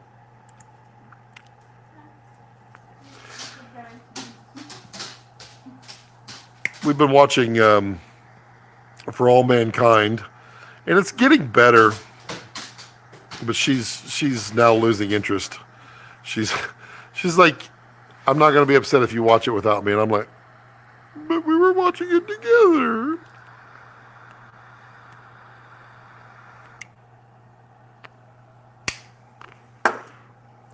It's Friday evening. It's time. Phil Holland like Rush Hour. Love those movies. Interesting. Well, I don't. They don't have the guts. Boom, boom. Psh. That's a dad level 4 joke right there. Trusted meaning relying on a core team of filmmakers and talent to make the film. Think Gene Wilder. Oh, I got you. I got you.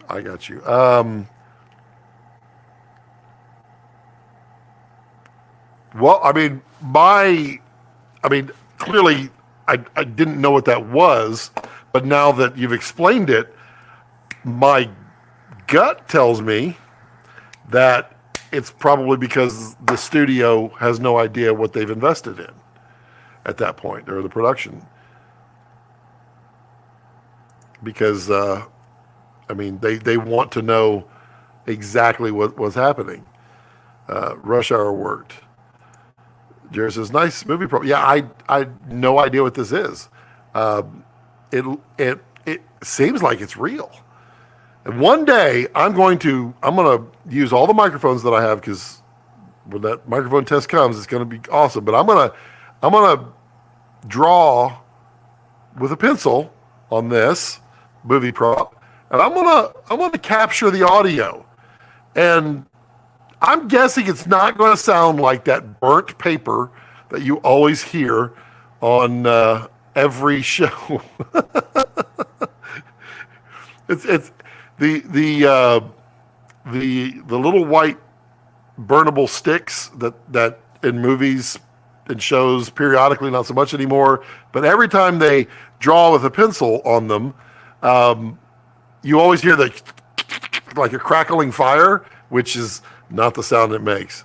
It's almost become like Flying Hawk 1 wave file, the one that everybody uses when the hawk flies over. For All Mankind Jump the Shark? No! Don't you spoil it. I'm only in season 2. Don't you ruin it for me now. Come on now. I had heard that season 3 was a lot better, but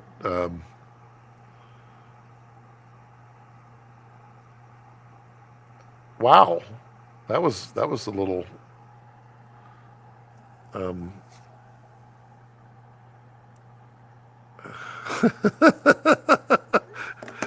was a little presumptuous. That was my mom. She just let me know there was a huge rat snake in the chicken coop. And she asked me if I had anything better to do. I don't think she knows I'm live streaming.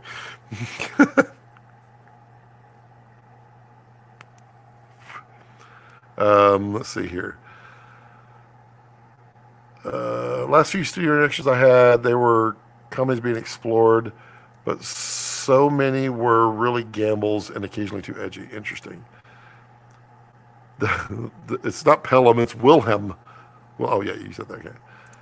Well, so does anybody know season 3 is better in my opinion? Okay. Well, I had heard that season 3 was really. I love sci-fi, I really do, but I tried to watch For All Mankind at first, and I couldn't get through the first episode because it just wasn't doing it for me. And there we go. Let's focus. You're not going to focus, are you? Wow, interesting.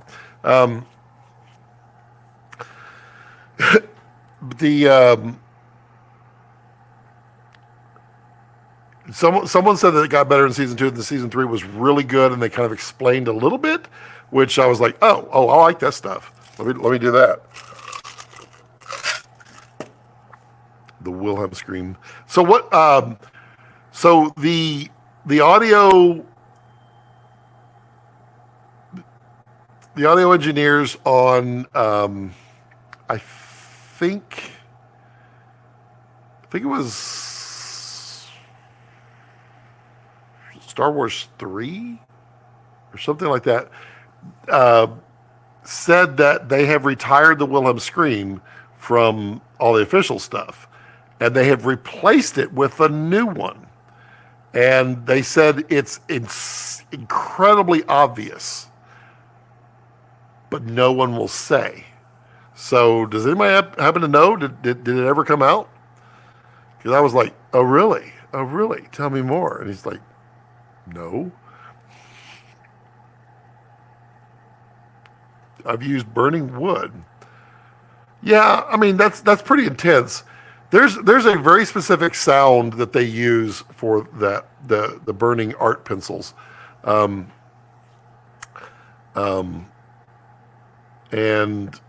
it doesn't sound like that.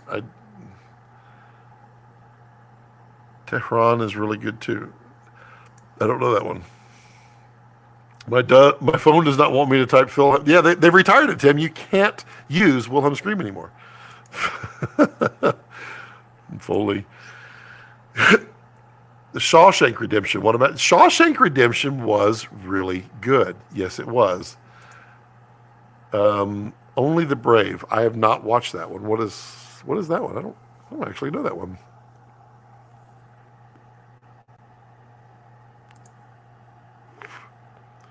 Predestination.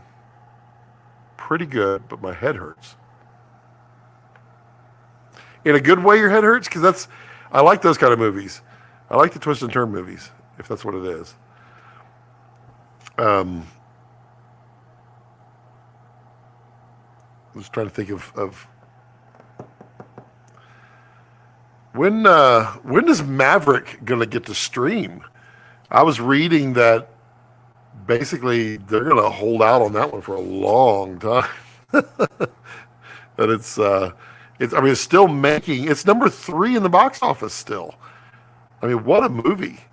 Wow, I was looking at the annual totals. Believe it was only domestic of the number of movies that have been released per year, and then the gross box office sales.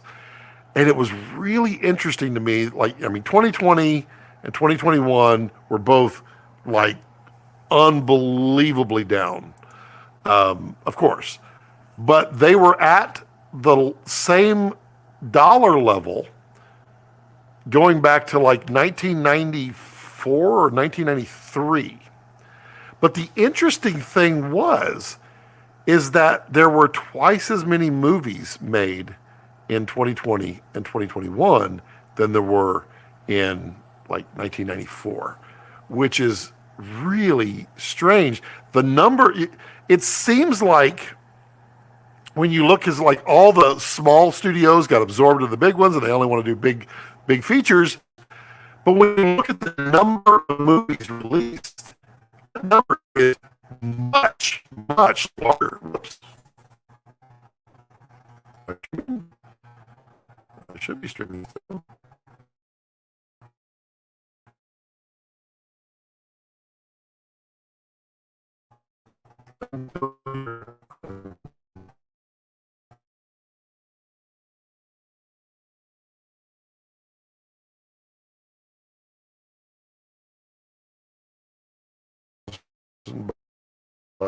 Oh, there I am. Okay. Whew. Whew. There we go. Okay. That had to be a StarLink one. So let's see what that one was. I mean, the last time that happened, that length, that I lost complete connection. Let's see here. Yeah, we went down. We went down. Well, it says we went down for 4 seconds. There we go. Okay. That's weird. Okay. Only the Brave is based on the true story of Granite Mountain Hotshots.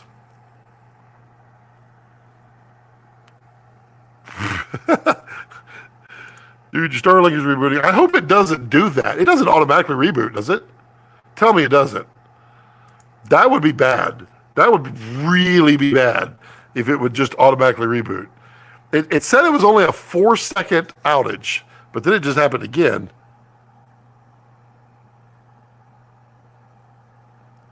Statistics. Yeah, just one outage. Network issue, 4 seconds. Interesting. What comes first, the chicken or the egg? It's a nice spin on time travel. Ooh, I love time travel. I have a mini, and I say mini not in that it's 3 episodes. It's a lot of episodes, but it's mini as in 10 minutes long time travel series that I really want to do. I need actors and people around me. Where to go, Scott? Move out in the middle of nowhere. I'm sure you'll find lots of people that want to.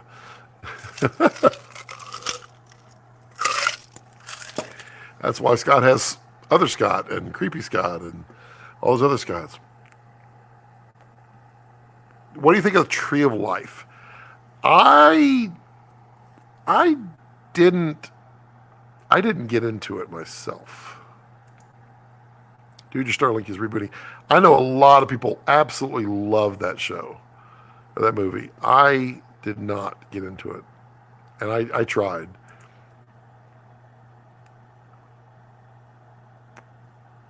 Telegraph tiles written. Okay, yeah. Click the little I button on the outages. It'll tell you. Yeah, I was doing that. I've learned that one. Anytime a little blip happens, I just go straight to outages and find out, was it me or was it them? Look, mine started doing it yesterday. Rebooting. Let's see. Click on statistics and outages and look. It did not say rebooting at all. It just said, says network issue is the only thing it says. And there's a text from someone. That's awesome. There's statistics. So it's there. You can see the blip right there. Latency went to hell, and then yeah, it was just a blip. Pretty wild. I will say that, I mean, these little hiccups, I can deal with that. All I got to do is know that they're going to happen, and I'll just let everybody know in the live streams periodically, hey, it might blip, don't leave. And then it's so much better than that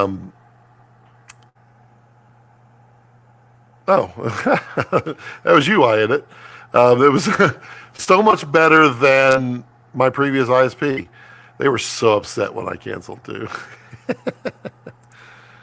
Editing is time traveling. Well, in a sense it is, because you come up with this great edit, you show it to them, and they're like, well, that's not what I had in mind at all. Then you start over. It's like you time traveled back. And yeah. I've seen a couple of mobile StarLink setups now. Pretty damn cool. Yeah, where it goes is going to be really cool. I'm looking forward to it. So I hear that Starship is going to go up in August now, like 1 month from now, and there's going to be a bunch of StarLink 2 satellites on it. I just need a bunch of StarLink 2 satellites to be over my head.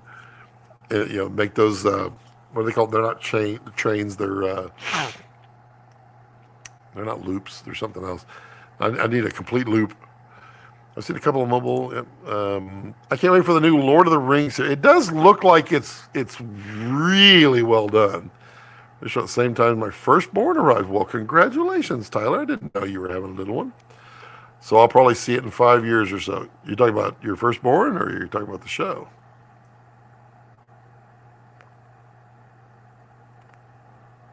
See, I hear comedy's all about timing.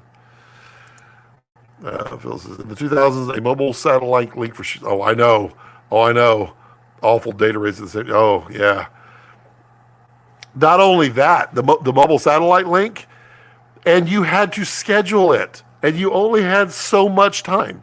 And if you didn't finish in that time, you didn't get the video. They took it away from you. Wild. Phil Holland, same here. Saw a production company in Moab with one that's full-time mobile, and they love. I mean, now it's totally possible. There was a Titanic 2 to be canceled. This show. That's funny. Well, see, this is interesting. After the blip, there are more viewers watching than there were before the blip, which is like, so which is it? What was the deal? Yes, let's all congratulate Tyler. Way to go, Tyler. You did all the work, pal. Everyone always gives everybody crap for that. Oh, it'll be fun. It'll change your life, and you'll have the most cinematic home movies ever. Congrats. There we go. Yep.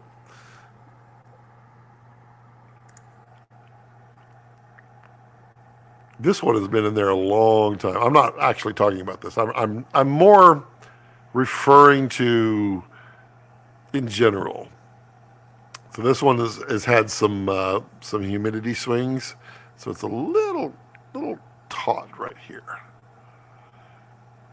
It's drawable with a pen or crayon, but it's fighting me here.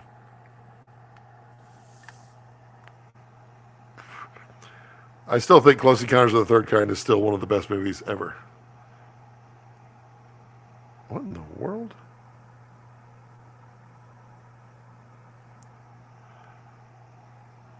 Okay. That was my client scheduling the interviews while I'm on set, and literally sent the schedule for every single interview. That's awesome. Like, you didn't need to do that. I'll be there. Where am I going to go?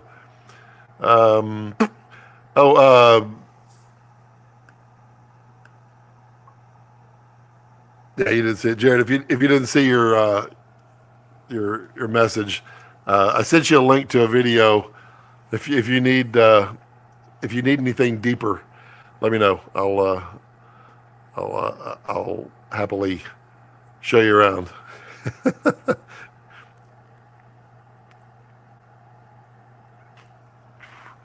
This is a fun evening. I'm enjoying this.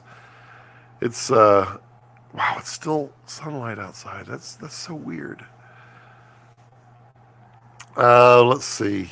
And no one wants to talk about synced audio. That kind of cracks me up. It's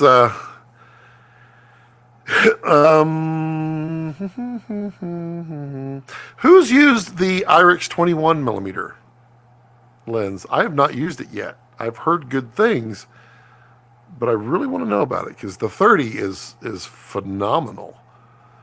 I had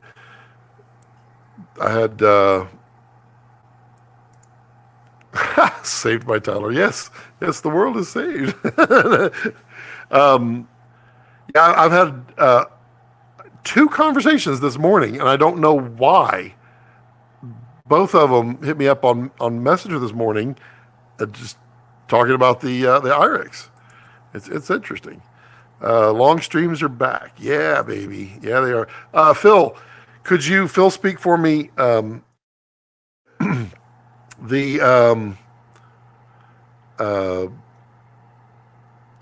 21, as far as sharpness and clarity, where does it fall in the 30 versus 45 range? I'd like to know. Oh, is it? And does Chaos work over Wi-Fi? It does.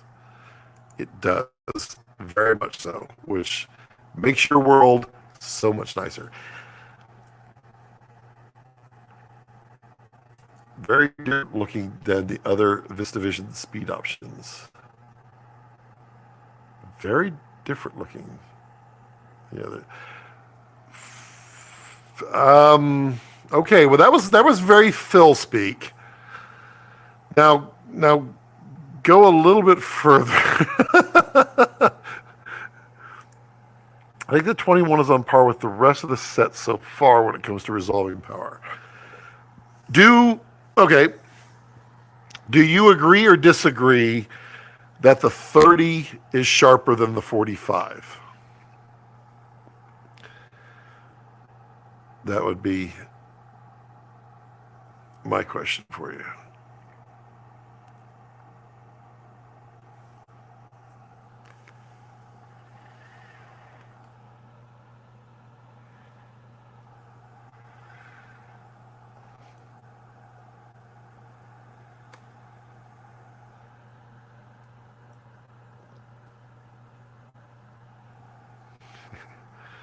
Waiting for Phil. Come on, Phil. 30-second delays. Yeah, I was Jared. I was talking with Eric today, and he was telling me that you don't use chaos. I'm like, what? And you know, it mentioned like a little bit of the reasons, and I was like, didn't I do a video? I swear I did like a tutorial video on that. And he's like, did you? And I went and found it, and it wasn't a full blown because I know that's the future, but it's definitely a good primer. It should connect the dots for you because it's really not anything. It looks far worse than it is. Dragon frame, now that's a fun one, and I think I figured out how to demonstrate the 20 axis of Kessler that I have. I've come up with an idea. We'll see if this one works. I'm not going to say it yet because it needs to be seen. It needs to be done, but I hope so. And Phil says, I would need to examine closely, but all the T1.5 seem to hit the same resolving power center frame. Edge and outfield is different. Expanding on look, less clinical than Sigma's, agreed, which I also like a lot, but have different character and flair and focus pulls. Smaller than Taquina's, yes, but also very different. Yes, they are not. They're different, but they definitely punch above their weight. What I'd say. I tried it like 7 years ago and it freaked me out. It's not bad. I mean, anytime you want, I'll do a quick zoom. If the video doesn't get you like going straight off the bat, I'll do a quick zoom with you. It is so not intimidating when you see it. You're like, oh, yeah, okay. Phil, you tested the new Dullins. Oh, that's right. That's the one. Yes, Phil, you weren't on here last weekend. We were talking about the Dullins. Have you tested Dullins?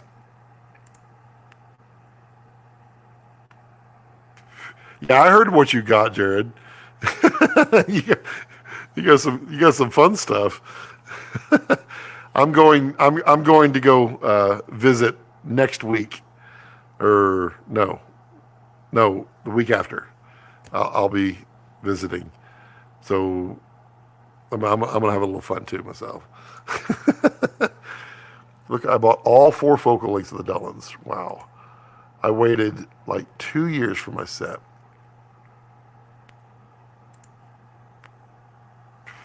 The stream never ends. The internet just cuts out periodically, week to week, sometimes month to month. That's right. I've been talking nonstop. I've never even peed.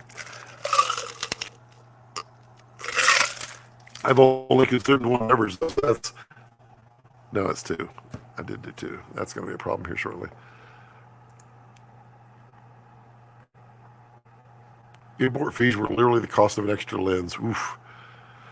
Yeah, I like the lens manufacturers that ship it to you and it says spare parts. Those always crack me up.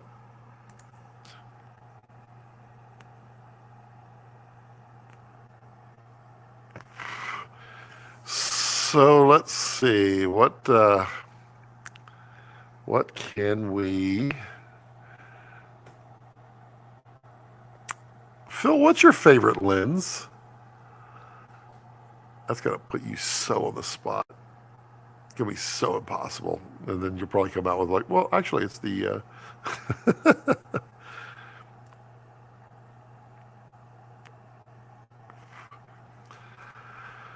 I'm just, I'm just trying to think of trying to think of things that I can ask that don't end in silence.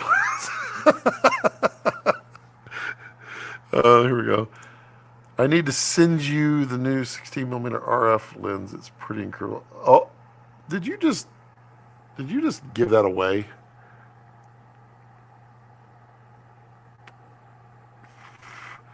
Weren't you keeping that a secret, or is it just amongst us hens here?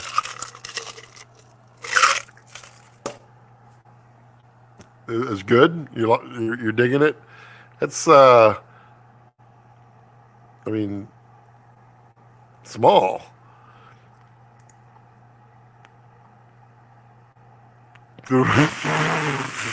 Okay, Phil.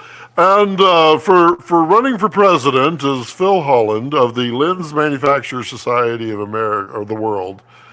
What's your favorite lens, Phil? The one I have right in front of me. I mean, it's a reasonable answer, but when Lawa sent me the nanomorph to test, it was labeled as yeah. They do that a lot. Oh snap! Oh, Timmy perked up. Timmy's like, what? What? How's distortion on that bad boy? 16 mil? RF? GD, what?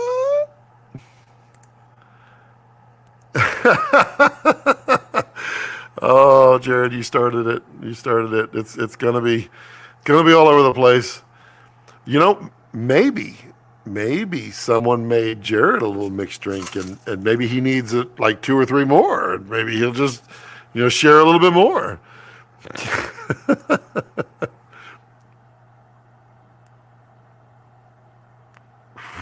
Yeah, Phil, that is everything that I have heard on the RF. I'm so reluctant on RF, but I might just end up in the RF world anyway with the Sony.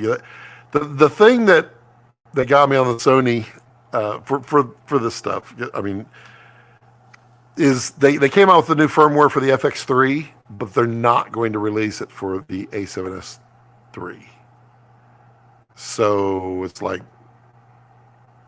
that's just insensitive. So I might be switching to a brand with RF. I should probably just get another Komodo. It makes more sense. 16 millimeter. Yeah, you're first to know, but it's nuts sharp for a cheap 16. But it's fast too, isn't it? That's like a 2? Is it? Let's look that up.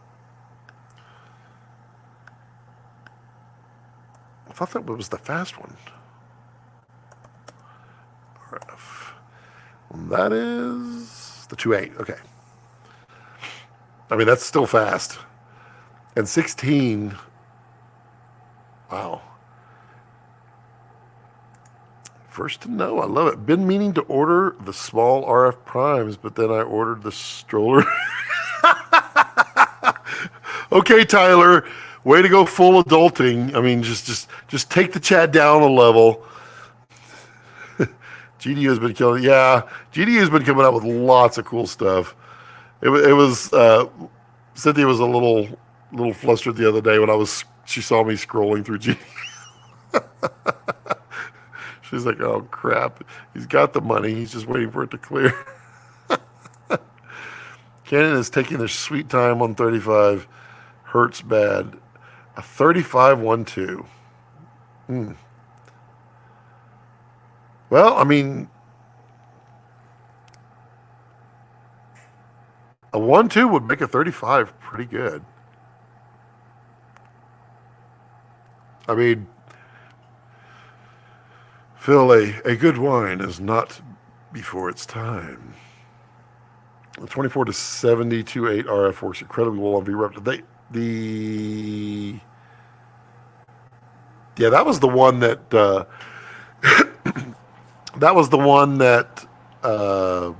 was on the Vraptor, I think, at Cinegear in October a year ago.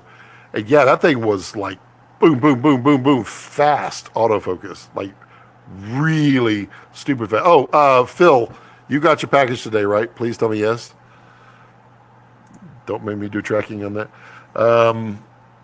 Changed my phone's LCD screen. Now I can't use my phone as a wireless field monitor anymore. Oh, that stinks. I know you're a Sony guy, but the R3. I was, and I honestly was going back and forth. I was going to do the R5C. I really was, because I could use it as stills. Was it? Yeah, the R5C has stills, right? It's just fatter. I know the R5 has stills, but I wanted the R5C because it had the video. I hope it did. But I was looking at that and I was like, okay, well, I could then switch over to that. And there was something with the R5C that knocked me back. And I don't remember right offhand what it was. And I went ahead and went for the A7 IV, which is this one right here. And I'm only Sony for this stuff and for jobs that can't afford the good stuff. R3 though. R5 is it? Well, I might look back into it. Just keep this amongst us. Don't go telling Cynthia. She's not likely listening right now. Yeah, okay. Sorry, Scott. Insert fart noise here. Tyler, you're going to have so much of that. Just a little helpful hint there, Tyler. If it's your first, if it's a boy, when you change the diaper, either be expedient, and I mean like F1 pit crew expedient, or take a soft cloth diaper. Anytime you take the diaper off, you throw it over the top. Just trust me, bro. You do not want to be the fountains at Caesars or the fountains at Bellagio, because it will happen if you don't do what I say.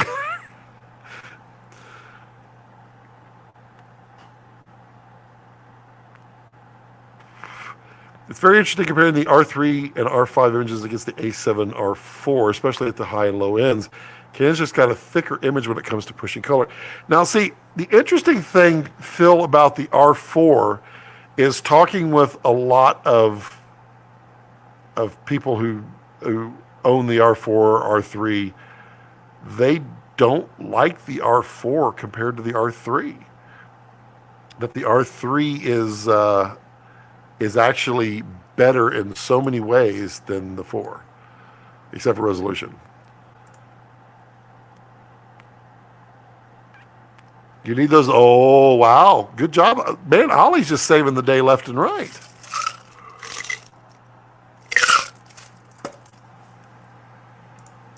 Yes, the package is landed. Perfect. Thank you, Phil. I feel better. Yeah, Phil, totally agree. I read the Canon R3 is the king in low light, even better than the A7S III. I mean, I have never used the A7S III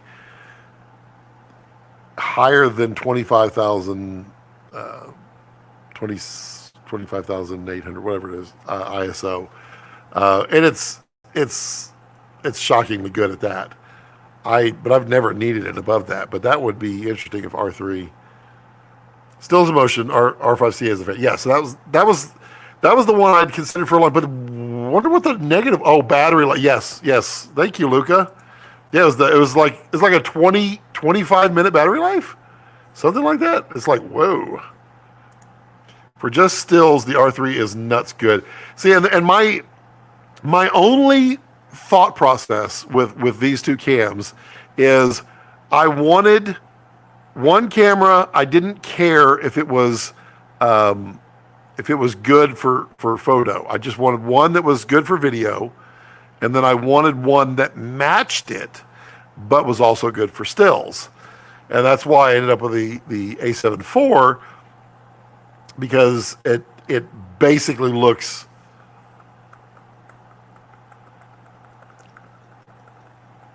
wow, that's kind of freaky. I mean, it looks very similar. In fact, this one actually looks a little bit better than this one, just because that is the oversampled one. But yeah. But I mean, yeah, I can see a world where I want more. Better Life is okay on the R5C.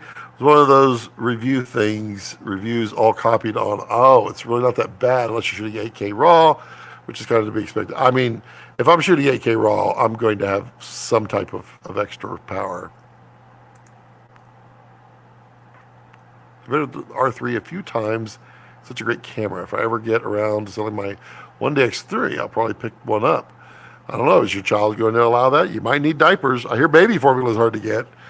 Yeah. R5C has been in stock since its release, or has it been in stock? Okay. I was like, has been in stock. That's not good. Just got in stock at B&H last week. I bought another one. That's awesome. I'm on 3 waiting lists here in the UK. Well, Ollie, use my B&H link down below and go get you an R5C.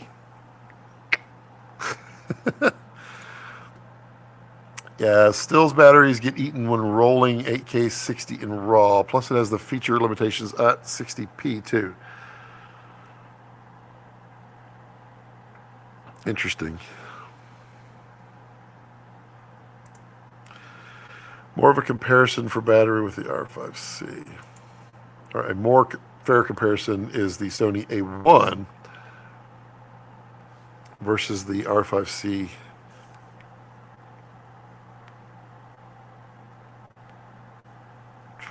So the A1, I really wanted to like it. And it's really good for stills. Having shot with it on a couple of food shoots, I don't know if it was that strong. It was good, but I don't know if it was that strong on 8K. It looks like you've played with it. How would you compare the video quality between the A1 and the R5C?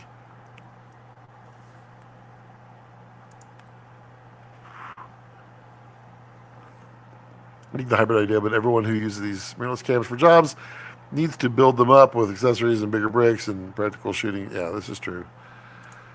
B&H, I can buy a second for the price of import. Oh, they don't have a. Oh, okay. I thought they had a. All right, don't do it. Don't do it. Don't do it. Baby mama summoning me. Great street. Thanks, Tyler. Go get her the ice cream or pickles or whatever she wants, because you better. She'll remember. Pepperidge Farm remembers. I agree with you, Scott. Okay. So, I mean, the truth is, right now I don't shoot anything higher than 6K. The moment when then the Super 35 Vraptor is a thing, I'm not going to be happy with 4K cameras. I know it. And the A1 did not tickle, so it's like, maybe R5C. Not to suck up too hard. Vraptor does the things right. with a proper battery mount and all sorts of I/O needed for a damn near. Yes, it does, but I mean, Canon. There's a reason they didn't, because there's a reason that. Yeah. But we're talking wildly different cameras with rather different DR and other features. This is true. Vraptor is a sweet spot. Yeah, that's true. I just want a super compact cam for personal C-cam stuff. R5C ticks boxes. Yeah, you and me both, Holly. I have 16 LP6Es, and I only have one device that can use them. So it's like they're all just sitting over there. They're probably all bad now. Yeah, I love Raptor too. Well, that's good to hear. I was not worried, but I would have been worried had that been a different thing. Well, I like Raptor, but Raptor's just. I'm gonna take a page here from Phil and Jared. If you just put your earmuffs on there, Raptor is just an incredible size for what it does. That is the mind-boggling part. That it is capable of double what a Monstro can do, and a little more, in a smaller package. That is, I mean, yeah. That's right. Okay, Jared, you can take those off now. I sent some NHK, some 8K 120 samples with photo of Vraptor next to a soda can for scale.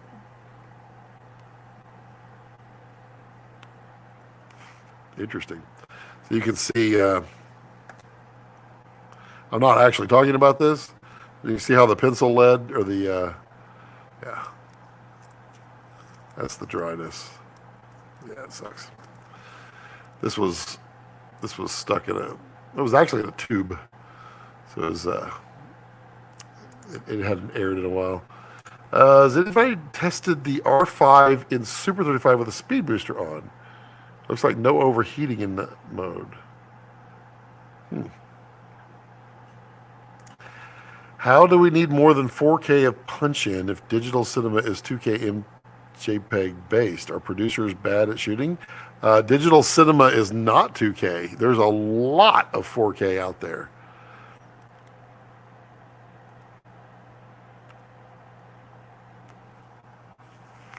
There's quite a bit. Not to mention you can get a 4K TV for really cheap.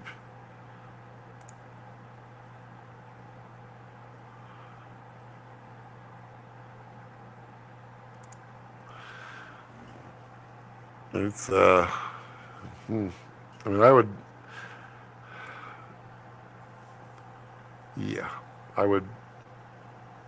would say we need more.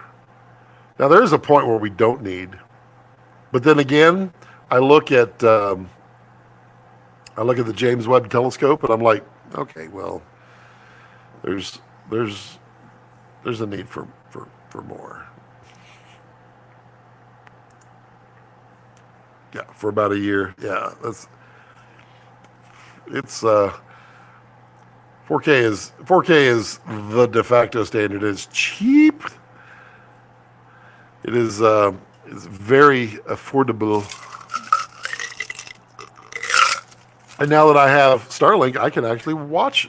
I watched 4K Ultra or 4K in HDR the other day. I was really pleased. I haven't done that. I could never do it before.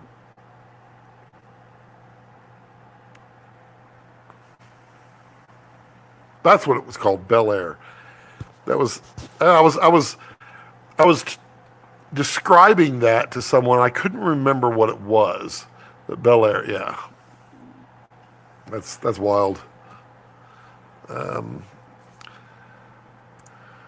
Phil says, I deliver a lot in 8K and 4K digital. I shot twice in under 4K in the last 12 years. And the last time I shot exactly in 4K, it was at 2013. Everything's been 5K and up. Oh. Oh. Well, all right. She's still over there trying to get the snake. Must be a big darn snake. I mean, we're all really good at getting snakes out here. This is my mom. She doesn't want them in the chicken coop. The rat snakes are they're really big, and they just sit there. They literally sit in the coop, and they'll wait, and then they'll lay the eggs, and then they'll go in there, and then it'll just be this like, it looks like a censored YouTube toy that shouldn't exist.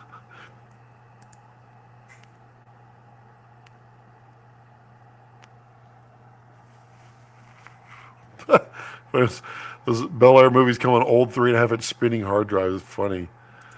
That is Bel Air circuit, right? Okay. That's that's funny. Am I paused? Okay, it keeps pausing. Is it pausing often? I'm just noticing. Let me see the.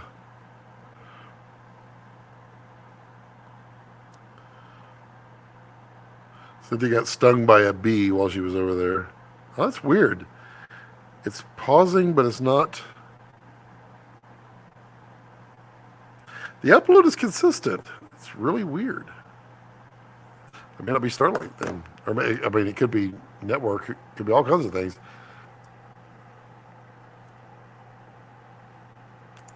I wonder how many regional small cinema are still 2K. Bro, my theater, that the closest theater to me, which is still like 20 miles away, it's a dual screen, and it's funny because the screen in there. So this room, before we turned it to the studio, was actually a theater. This wall right here is 20 feet. It's not to this wall. This is fake. It's 20 feet across. We had it 2.5 feet out, and then we had a screen all across here, and then we had speakers all behind the screen. It was an 18-foot screen, 18-foot wide. It was 21, 22, something like that, in in diagonal. The theater over there with its two screens has the same size screen in their main theater, and the second theater has a smaller. It has the same size screen I have in there, which is 153 inch. It's like, what? It's wild. So they definitely still have 2K, very much. But they also only charge like $3 for popcorn. So it's like, well, okay. Because drives have to be used for something. That's funny. Good question for Patrick.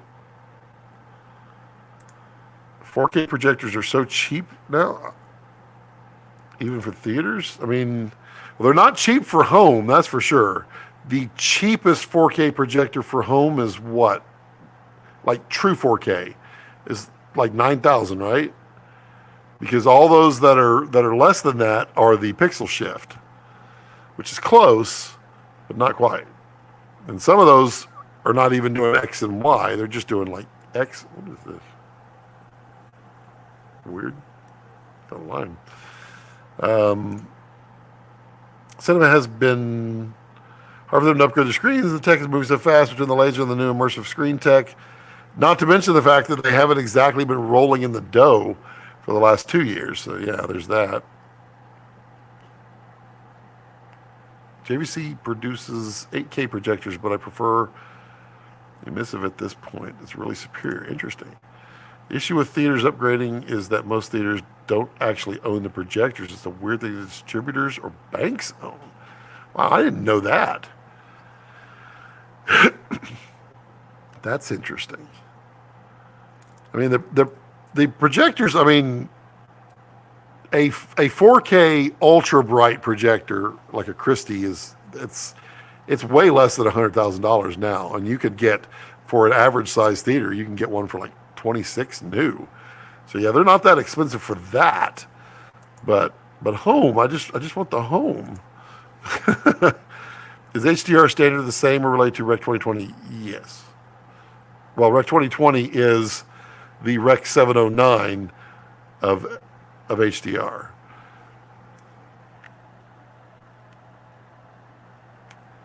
But HDR is one of the things that I know very, very little about, and it's something that is on the plate for this year to learn and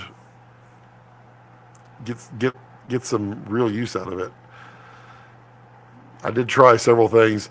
The problem is Phil screwed me all up on the last live stream with Phil when he showed the new way, the correct way of doing resolve. Now I can't undo it, and now I can't do the things that everybody shows online because they're not doing it the right way. If I had coin on hand, I'd make a killer theater just to show people what's possible. The exhibition I worked off is for 32K screens, and it's just wow. Yeah, we met with every theater chain when we were making the project. Wow.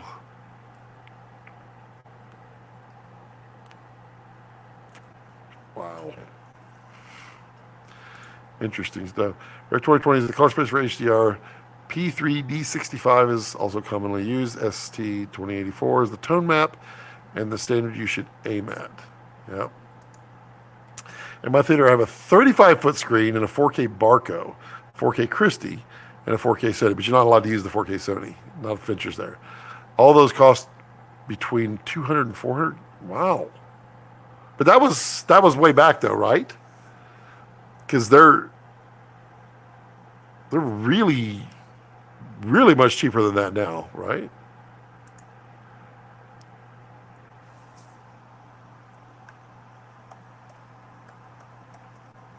I gotta look that up because I don't know why I looked this stuff up, because I am not going to have a Christie in my house. But I looked this stuff up.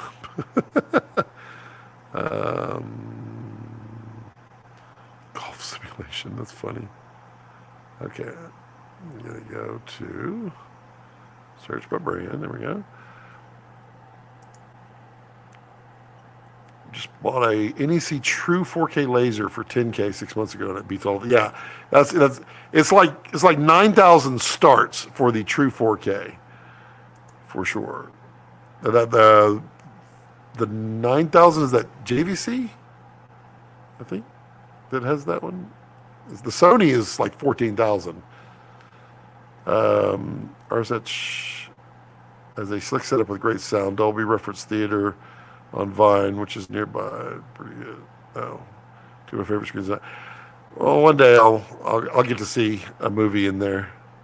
I've been in there, but I haven't seen a movie in there. I vote for 4K Barco or Christie. I mean, I kind of feel like at this point, 8K will be not much further behind the 4K. Even if that size is about 1/20 the size, you can run it off 120. All the other projectors are three-phase. Yeah, that was the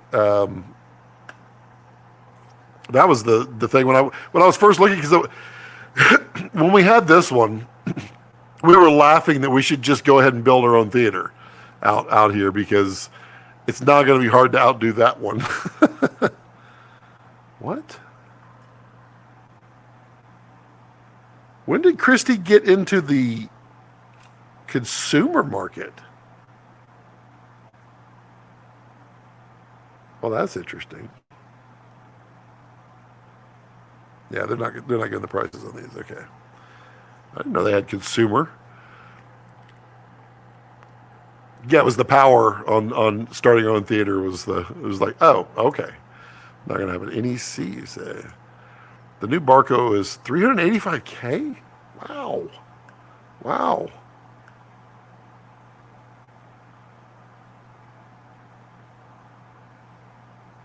These are definitely not theater grade. There's one. But that's not even that bright. 15,000 lumens is not that bright. Not for a theater. There we go. That's what we're talking about.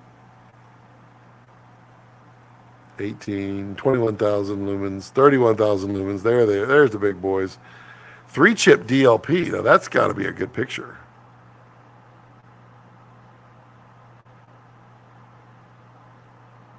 Laser, 31,000 lumens. Contrast sucks on it. 202, oof, 202 pounds. We're not talking about the crappy Barcos. NEC, interesting. I didn't know NEC, man, National Electronic Cash Register. Just lost a projection mapping used the Barco when we couldn't afford the Christie. Yeah, but didn't Barco surpass Christie now? I thought that was what happened. It's amazing. I watch 2-3 movies with Fincher every single week until Andy approves. Oh, to be a fly on that wall. Christie's and consumer market times are hard. Yeah, there was a $5,000 Christie, and it looked dry. It literally looked like a convention center rental. The Christie Captiva Ultra Short Throw Laser, 4,500 lumens, 2K. Woo. Yep. Jared Land, NECs at. Yep. Gotta go laser. Normally 2 or 3 20 or 30K lumens stacked per screen to get it bright enough. Yeah, because you got to overcome whatever the color of the building is. Bulbs may seem nice, but remember, for theater projectors, a new bulb is, yeah, no kidding. And they go out quite often. Well, they degrade quite quickly. Are cinemas still pushing half the brightness on projectors like the 35 millimeter? Probably, to save money. It wouldn't surprise me one bit. This is not. I think it's B&H. Oh gosh, who is that?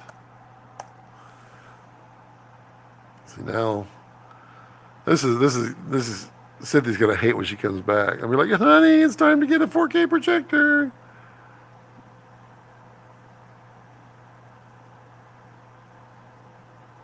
I mean, I really feel like since 4K has taken so long in the projector world to get down, like 4K TVs are nothing now. I feel like 8K is just gonna pop out really soon for consumer. At not much more price. We going on 6 hours? We going on 5 hours, 17 minutes, and 36 seconds. So far at 8. But we certainly could. But I will have to take a 18-second muted pause. Let's see. There we go. Large venue projectors. These are not what I'm looking for. Yeah, they are. And it's going to be call for price. No. Wow. Christie has a lot of.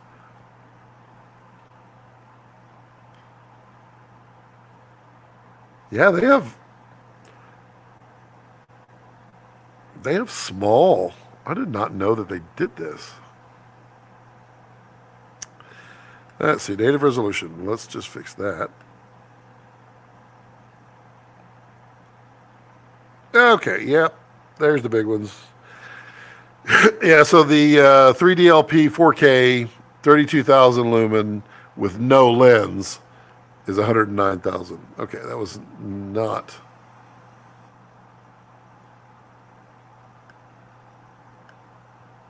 So where was the cheap one I found?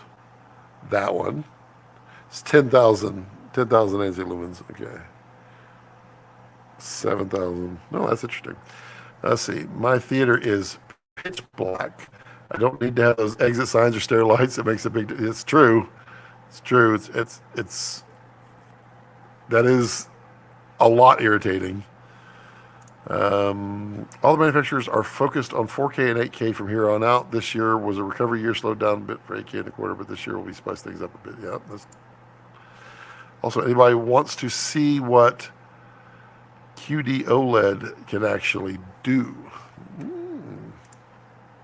8K OLED will be the top. Yeah. Or the pop. Yippers, the next 88-inch LG OLED will have some new goodness in it. Expensive, but that will be the one that turns head. See, it's so bad to get spoiled on projection. When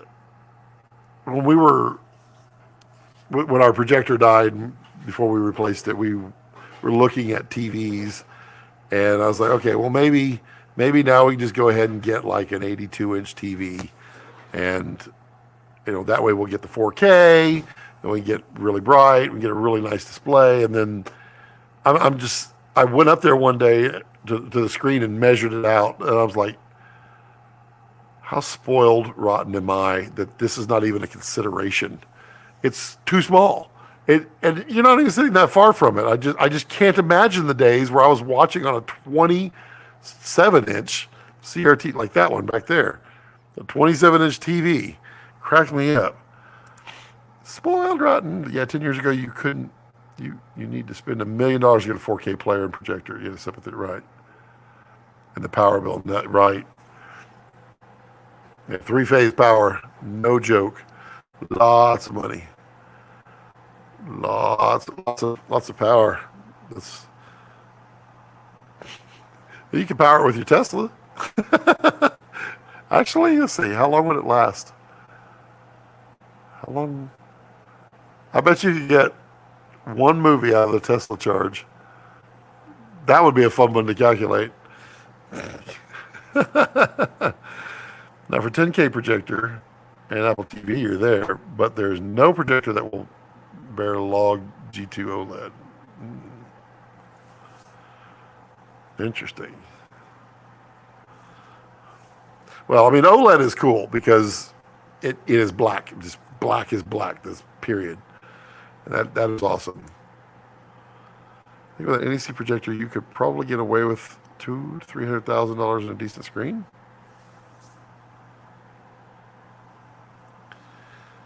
Oh, here's an NEC. Let's see what.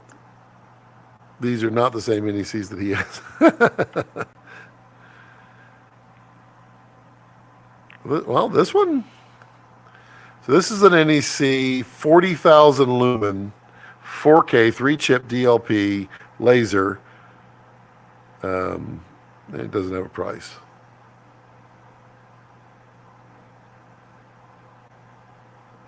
Well, that's no fun. It's awful small though, compared to the big Christie projectors and the Barcos that Cinemark has. That's way too small for that.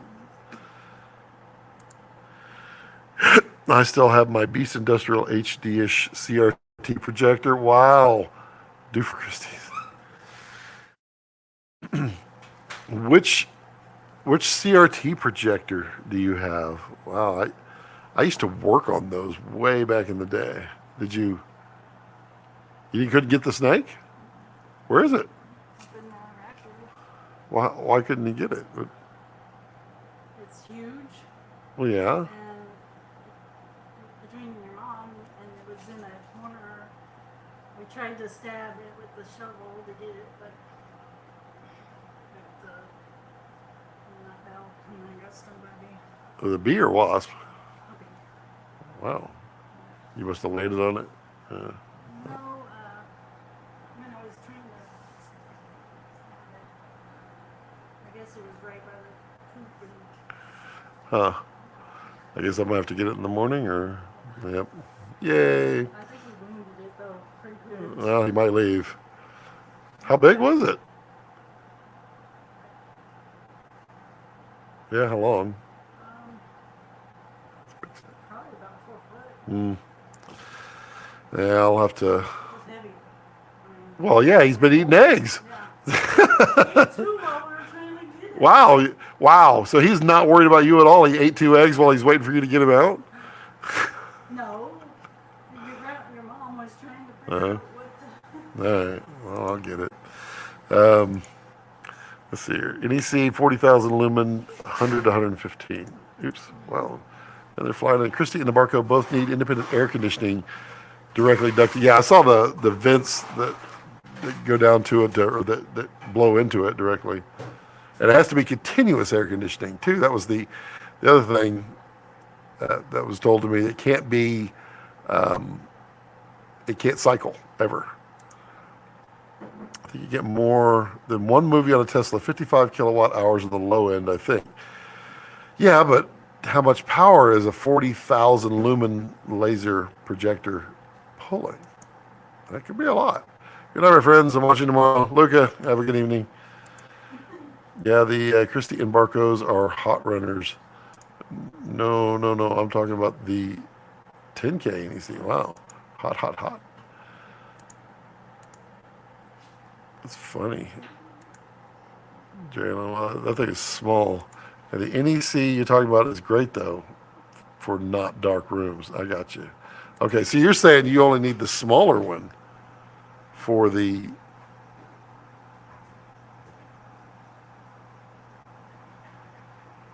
Interesting. Marquee 8,000. Marquee, yes. Is it, what's the brand of that one? Marquee. That's, oh my God. What, what is the brand of that one? Electrohome, yes.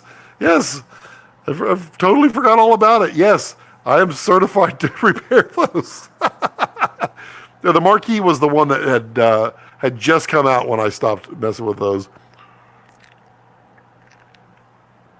Oh, you can take that. Did you take a shower? Oh, okay. I imagine. Yeah, the Electrohome. That's right. Yeah, I was gonna get one of those. Someone had one for like $300. I was like, oh, I so want one. Electrohome. God, that brings me back. That thing is huge. It's like this big. That was the early 90s too. But a lot of stuff time to get a proper cinema picture. Interesting. You set off to break your record? I don't know, Tariq. I might do it, but I'm going to have to take an 18-second break here in a minute. Canadian made. Yup. NEC can be gen locked in Keystone for a 2x2 grid. Small one, and my screen is bigger than most people.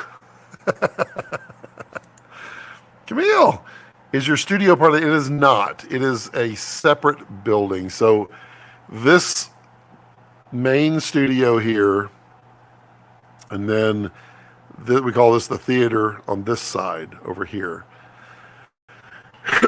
And then back that direction is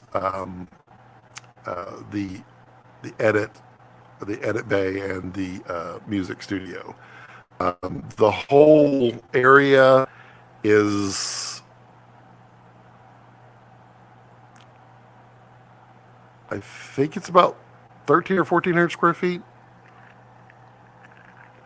but it is it's separate from the house, but it's literally 20 feet. Yeah, it's 20 feet away from the house. Oops.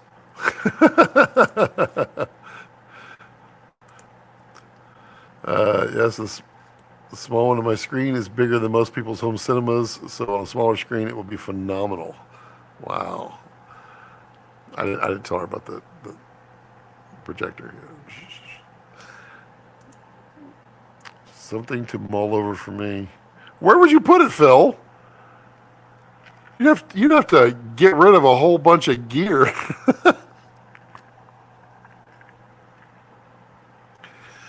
Well, you could project it in your backyard, though. That'd be cool. In your tropical oasis.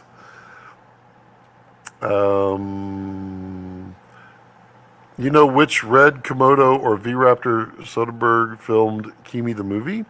Well, I know someone who would know. Jared, do you know which one Soderbergh filmed? Phil, I have direct parallel throw in my theater. Don't need keystone, so not sure. I would rent a large box on top of land and just for it to go in. Yeah, yeah. But it will not play encrypted. Still need the cube for that and the barcode. Literally the only reason we keep the barcode. Oh, that sucks.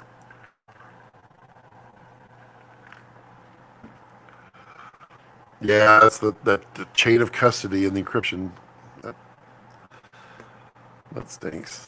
The lecture home. Man, that brought me back. Brings me back. Oh yeah. Oh yeah. There it is. Actually pretty easy to work on. Not a lot to them. You have to encrypted. Man, it was wild. It was a fun chat. Unfortunately, the GoPro died. Well, Eric, we're designing home theaters with at least 4K projectors, depending on whether or not you need to have exit signs or not. We are discussing the best theater projectors right now. This is the yep, still going on, still going strong.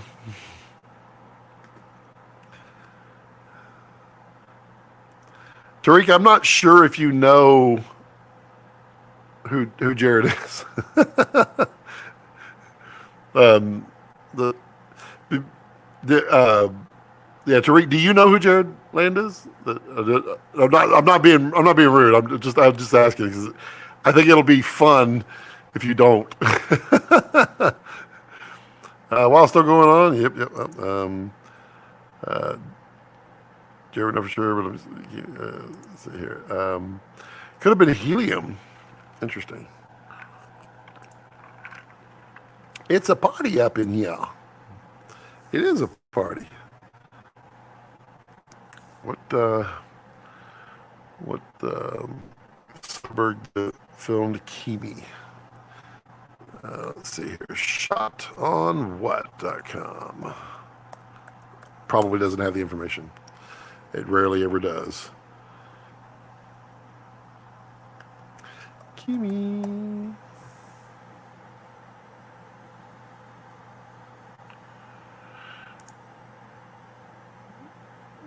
This is Red Komodo on Kimi. Oh, okay, Tariq. Let me introduce you to this is Jared Land. He is the president and CEO of Red Digital Cinema.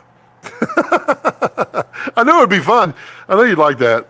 He's hanging out here. So, just switched to Raptors a few months ago. Wow, that's cool.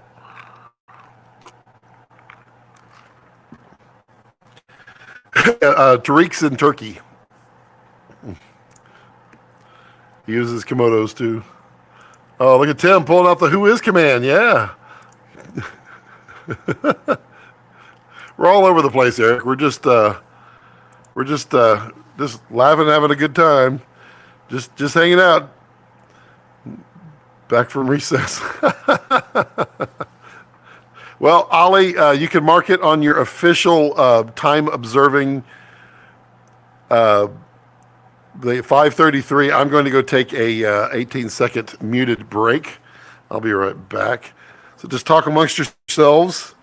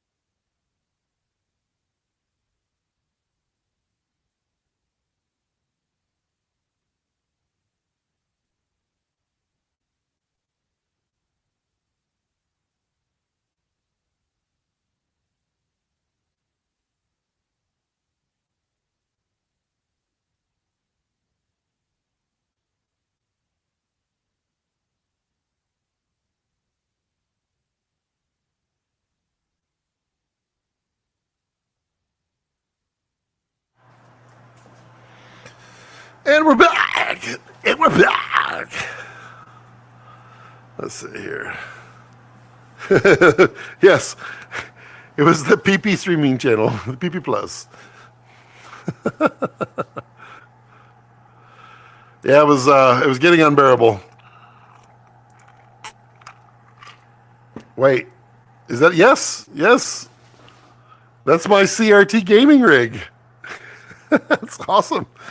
I've got Sega Genesis, Atari 2600 right there. I mean,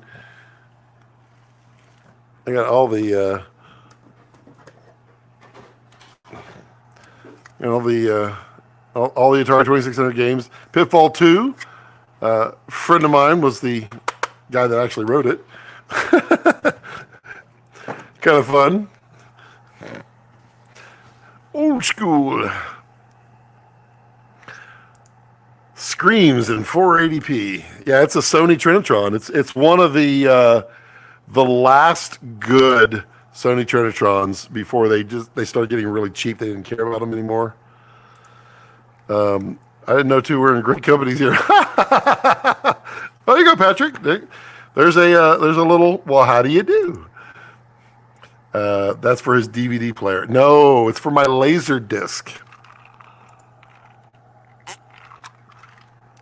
Ladies and gentlemen, you are watching the Scott Balkan live stream. Please stand by. Please give a thumbs up if you enjoy this. Don't forget, there's coupon codes down at the bottom should you...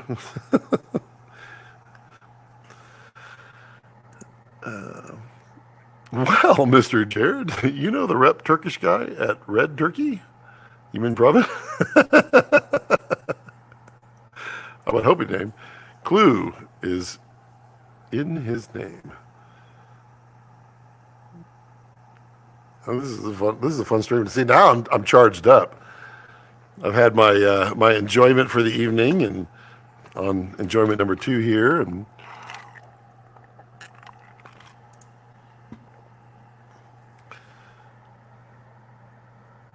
long ago at my old studio, we ran all Sony Trinitrons in my office. I was the first to go flat LCD. 2 years later, the whole studio. Yeah, exactly. See, that's the funny thing about the show For All Mankind. You know, here they are in the 60s, but when you look at all the displays, they're all LCDs. It's like, no. Red turkey, it does sound delicious, actually. Just don't put so much salt on it, and it'll be fine, because I had way too much salt on my turkey. Except for a few plasma screens in the projector. We, let's see here.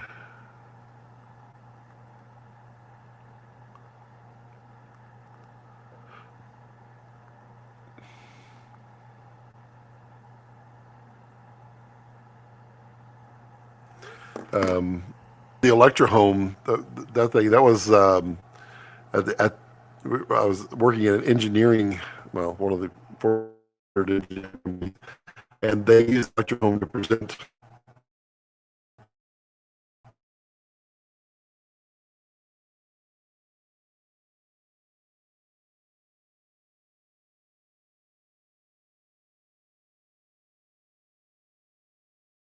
You dead? Come on back. Oh, well, that's a long one.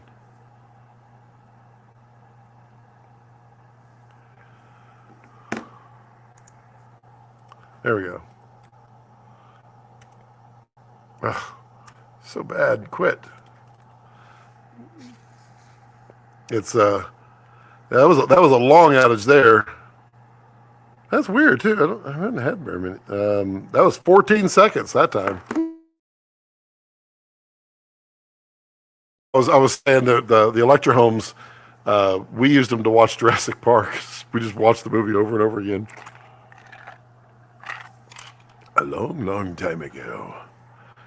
Patrick says, I use a 19-inch CRT reference monitor for retro gaming. Spectacular. Yes, indeed, it can. And this does a pretty good job. I didn't think that I was going to notice that much, but yeah, it's right. And I mean, the price was right. It was literally given to me by a friend, and you can't beat that. I guess his name is Vulcan. The funny one was back when the red 1 material started popping up. I built a dedicated PC with a red colored case for a hot minute. I was the guy for VFX, ingestion, or anything shot on the red one. Wow. Scott, wasn't this meant to be the solution to all the problems? Pretty much. Pretty much.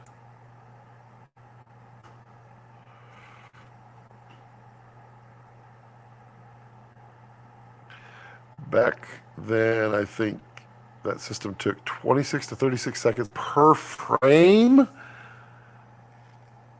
Wow. No, yeah. I mean that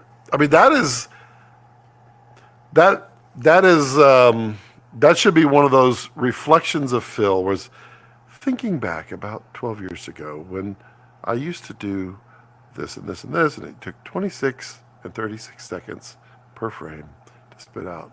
Now I can do this with a small laptop that will run on a battery for 18 hours doing the exact same thing. I expect to see a Phil post on that. That'd be fun.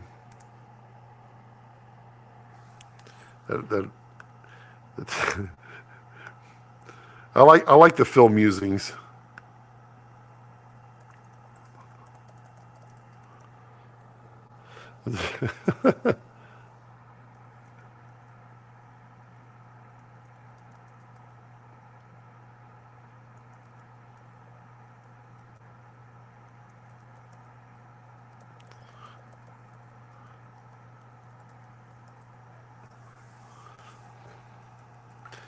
Let's see here.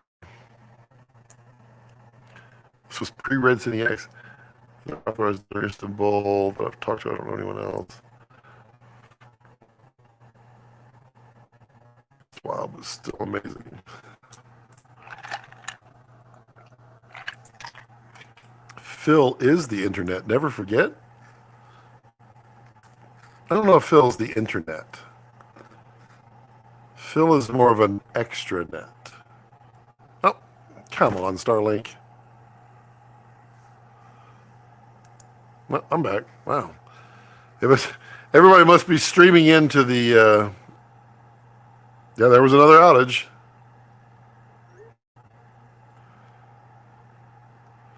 Noise. Good grief. I wonder if the stream is still on Twitter.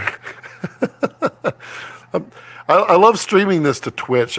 With StreamYard, I could stream it to 3 places at once. So I always just kind of choose like Facebook and then something else. And every time I stream to Twitch, I get a report. He's like, "Congratulations on your stream. Here's your report. You had 1 viewer." It's so bad. That's all right. Okay. I've been on 3 devices during the stream. It's funny. I saw HD for the first time in 1991 on a CRT projector sourced from a Sony 1-inch Muse when we still had broadcast radio. Wow. Interesting. I mean, I don't know if it was HD, but it was probably a high resolution. The HD wasn't really a standard then, was it? In 91? Don't remember.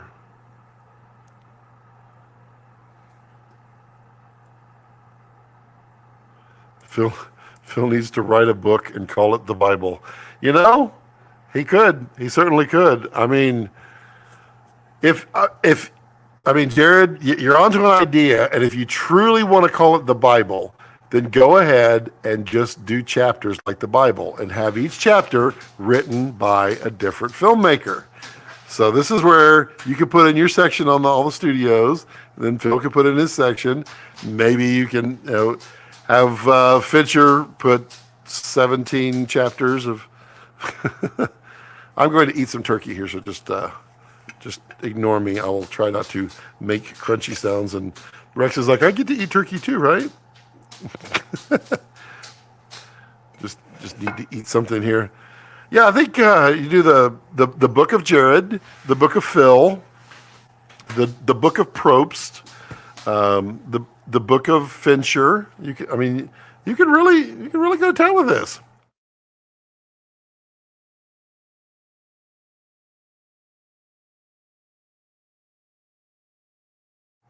Yes, I do. What?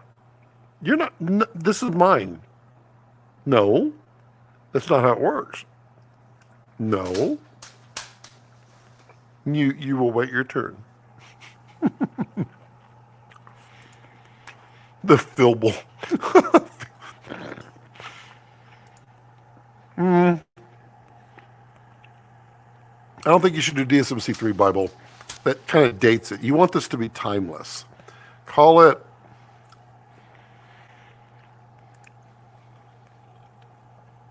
What could it be called?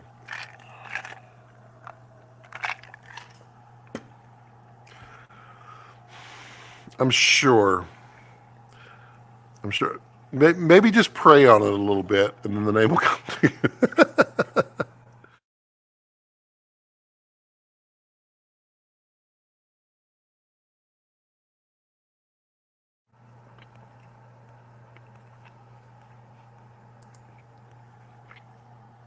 Just pay an analog HD. Okay. Yeah, because they did have it before. I just remember it was 99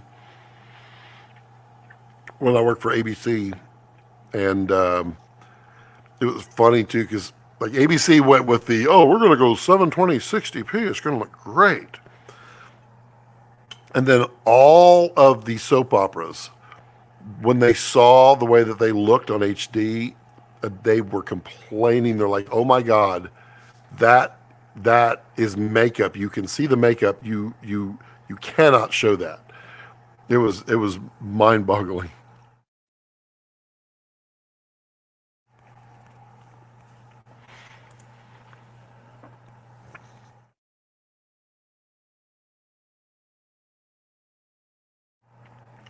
I was involved in the earlier days of film scanning, recording, and color, back when the industry was way smaller. You'd be amazed how many times Fincher has come to me with printouts of Phil's job. Jared, don't do that. You're going to make Phil put on his chart, this is for Fincher. They'll do that. Do it. Now, if you really want to make Phil feel good, if Fincher comes in and says, have you seen these new LUTs?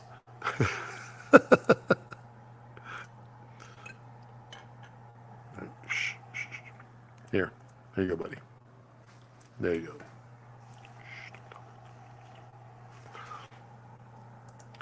Let's see here. Coster brought me that first Red One material when I was working with him with Alvin and the Chipmunks films. Call it the Red Sea.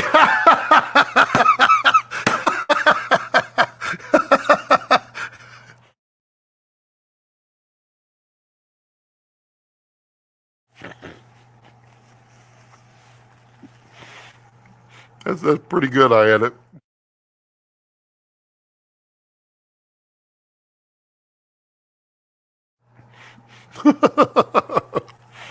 Well, now, follow the book properly.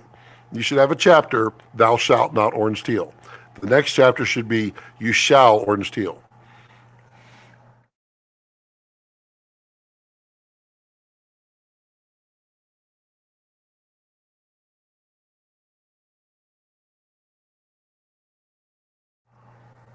We did film scans on 720p in the early 2000s here to digital Betacams, but now shoot 4K. Yeah, that's what we did too. I could give you puppy cam, but he's literally staring at me. Let me see if I can. Let me do the roving puppy cam because it's literally.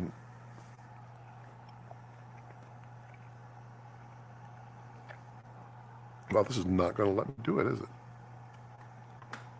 Way too many cables.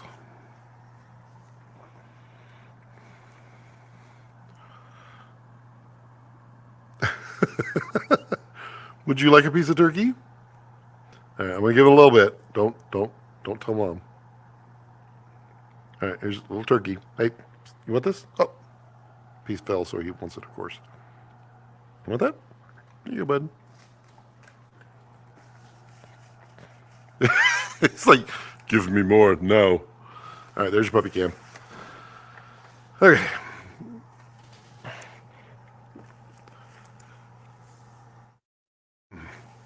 All right, Jared. Considering our backgrounds, I have no clue how I haven't worked with Fincher yet. Cameron, Scott, Spielberg. Well, Phil. I mean, it's obvious. Fincher said, "Not that guy. Not that guy."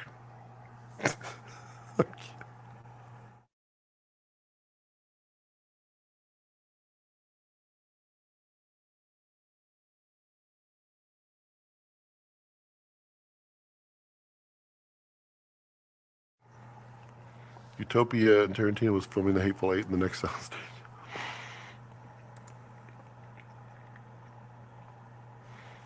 It's actually considering 720 and 1080i is HD cam. Well, that's, yeah. I do not miss those days. I'm so glad we moved beyond HD.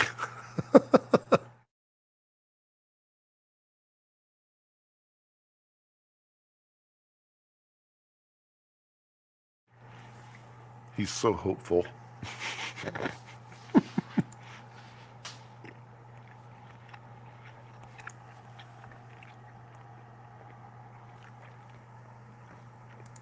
Nobody talks interlaced here. Should have never existed. Well, there was a reason it existed. And it wasn't. If I'm trying to remember what it was. There was a reason it existed interlaced. And I think it had to do with they couldn't do what the other the non-interlaced standard did. So they talked it up, kind of like one of those Nikolai Tesla versus Westinghouse or whatever.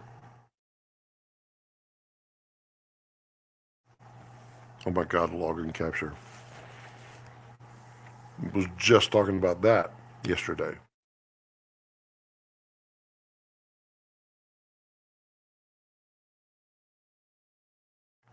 Sorry, I don't mean to be a bad host. I just need to eat some turkey. It's actually really good. She took the skin off, so the salt is mostly gone.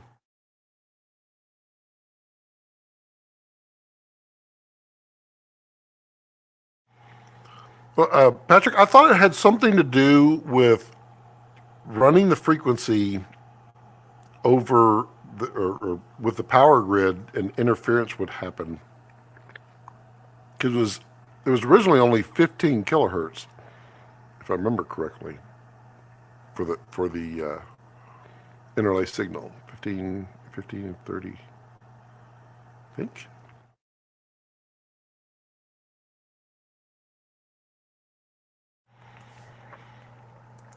Oh, it's been so long.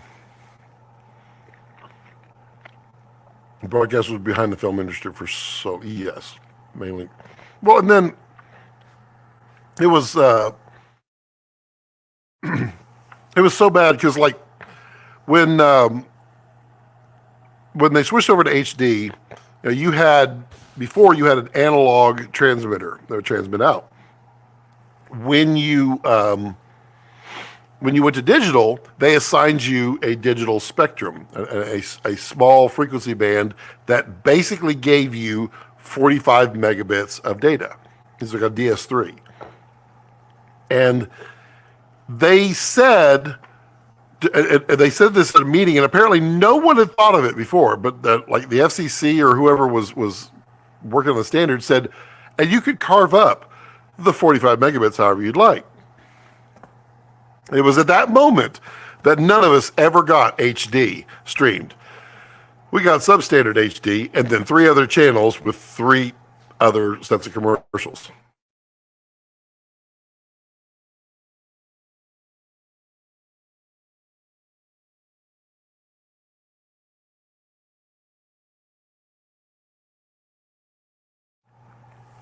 I'm sorry, Patrick. I need to eat. Now I need more deep dish. It's lasagna. If you hadn't closed up that New York pizza place, you'd had good stuff. Idiosyncrasy, I think. Interesting. Is it really turkey you are eating? Yes, it is. Really is turkey. This is, it's smoked turkey that I smoked yesterday for 7.5 hours. It really is good. Now, it was a little too salty, though.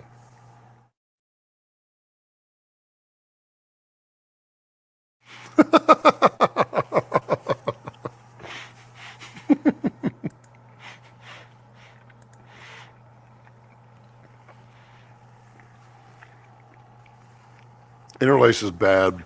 I was working with the Topaz AI plugin, and I wanted to up-res. I was working with it. I got it for literally Vraptor 600 frames per second, so I could up-res it, make it look cool,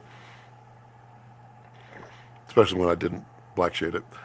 But then I found some of the very first clips that I had ever shot in 1995.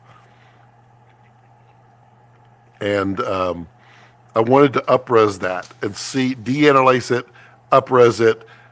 And basically Topaz just kind of just like threw its hands up. It's like, oh my God, please don't ask us to do anything with this. Please just, you can de-interlace it. You can do that. You can get rid of the blockiness of the compression. Yeah, you can do that. You can up-res that. You can do that. But please don't ask us to do all 3. It was the most cartoonish thing I've ever seen. It was hilarious.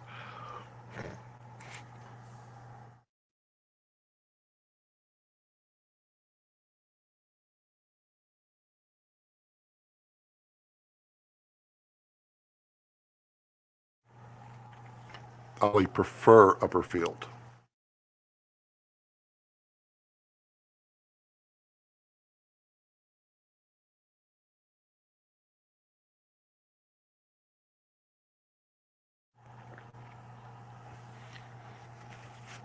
I mean, people can't even understand pull down. 3-2 pull down. What? What is that? Joy of dropping frames. Not even AI wants to deal with interlaced. Well, it dealt with interlaced and it looked fine, but it was still a 320 by 240. It was tiny. It was so bad. I was like, well, that's not usable. It did make Raptor 600 frames per second look pretty good, though. I put that in, it was like, oh, finally, you gave me something I can work with.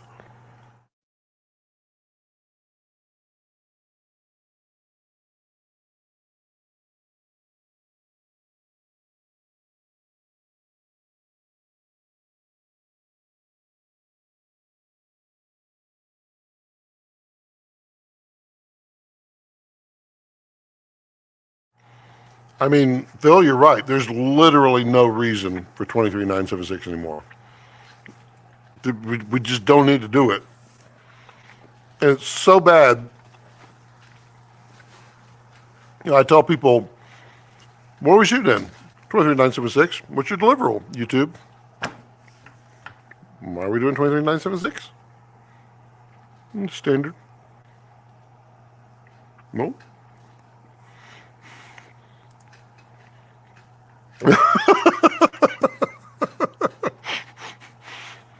I don't know how we survived. I mean, with interlaced television, standard definition, I mean, crap. No internet. God. How'd we survive? Now time for the pie.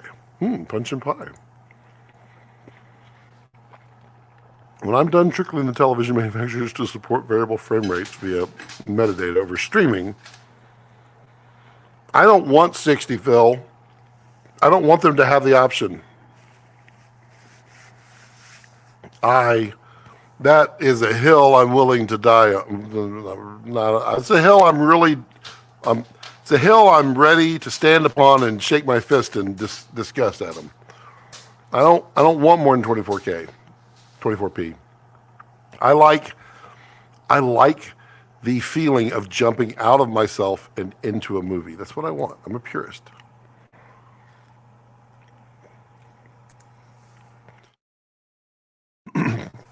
$60p for sports. I mean, I could watch sports in 60p, but I'm just really so used to it in 24. It's like, why not?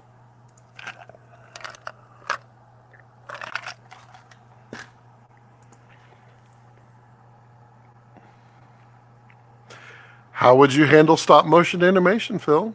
If they're shooting by twos, what are you gonna do? You're gonna do 12 frames a second? You're gonna do 12 with a 2-to-1 conversion? What interpolate? Oh, that's what we could do. We could put it in cinema mode, where it just interpolates. I tried to campaign against 2398, and the sound guys and pitchfork showed up at my door.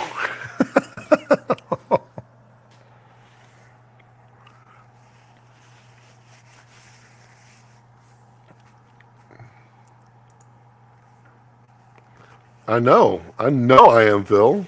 I don't like it. It's like, I remember as a young lad that anytime something would come on that was 29.97, I'd be like, "Are we watching mom soap operas again? We're watching PBS.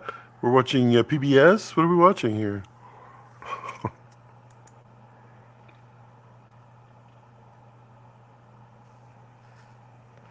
Should be staccato if desired. It's funny now because a lot of the stop motion people still like to shoot by twos, which is 12 frames a second, but then they use interpolation or AI to give them 24 frames a second. And I get why, but I was like, just stick with it by twos. It's fine. There were modified 24p Sony TVs as set props for film shooting. That I did not know. I definitely remember the wide variety of VGA tube or CRT monitors that didn't exactly reach 60 hertz or 59.97. The pitchforks had fluffy dead cats on them, though. Seriously, it's not broadcast. It's the sound department is holding on to 2390. Am I not mistaken? I thought all sound devices now come at 24 frames a second too. You can do 24, 25, 60, all without any kind of drop frames or any kind of old standards. Why is this still a thing? Oh, because they're still using their old equipment.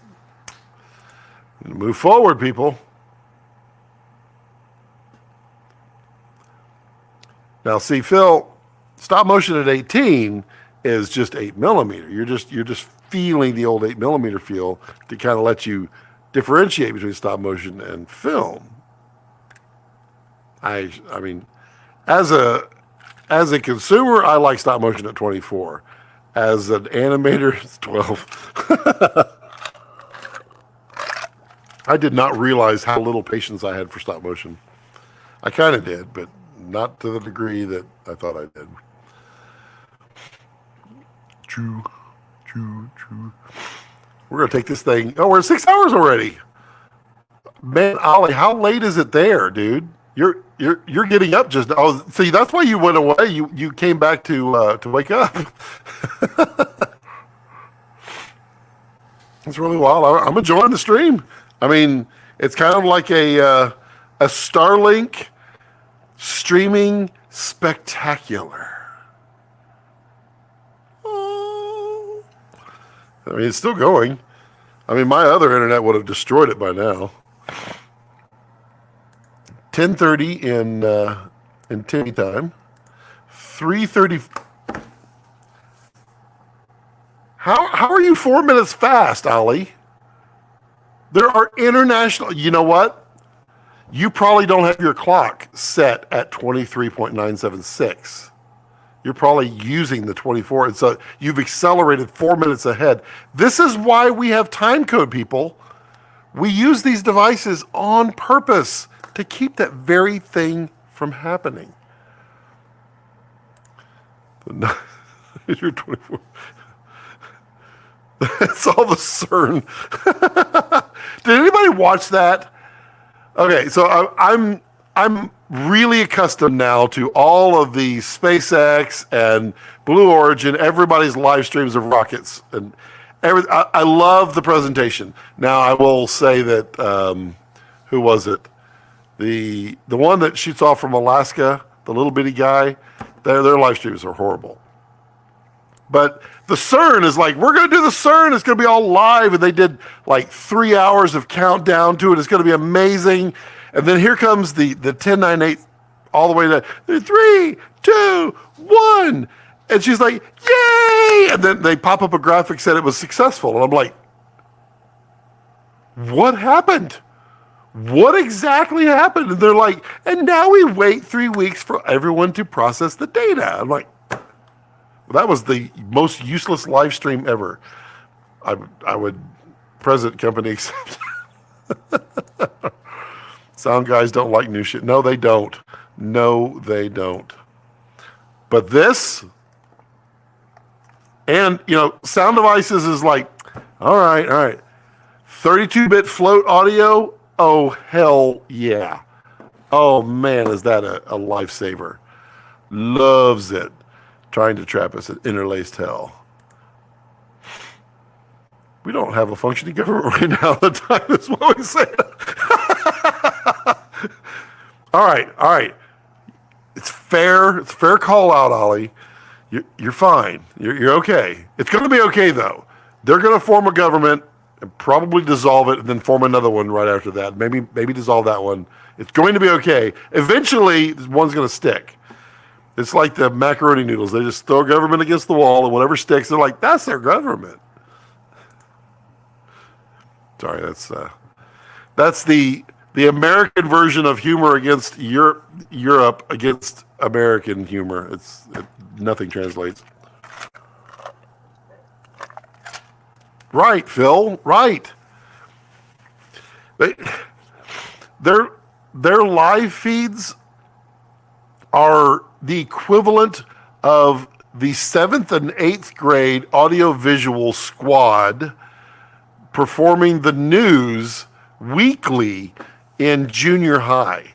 It's like, today we'll see. I mean, C-SPAN could take notes from them for sure, but I mean, come on, NASA. They're really bad. Worst of the worst is PBS. No, PBS is better. CERN is worse than NASA at this point. When I was dabbling with 32-bit in 2017, I made the full switch to 2019 with the audio Facebook groups were all up in arms, mainly because Zaxcom doesn't do it yet, and everybody else does. And Zaxcom owns the patent for what? What is it that they own? Zaxcom owns a patent that all the audio guys hate. It sounds so familiar, and I don't know why. It's like, okay, if you're first, you're first. CERN is the worst. Then NASA at this point. Yeah, the CERN, I mean, the production value of CERN was really high. I mean, they had interviews lined up. They had all kinds of stuff. They were cutting and going back and forth. It was just, wait a minute. We literally got to see nothing? That was the part that was depressing. Everything post-side supports 32-bit for 3 years now. Yep. Wait, does Does Avid support 32-bit? I swear I read somebody complaining about Avid and 32-bit float. I just got the Zoom F3. Oh man, 32-bit float, 2XLRs, so small, perfect for smaller shoots. Now, if I could just persuade politely, just nicely, it's like if you could carve out just a little section and license, work with whoever, and get some really high end. I'm not saying that these are bad. I'm just saying don't run gain with them. But just like let someone else, take the burden of the audio preamps and do that in probably won't be Komodo, but in Vraptor, whatever, just a little higher quality audio inputs. We can really piss off those sound guys. We can and support 24 FPS. That'll do it. Wireless recording, is that what it is? They license their tech though, even to I know there was something that they. Exactly. Oh, is it? I think it's wireless jamming, isn't it? Is that what it was? That goes the patent for 2398.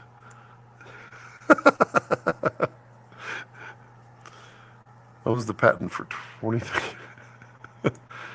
Avid doesn't handle 32-bit audio, but Pro Tools does, which is the current workflow. Yeah, okay, right. You can't bypass it here using a Zoom F2 plus Rode Wireless Go. Or you can bypass it, yeah. I mean, my standard, this is the new standard, but my standard is to record here, feed audio out of here, boosted from here, and go into Reds. If I'm in a position where I can wire. And then eventually, unless there's a problem in this, I never really need to use that. And it works out great because, the Red, if you don't provide any gain to the audio, the Red is really usable. It's very, very acceptable. It's not stellar, but it's very acceptable. Zoom has come so far with their audio preamps too. I dig them. Zach's what? Why is it repeating itself? Oh, is that okay? I was like, didn't you just say that? Yes, I do not like these compact field recorders, such as the Zoom H6. You cannot really preamp. The H6 H6 has not bad preamps. They're a little old by today's standards. The preamps in here they're pretty good. They're up there. They are very close to sound devices, which is, it's got to be scary. I'm an absolute lover of sound devices. I also love Zaxcom. I think they make some really good stuff. But the Zooms have come so far now that, Zoom is the affordable brand. Jared, Zoom, Synergy, honestly, if you did that, all the sound guys would be like, oh, so Zoom, I got you. Oh, okay, yeah, that's professional. Juicebox. I have several recorders now with 32-bit. I either hardline sync them or wireless and then feed the signal as well, then swap the audio in post and tend to the 32-bit. If you need the 32-bit, if you blow the preamps, definitely you're going to be in the 32-bit territory. Zaxcom patent. I want to see what this is. It is wireless record, but I thought it was something else.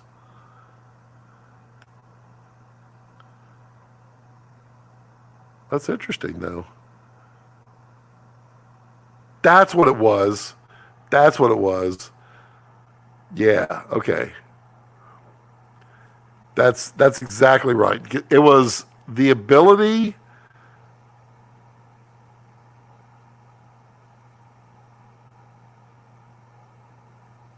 That's right. That's what it was. Okay. Yeah, Zaxcom owns the ability to to record on a device that sends the signal or sends the audio to a wireless. So it was the local record function. That was the problem for Zaxcom. That's what it was. And the Zoom, the little bitty guy, they were the ones that shipped it, and it wasn't compliant with the patent by the meaning of they didn't have a license. And I guess they've since rectified that. I mean, it's not hard. You just sign an agreement, you pay some money, everybody happy. Everybody happy. According to Avid, you can't really hear anything above 16-bit, 44 kilohertz. So 24-bit, 48 is effectively audibly lossless. That is not correct. You can discern the bit rates. You cannot discern necessarily the frequency, except they found that you can. Where it comes in, 16-bit 44, when you have really complex music going on in there, there is not enough data in there to actually differentiate. So it ends up effectively canceling out or compressing out part of the signal, which is why they tend to like to do 24-bit first, because that's a very good win because there's more bandwidth, width-wise, not height, parallel, than the frequency. But I mean, I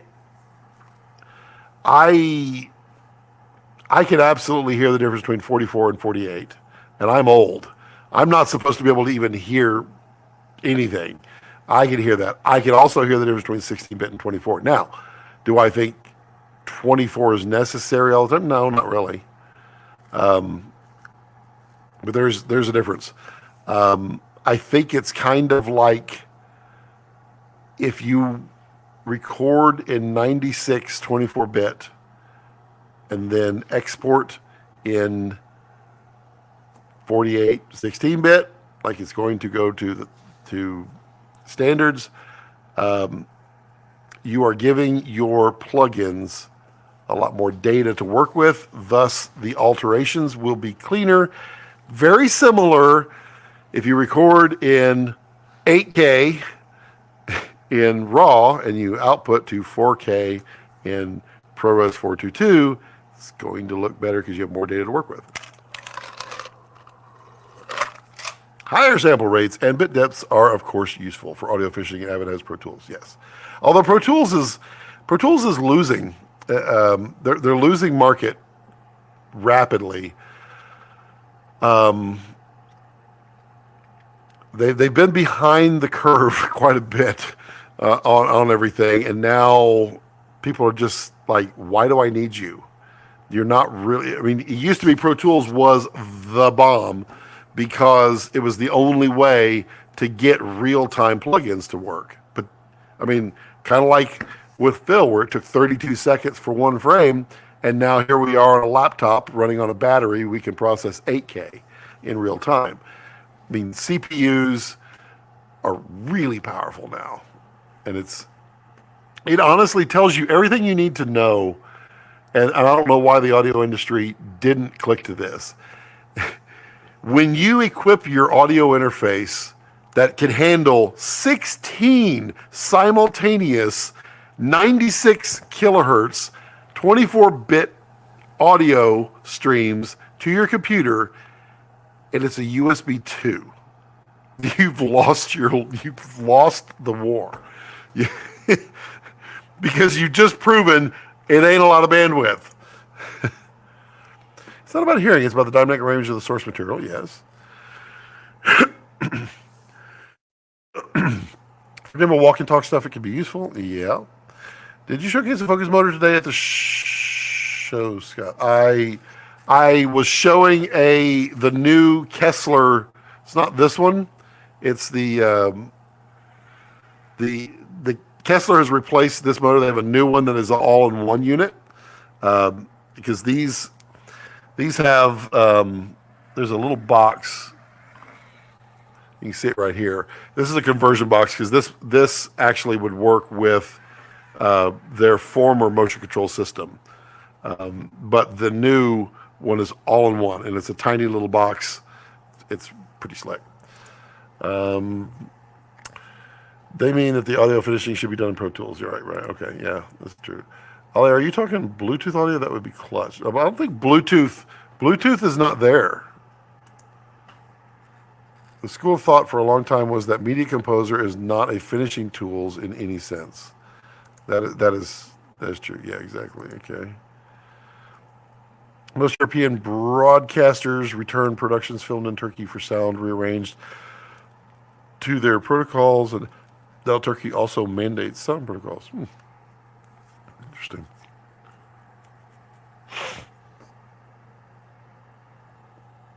Interesting. All right, we're at 6 hours and 20 minutes. What, Ali? What is the official longest live stream I've done? I mean, I'll Mr. Beast this. I will take one for the team. I'll go hours upon hours. As long as I can take 18-second mute breaks, I'm be fine. Phil says, alrighty, time to cook up some food. Have a great weekend, Scott. Fun, nerd out. See you in a week or so. Yep. Bye, Phil. Oops. Jared said, sorry, I had a phone call. Birdie just told me you're making fun of my buttocks.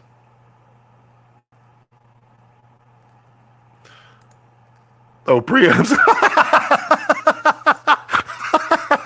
I was like, I don't know where you're getting that from. I would just tell you, Jared, you need some buns. You need some buns, bro. You know, I'm just saying. No, you need some audio interface. A little audio interface. Just a little. I mean, I wouldn't be opposed to an add-on module. It'd be cool. I'd be all right with it. The Komodo stream was the longest. Give me some numbers. I need some numbers, bro. You are the official time observer, and thank you so much for everything that you do. And everyone should give Ollie a round of applause. I mean, it's been like 17 years since I last saw you, Ollie. I mean, I don't know. You probably have a beard now. It's been a while, but it's cool to have him back. Ollie is moderator, which oddly enough, we haven't had any of the attempted weirdness in the chat, which is great. It'll be fun to go look at Twitter and see if they did. We're not moderating that.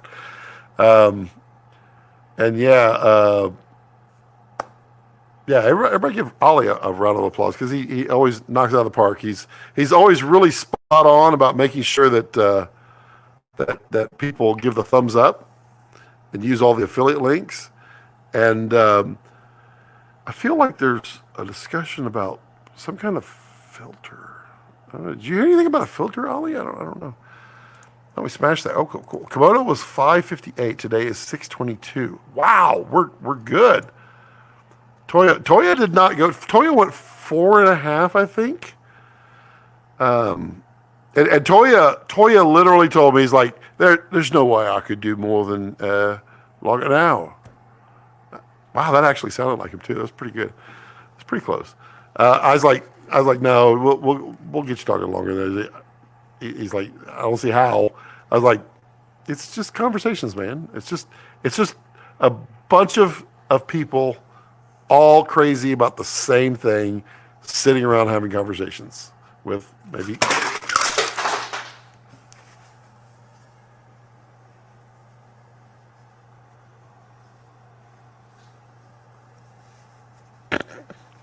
I really haven't even had that much to drink. I was just trying to grab the prop, which is a drink, and now Rex is like, it's not too bad. Not too bad. It spilled right on the screen, and this is one of my favorite monitors. This is an old LG ultra wide, really wild.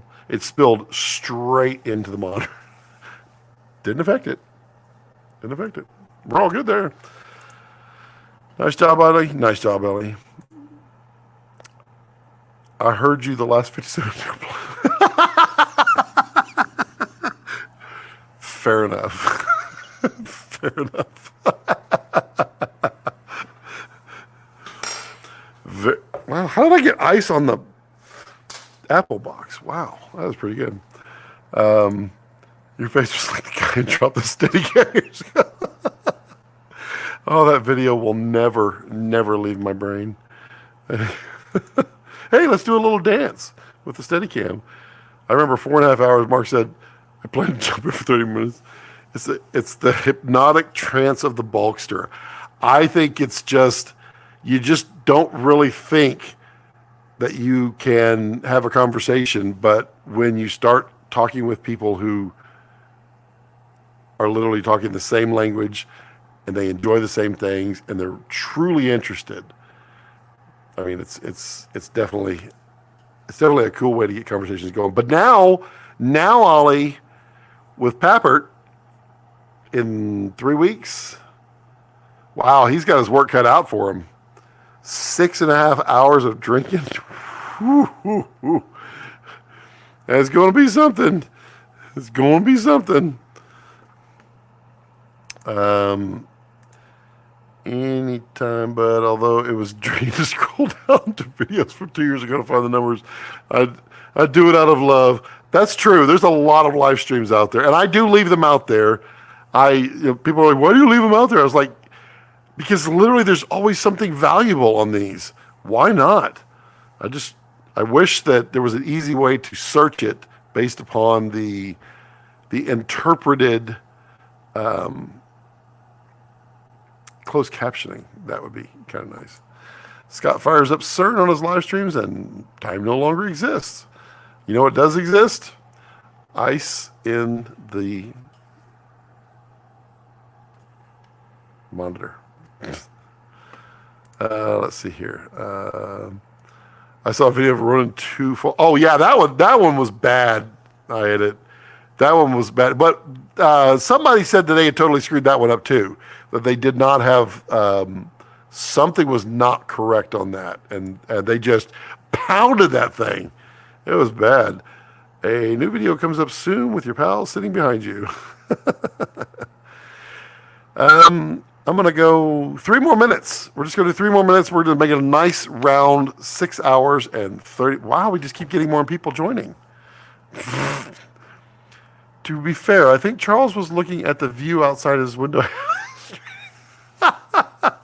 He was honestly concerned about the lighting because when we first did a test, he saw. Well, I mean, it was the old the sauna, the sauna set over here. He saw that, but he saw like it was decorated. It was reasonably lit, not quite as nice as this. This is much nicer. And he's like, oh, I'm a DP. I gotta have my game. This is not good. So he was literally watching the sun the entire time destroy his bounce that he had going on.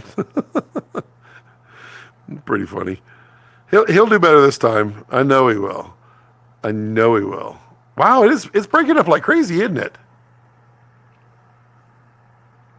I see the video just like freaking out.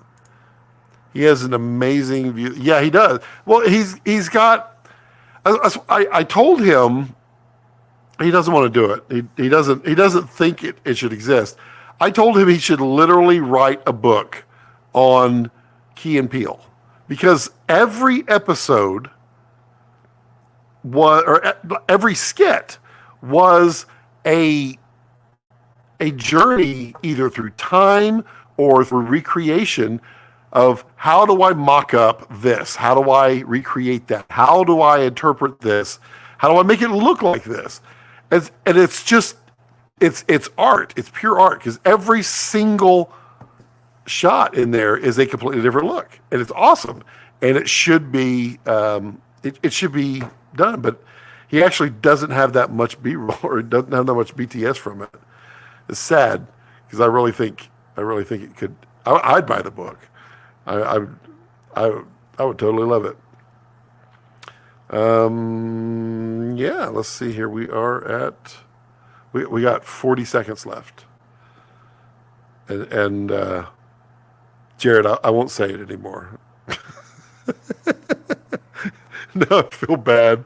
I know you didn't mean to, that's, that's funny. Kind of funny. I won't say it anymore. Um, what else? Anything else? Yeah. I mean, honestly, thank you everyone for hanging out. This is a blast. I literally can't believe the numbers would start going down. And I thought, oh, okay, everybody's going to bed, and then the numbers would creep back up. There's more people on. I'm like, wow, wow. It's it's just a thing. So we are at 6 hours and 30 minutes, 6.5 hours. We've completed. We've done it, everyone! Yay! The world's best cup of coffee. All right. Okay, I'm going to end it here because this is and more people join. That's funny. Thank you, everyone, for joining. Ollie, thank you for helping out as always. Again, next weekend may not be here on Friday. The next one, I'm going to try to live stream from Kessler. We'll see. Hopefully. I'm pretty sure we can do something. And then the week after, August 5th, we have Charles Papert. There will be lots of information going out, letting everybody know of all the various guests, because we're going to start packing in those guests. They're all starting to come in. I've got many ready to go. Just give them a date. I've got many that are thumbs up. Just give them a date. So it's going to be awesome. I look forward to it. I don't know if we'll do 6.5 hours again. This is pretty awesome, but yeah, awesome. Thank you everyone for joining and hanging out and just doing all the fun stuff. And this was a completely enjoyable conversation. Phil and Jared, thank you all for hanging out. Tim and Patrick and Edit and Tariq and Ollie and all the original folks that were there, and all the people that have never said a word, but will say something that, okay, right there. 10-foot hole, StarLink suck. No, StarLink does not suck. StarLink is much better than the other one. Interlace bad, longest stream. Yeah, you need to amend your statement. StarLink is better. Just say that. StarLink is better. Been a great time. Have a great time weekend, everyone. Everyone have a fantastic weekend. Enjoy family, friends, time to yourself. As always, as I like to leave it, don't let your passions center around your life. Let your life center around your passions.